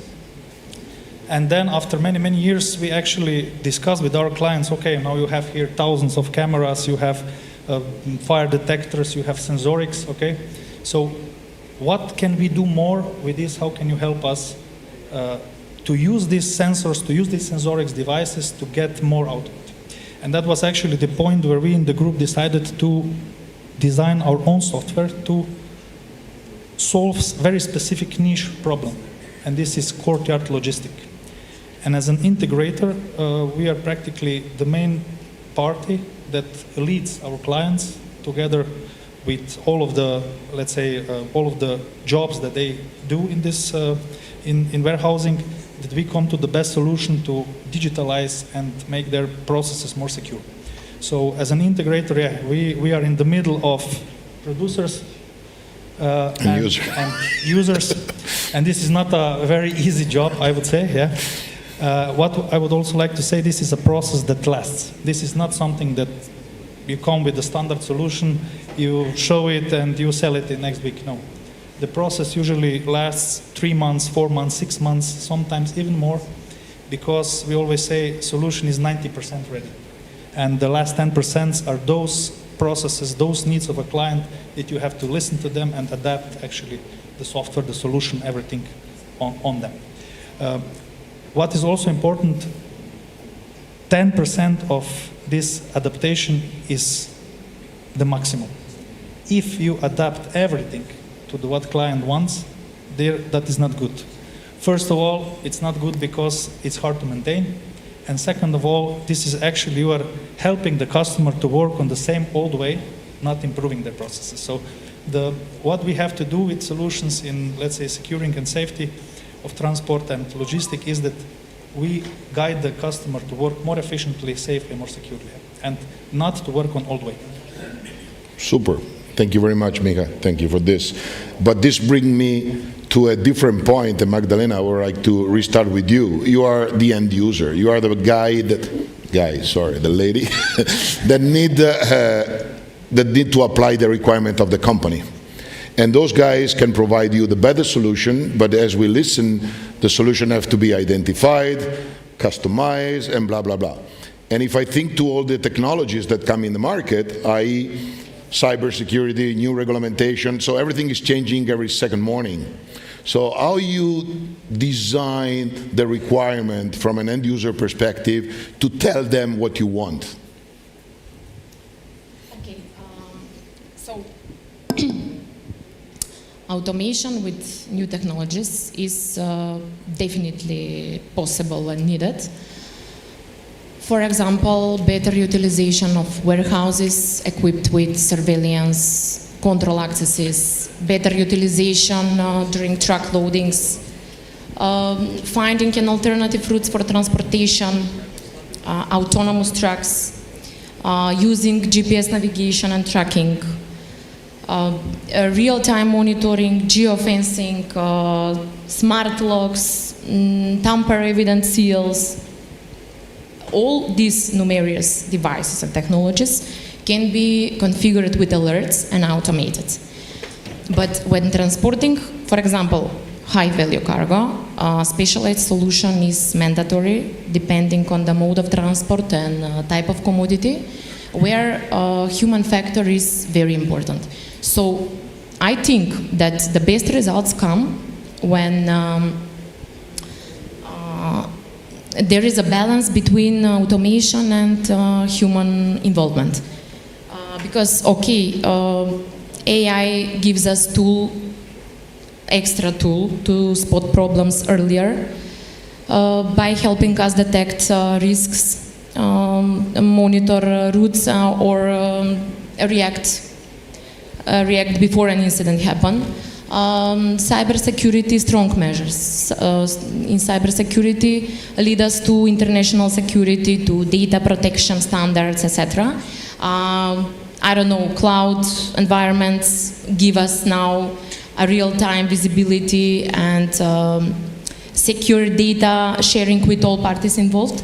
But I think that in logistics the best formula comes with a mixture of human involvement and technologies where people remain the key. Because there are so many examples where people have the main role in enhancing and increasing safety and security, and I will share some examples with you. For example, choosing vetted carriers, proper usage of these digital tools, then background checks, inspection routines at each handover point, at each terminal, staff training on security awareness, preparation of contingency planning, for example, in terms of escalation procedures, in terms of cargo insurance coverage, a local law, collaboration with local law enforcement in case of incident, etc. Cool. So the people remain the key, in my opinion, and that's the best formula for transport and logistics. Because at the end of the day, people could not control all processes without technology, but technology is not useful without people. Yeah. And I would like to start from this point, Jurica, maybe you can help me, because I was listening carefully, and I fully agree. But when we talk to about human, we are talking about experience. Because normally a seniority profile in an environment can be the guy that knows exactly what to do in case, how to apply, etc., etc. So how to use the technology. Yeah. Can you go deeper into this topic? Yeah, I listened carefully what Sinisha and Micha and Magdalena said, and I can fully agree. And we need to be aware that we are living in this period of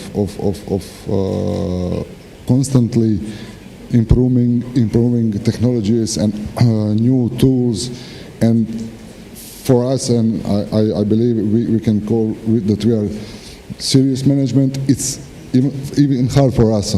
You need to be aware. We need to be aware that our workers, drivers are not on that level. They are in some ages that it's difficult to them to learn every week. Only 30 years ago, it was enough if you find a job.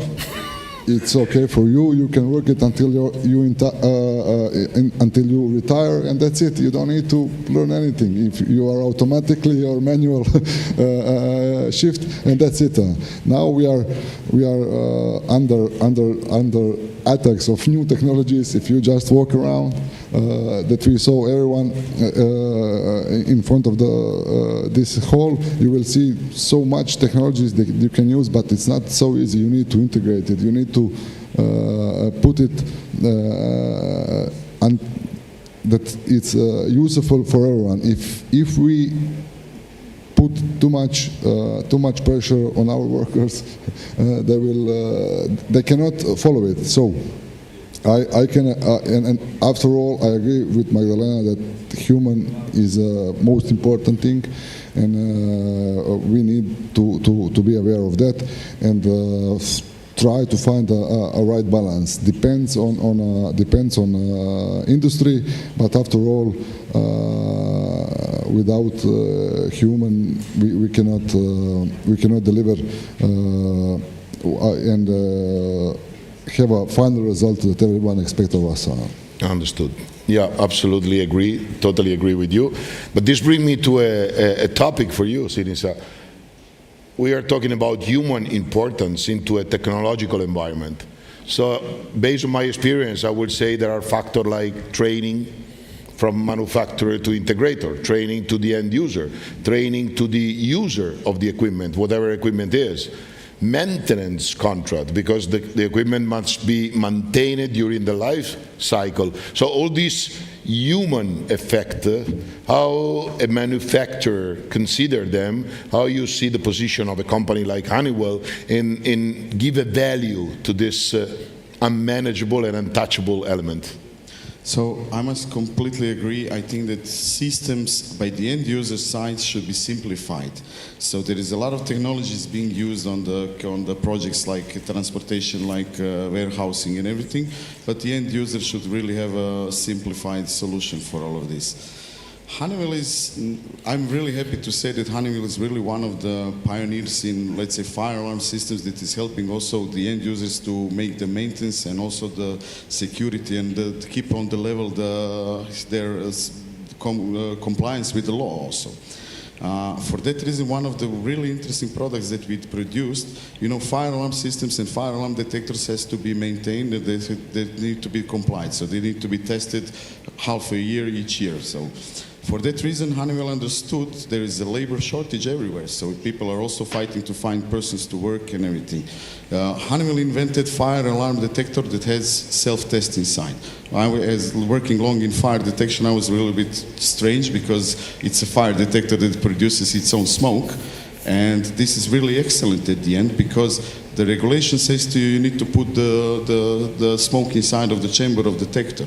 But when you come to the logistics and places like this, usually warehouses are not short places. They are on 12 meters, 13 meters. So with the self-test technology, finally we can get, I would say, much better view of the system. You're also compliant with the law, but I would say warehouse is also interesting because you don't need to put people there going with the long sticks to put the smoke inside, but also consider about not only the warehouse, I will also talk about a little bit hospitality. If you have self-test detector inside of the room, hotel room, I ask the question to the end users always, how much rooms are being tested? Because nobody can enter the room if the room is rented, which means that a lot of rooms stay still untested. With this kind of technologies, we are really trying to, I would say, speed up, but also not speed up the process, but also give a full vision of the process itself. For that reason, we are creating also software as a solution to provide to the end users clear view of the status of the equipment, what is going on each project itself, and I think that with this we help a lot with end users. Understood. Very clear, absolutely clear, and on target, absolutely. Thank you for this. Mia, you mentioned something before that was very important for me. You said that you, allow me to say that, you allow the end user to change a little bit their plan, but till a limit. And I think this is a key point for an integrator, and I would like your help to understand better. In which situation you as an integrator try to understand the customer, apply what they want, etc., and in which situation you know which products you have in your background, so you become the best friend of the end user, explaining them the technology that you can use, etc., etc. So where is the balance? Because I think this moved the integrator in a very critical position, like the best friend of both the guys, right in the middle. Yeah, true. This is actually $1 million question, so this one is good. Okay, I got it. Where is the right line? It's incredibly hard to explain. It depends from situation to situation, but I will try. I will try to through cases which and how we look at it. Okay, so end user has its own view on its own logistics and processes. Usually, they don't take much time to look at other logistic processes, maybe at similar factory or logistics center or something. We as an integrator, we work with a lot of them. And through experience, we become actually not anymore a security expert, but we are both security and logistic expert because we have to be, since we're in consultancy role. Okay, so what is our role is that if we see that our customer wants to adapt a software that it would adapt to their existing process, but we as a consultant and someone that sees other processes, sees better option, we have to say to them, look, we don't believe this is a good solution. We will not adapt software to this. Trust us, we saw other processes and we believe this what we did till now is better for you. So it's a devil's advocate role and very hard one. So we come to the final solution through many, many workshops. So maybe a bit of background, our software that we do, Aura for Courtyard Logistic, and that I said that last couple of months to implement, it's very much about consultancy. The first part is most important and to limit a customer not to go to the wrong direction. What we allow is when we see that there is a very good idea, okay, that we can also use to teach our other clients on the market, and then we really put more effort into adaptation. Otherwise, like I said, we try to adapt to that 10% there. So, for example, case, a customer after 1 month of use says, you know what, I want to have this picture here. I want to click 3 times, not 5 times, okay? What we say, you are correct. It's better to click 3 times, not 5 times, okay? We will change that because that's important for all of the other customers. But you know what? This picture here on the left, that we will not change because we believe it's the best position. Maybe if you understand what I try to say. So good question. It depends case to case. And again, it's not on AI. At the end, it's about humans talking into the team how to solve something specific. Okay, thank you very much. Yeah, I'm receiving a message from all of you that it's a kind of tailor sweet job altogether in order to arrive to the better solution. Let me come back to the users of the solution. How much you have to adapt the company policies and the standard process that normally you have once you decide to go versus the technology. Because if I can share my experience, more you automatize, more difficult it becomes to control what you're doing. Because you're supposed to control everything, but in reality you plan some scenario, but not any scenario that is possible. And any company has its own policy, any company has its own document and papers and what have to be filled every night. So how much is involving you as users of this kind of technology implementation into the normal process?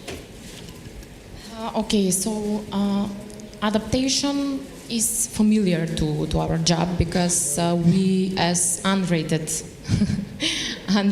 industry, as you said, we must create solutions to our customers. So usually we need to adapt on their preferences and their needs. So I cannot say in percentage, but I'm pretty sure that that we hate. I will freely say we hate their consultancy for adaptation, and that will be my answer on this. I will not enter so much. I would like to share some good examples and practical cases as end user, how we are creating security end-to-end solution, some like these cases. For instance,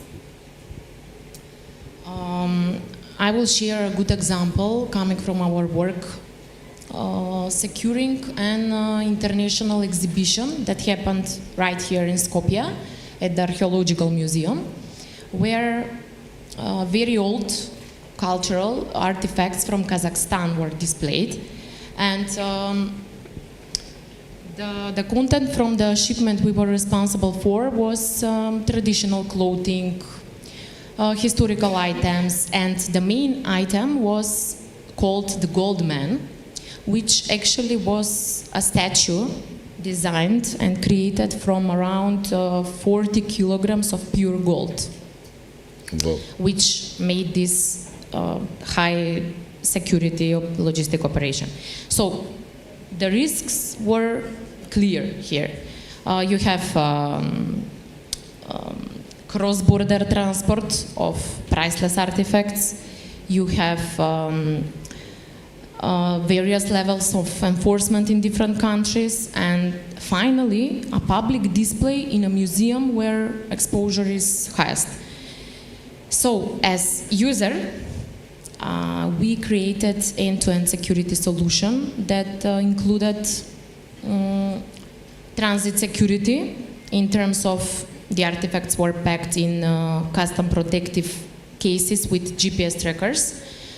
Then I would say border management, which means close coordination with customs authorities at Skopje airport.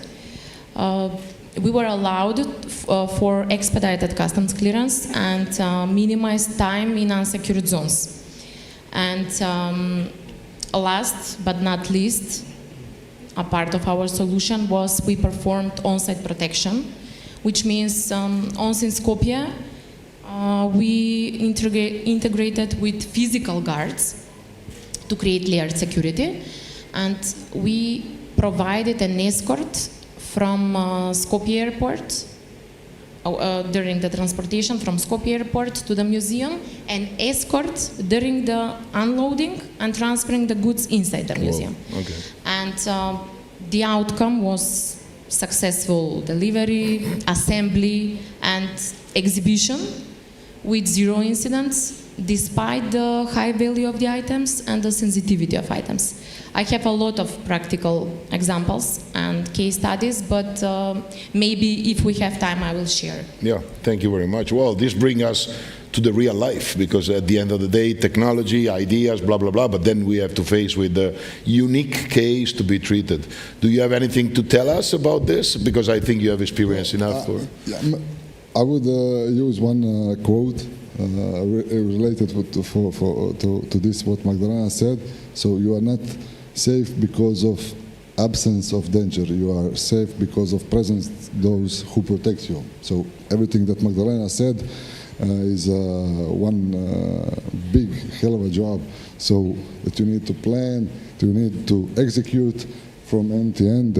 It's for 10, 15 days at least of planning and executing and everything. So well done. Maybe this is something that you can plan and prepare. I would like to share our experience from COVID time. Please. Yeah, once. So I have a feeling that no one wants to talk about COVID time, because we have all traumas about that, and it's totally understandable.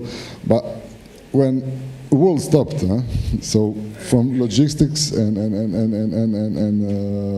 from Honeywell perspective, they know what I'm talking about. So everything stops. I don't know, on the border between Poland and Germany was like 160 kilometers of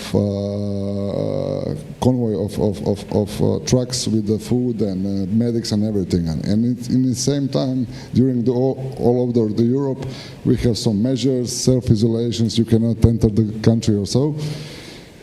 So as I work for the government, for the state officials, in that period we are talking with the government and with the scientists, and they have their own measures, 2 weeks isolation or something like that. And we have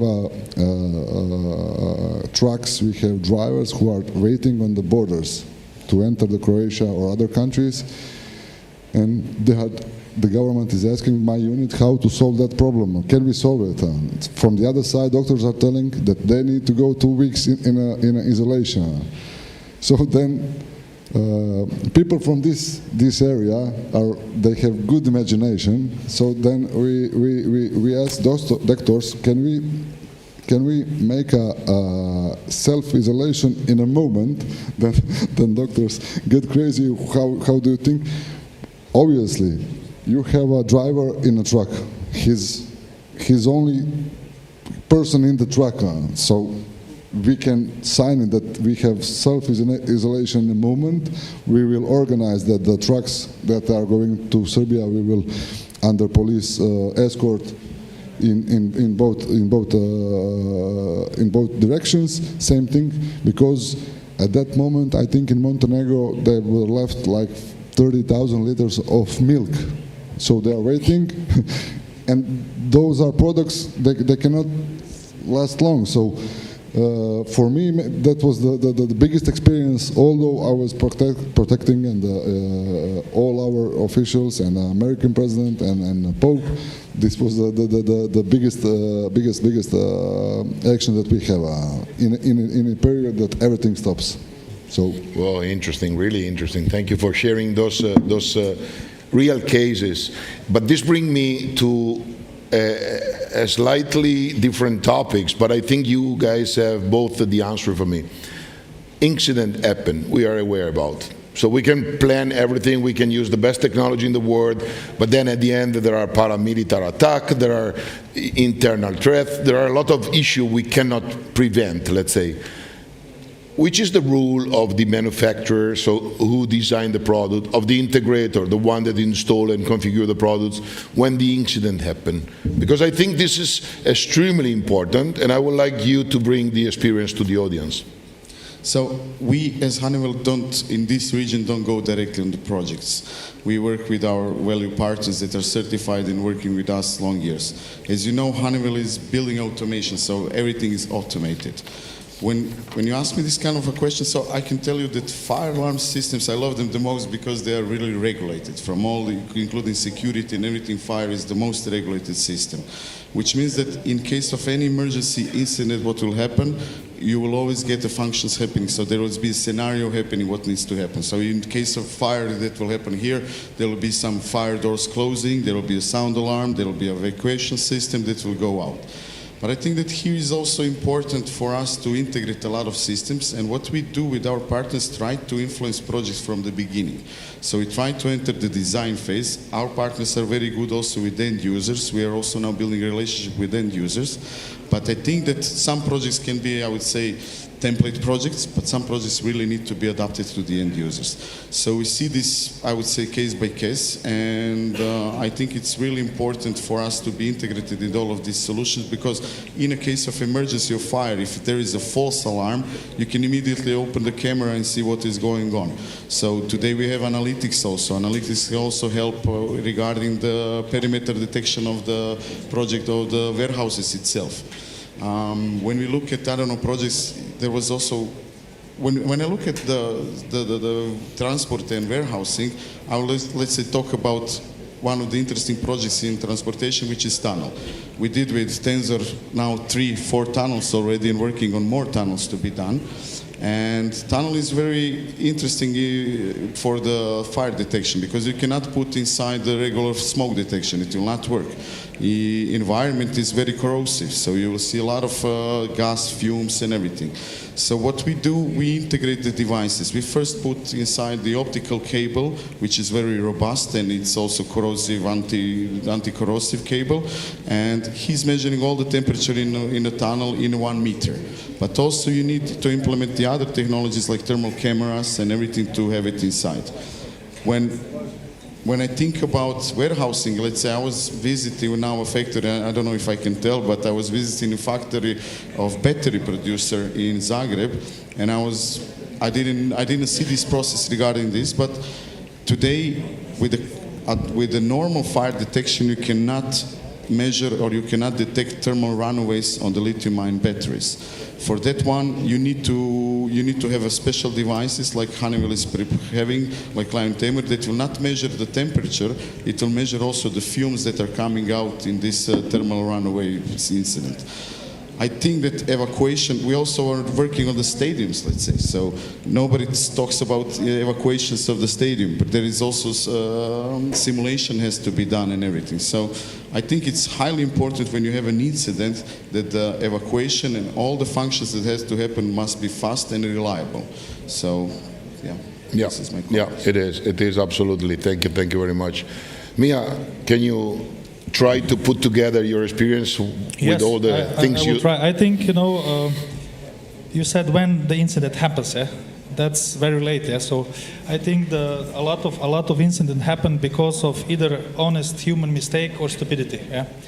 So what we try to do with our solution is to lead the users of systems of courtyard logistics in a way that we mitigate the human factor and the incident actually to happen at all.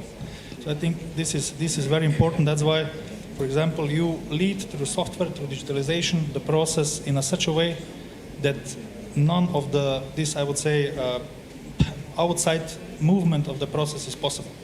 And already with that, you mitigate the potential of incident risk actually to happen. Yeah. In warehousing, in logistics, yeah, many possible events can happen. We are only covering one part of what we can mitigate, but I think, first of all, very strong training, and then not allowing people to go out of the process. Yeah. So, of course, there is always changes, process change, people change, and you have to do that continuously all over again. If you have a software solution that leads people, there is always the same process. So if I understood correctly, it's better to have a clear process than to try to invent some solution. Or have not a clear process and then invest a lot of money just to respond to the crisis. Better to to invest more money to prepare, not that crisis doesn't happen. Okay, thank you very much. It's curious because I'm listening you carefully, and I don't know why, but in my brain I see the guy from Amazon delivering something to my house, and it's transport and logistic at the end. So behind that guy probably there is an incredible system based on manufacturer, integrator, and user requirement, and at the end we see the guy arriving with a package and everything goes fine. Maybe a very last topic that can involve everyone, about update. Because I think updating and keeping updating a system, it's a very critical element for those kind of solution. Product change, features appear in the market, so everything is new, and I think we all are responsible to keep the solution ongoing. How do you see the update critical topic from different perspective? Okay, so regular updates and maintenance are crucial for every logistics security system. Technologies, customer needs, risks are changing constantly, so even the best designed solution need to be updated. In other way, it will lose effectiveness.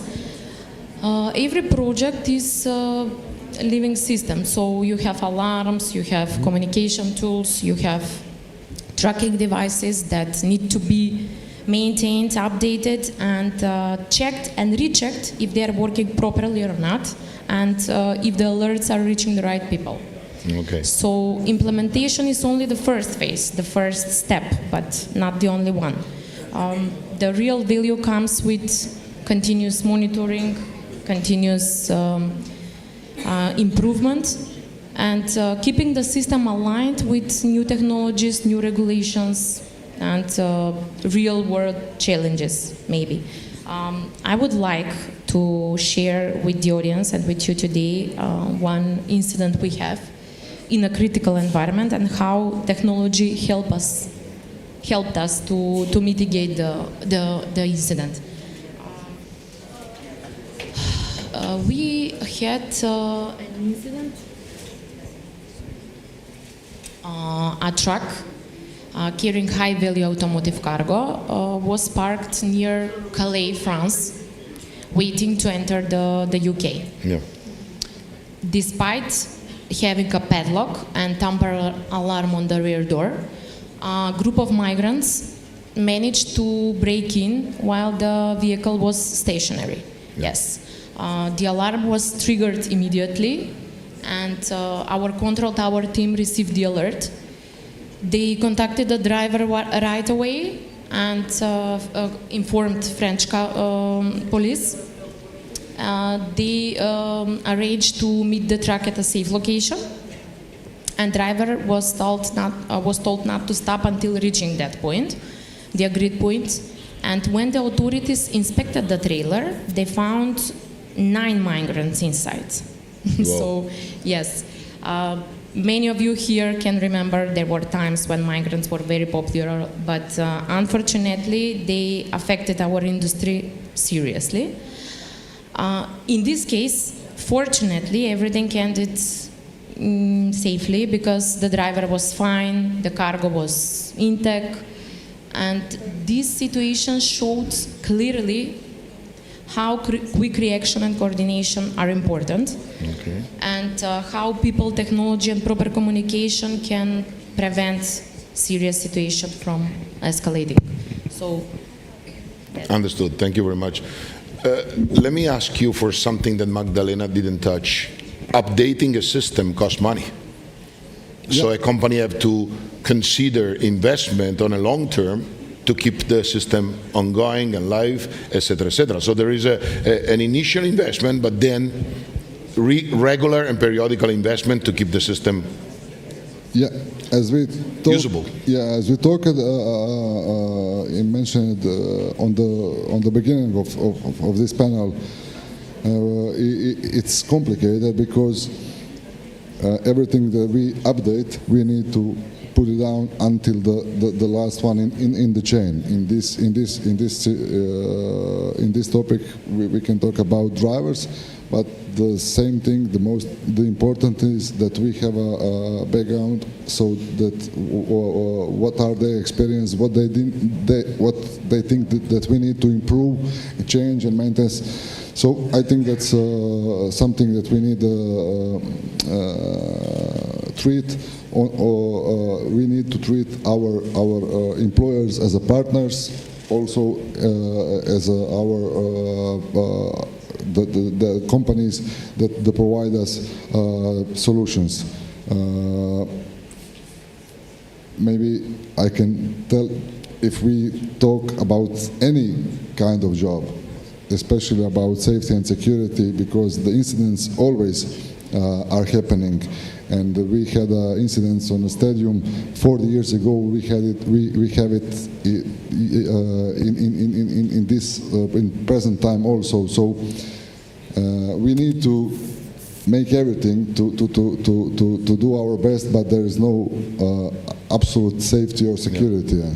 And on the start of my career, one of my commanders told me, in security and safety, you cannot be successful. You can only be less unaccessible. So if we had like in 5 or 10 incidents last year, this year goal is going to be 8 or 9. So we need to decrease. We perform. But that we will have 0.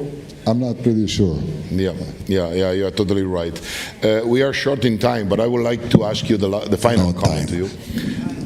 Why to choose a specific vendor? Obviously Honeywell, but let's say a vendor. Why to choose a specific integrator when I have an issue in transport logistics? And I will try to close our panel in this way. So, talking from the producer side, I think that Honeywell is offering a huge advantages to the end users and also to our partners. So, I think it's unique in the world to have building automation system connected with BMS, integration with security, fire, and as I was saying, a company that is always producing new devices that are new to the market. So we are really pioneers on this.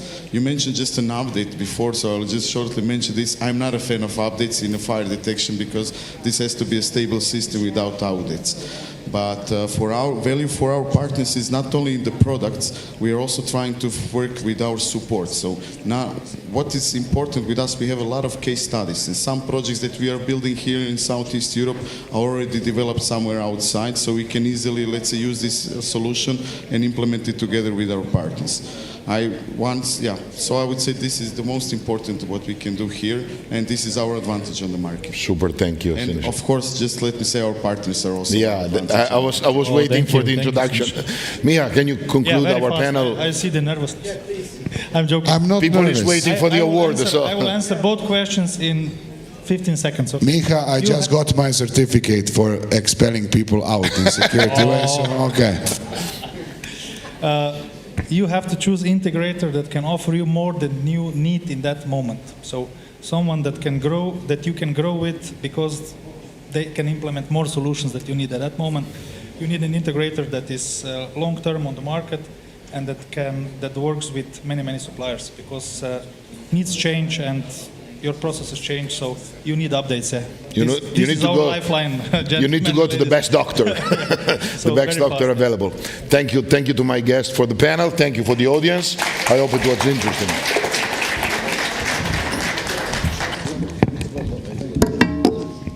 Thank you for joining us, ladies and gentlemen. That would be expensive. Thank you, Jurica, for that one. Hvala. And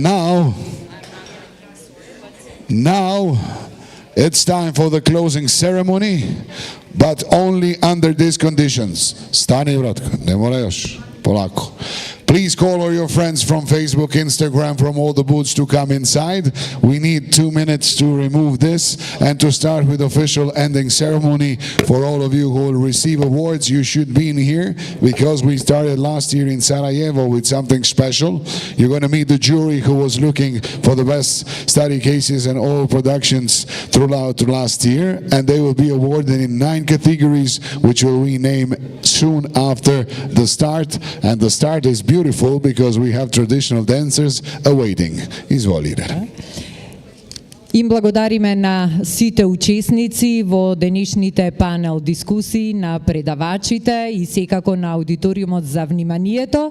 Неколку минути ни е потребно да расчистиме сцената и да се подготвиме за доделувањето официјално и на наградите. Ке слушнеме наскоро кои ќе бидат 9 мината добитници на наградите на ова 10-то јубилејно издание на Adria Securitu Samit.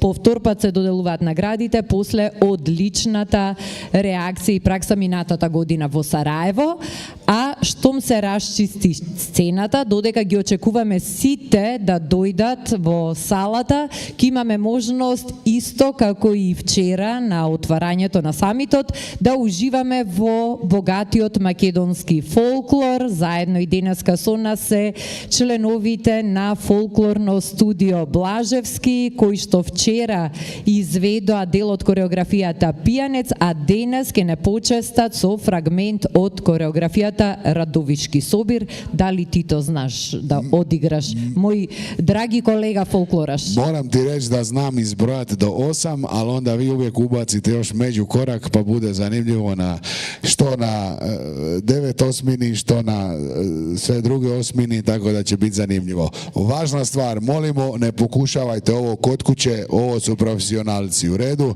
gospodine Hadžić, ja samo upozoravam da dečki će vam upast u krilo, budite spremni jer to je dio koreografije. Ladies and gentlemen, enjoy this beautiful start with traditional dances and then we carry on with our award ceremony. Može!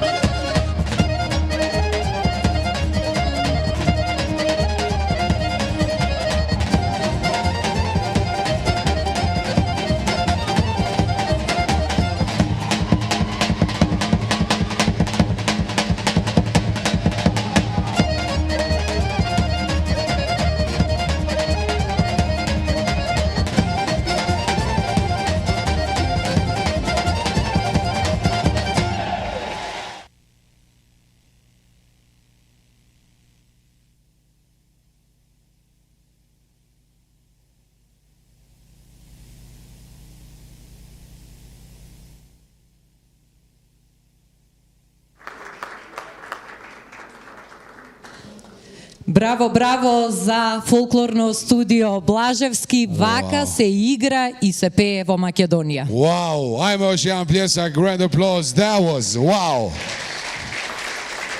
Инаку, еве да споделиме една информација. Раководителот и основачот на фолклорното студио Blaževski, Јовица Blaževski, е воедно и раководител на играурната група на националниот ансамбл Танец од Македонија.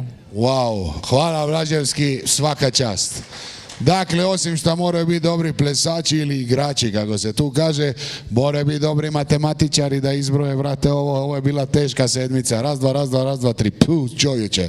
I'm still shaking because they have to be great dancers, but also they have to be great mathematicians, because if you can count this, then you can be an IT sector with no problems at all. Ladies and gentlemen, welcome to award ceremony. We're going to be very quick and very sharp because it's a great pleasure to have some people on the stage. First among the equal ones will be joining us now in a few seconds. I call Mr. Adis Hodžić, director of the ANS Adria, to take the stage and greet you all. Еве, веќе господинот Адис Хоџич ни се придружува на сцената за да започне официјалната церемонија на доделување на наградите. Okay. Dobro večer svima, hvala Frano, hvala Irena na sjajnom nastupu ova 2 dana. Znam da ste bili super od vas i da smo vam mi bar uživali smo, hvala na poverenju. Meni je pripala zaista velika čast da se zahvalim svima, prije svega svim sponzorima, svim učesnicima i posebno, evo, ja ću biti veoma kratak, posebno žiriju koji nam je zaista odradio jedan sjajan posao za izabere najbolje od najboljih. Imali smo veliki broj aplikacija i evo, krenuli smo prošle godine u Sarajevu, ove godine smo nastavimo taj posao i zaista nam je drago da je ovaj jedan dio programa iskazao veliki interes od kompanija i da ćemo u budućnosti nastaviti još bolje i još da promovišemo regionalnu industriju i svjetsku industriju i napravili smo jedan miks regionalnih eksperata i međunarodnih eksperata i oni su odraditi posao kako su odradili i ja bih želio da im na neki način kažemo čast, da im se zahvalimo za njihovo vrijeme, oni su to radili volonterski, trošili su svoje vrijeme i tako da evo, mi ćemo samo jednom kratkom zahvalom, jednim našom zahvalnicom da im se zahvalimo za njihov rad u prethodna 2 mjeseca. Tako da, neki su tu s nama, neki nisu mogli doći, a ovi koji su tu s nama, ja bih zamolio da se pridruže nama na stage. Hoćemo... Благодариме за обраќањето и сега следува прозивање, односно најава на жирито, така е. Pljesak, s nama je Bata Vulović, lunatronik, vlasnik i dragi prijatelj. Hvala, čestitka za našeg dragog Batu, komplimenti. Hvala što ste s nama. Naravno, osim Bate ima tu i nekih ljudi koji nisu s nama danas, a pročitat ćemo i dodijeliti nagrade samo prisutnima. Dame i gospodo, onaj koji nije s nama i zaslužuje pljesak, Matija Mandić, King ICT. Hvala Matija, nadam se da ćemo vas pronaći dobro, a s nama je danas tu Dragan Petric, Executive Director Bug HR. Ljubazno molimo Dragana da nam se pridruži, s naočalama i bez. Драган Петрич стасува на сцена да го прими сертификатот во знак на благодарност за учеството на ова 10-то јубилејно издание на Adria Securitu Samitот во Skopje, Македонија. Još jedan koji nije s nama, ali zaslužuje pljesak, Leart Klemo, Atek. Clap your hands for this lovely gentleman who also helped us. But we have another one joining us, Roberto Licari, our security master and ambassador of Onvik. Join us for the stage, you deserve this one. Zaslužuje. Роберто Ликари, амбасадор на ОМВИВ, сертификат и благодарност за учеството на годинашниот самит. Imamo još jednog dragoga gosta, another dear guest and a member of a jury. Clap your hands for the security consultant, Igor Milkovski. Еве го и Игор Милковски, консултант за безбедност на сцената со секако сертификат кој што завршува во неговите раце. And the last member of the jury, posljednji dio našeg žirija je činio Izrael Gogolj, Mese Frankfurt, pljesak iza njega, hvala što je bio tu. Ajmo gospodo, jedna zajednička fotka, family photo in the center. All of our jury members that are here in Skopje, dođite malo bliže, closer to Adis, well done.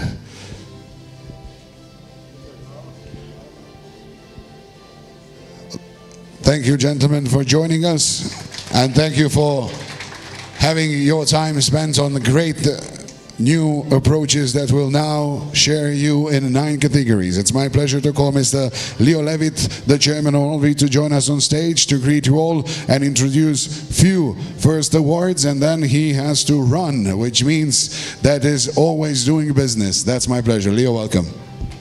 Thank you very much. It's always an honor for me to stand here and present winners of Adria Securitu Samit Awards. It's great to see a lot of innovators, a lot of people who really put a massive amount of effort in submitting the information for the jury. I would like to thank the jury that's provided all the information and put their votes for the winners. And let's start with announcing the winners. Да, време е да ги слушнеме и добитниците на наградите. 9, ќе ги молиме како што ќе ги слушнат своите имиња да повелат на стежот. Ladies and gentlemen, clap your hands for the Access Control Award, the first one of the day. Biostar Air, Suprema Europe. Micha Neglic should be with us. I hope you're here. Leo awaits you. First award of the day. Ете го и првиот добитник на наградата. Престижно признание. Photo with our Leo as well. Čestitke Mića. Ova ide Normalno sad fotografija. za profilno. Na LinkedInu, to je to. Award number 1 done. Thank you, Mića. You'll be joining us here. Pridružit ćete nam se naravno i kasnije, ako vam se da, ostanite tu s nama. Number 2, intrusion detection. The winner is Connect FLX M2M Services. Ivan Dinevo should be joining us on stage. Ivane, congratulations. Така и заслужени аплаузи од публиката за најдобрите оваа година на Adria Securitu Samitот. We are now waiting for the family photo just to be a part of this family second year in a row. Congratulations for Intrusion Detection Award. And we are already at award number 3 out of 9. Fire alarm. Congratulations to Ajax, EN54 line fire alarm solution, alarm automatica. Sanjin Hershak will be joining us on stage. Thank you, Sanjin, and congratulations. Третиот добитник од вкупно 9 кои ќе бидат избрани и наградени на годинашниот Adria Securitu Samit. Честитки. We're at number 4 of the day award ceremony, video surveillance category. The winner is Milestone X Project, Milestone. Marina Tacheva и Simon Petrov should be here to receive the award. Congratulations. Čestitke. Еве на сцена доаѓаат и представници од четвртите наградени учесници на годинашниот Adria Securitu Samit. Се повеќе сцената се полни со победници. Океј, моја е награда, пусти фотку, то е тоа. Smile.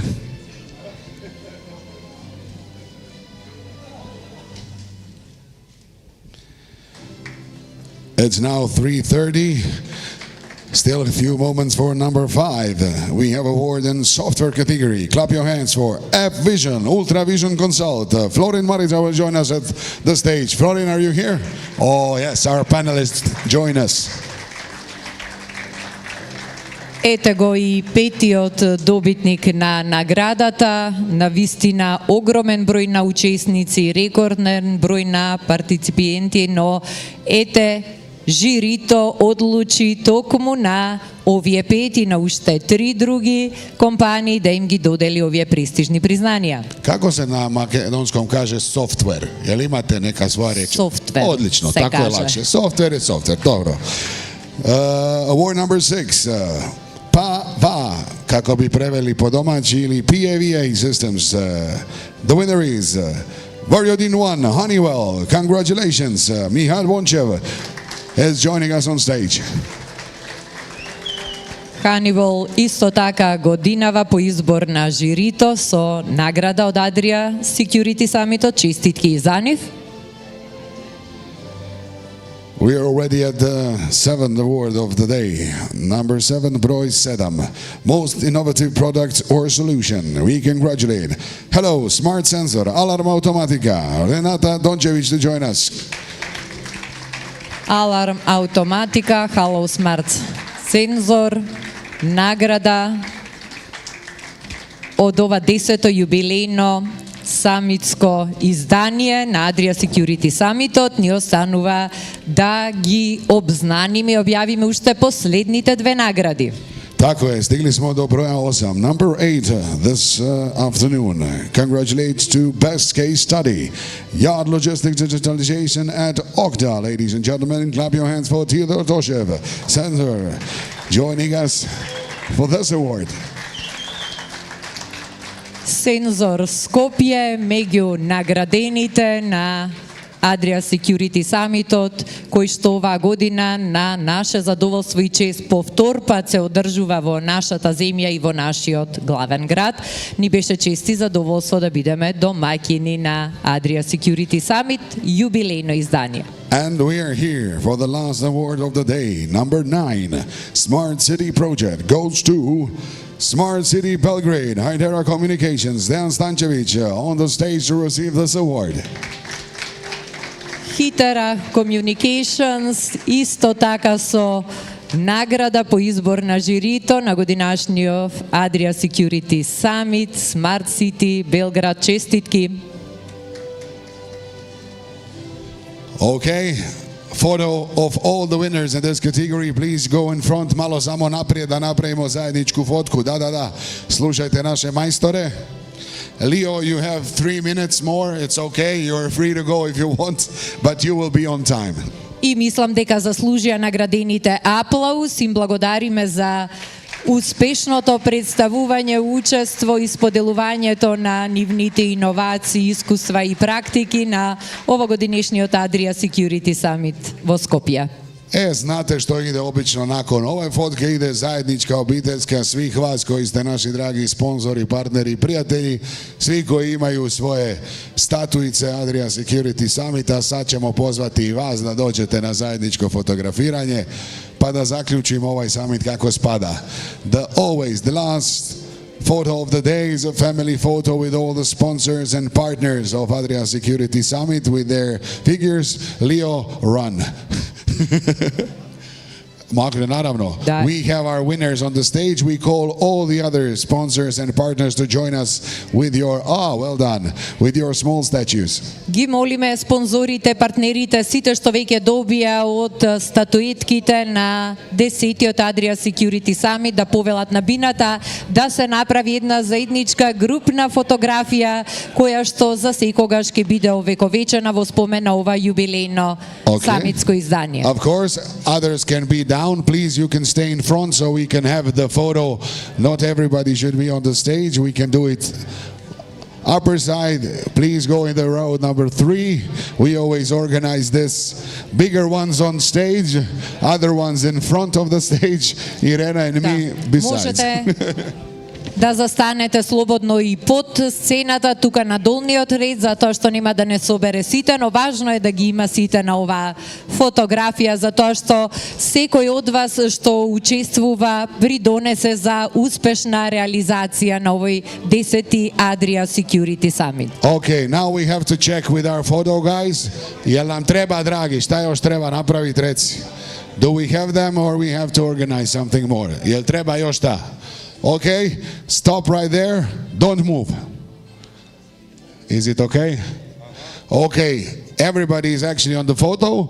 All of you from the third row, little bit to the front. Yeah, so we can see. Bravo. So we can see your faces. Put your mobile phones down. Thank you. Okay. Now one very happy with a huge smile. 3, 2, 1, go. Perfect. And now the craziest one with everything in the air. Your awards and your statues up. 3, 2, 1, now. Hey. Okay. Now everybody jump for the no, okay, I'm just joking. Safety first.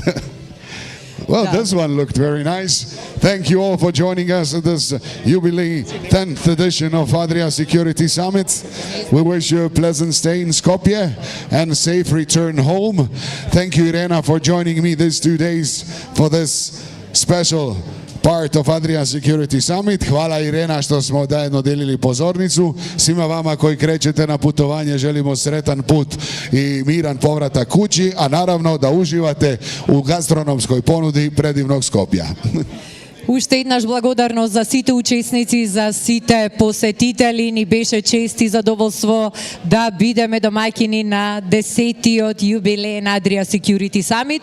Ми беше исклучително задоволство повторно да бидеме заедно на оваа сцена и да уживам во твоето друштво и соработката. Onda ćemo ponoviti opet, ako bude prilike, zašto ne. Hvala što ste bili s nama, sretan put, čuvajte se, pazite se, jer security je premalo. Laku noć.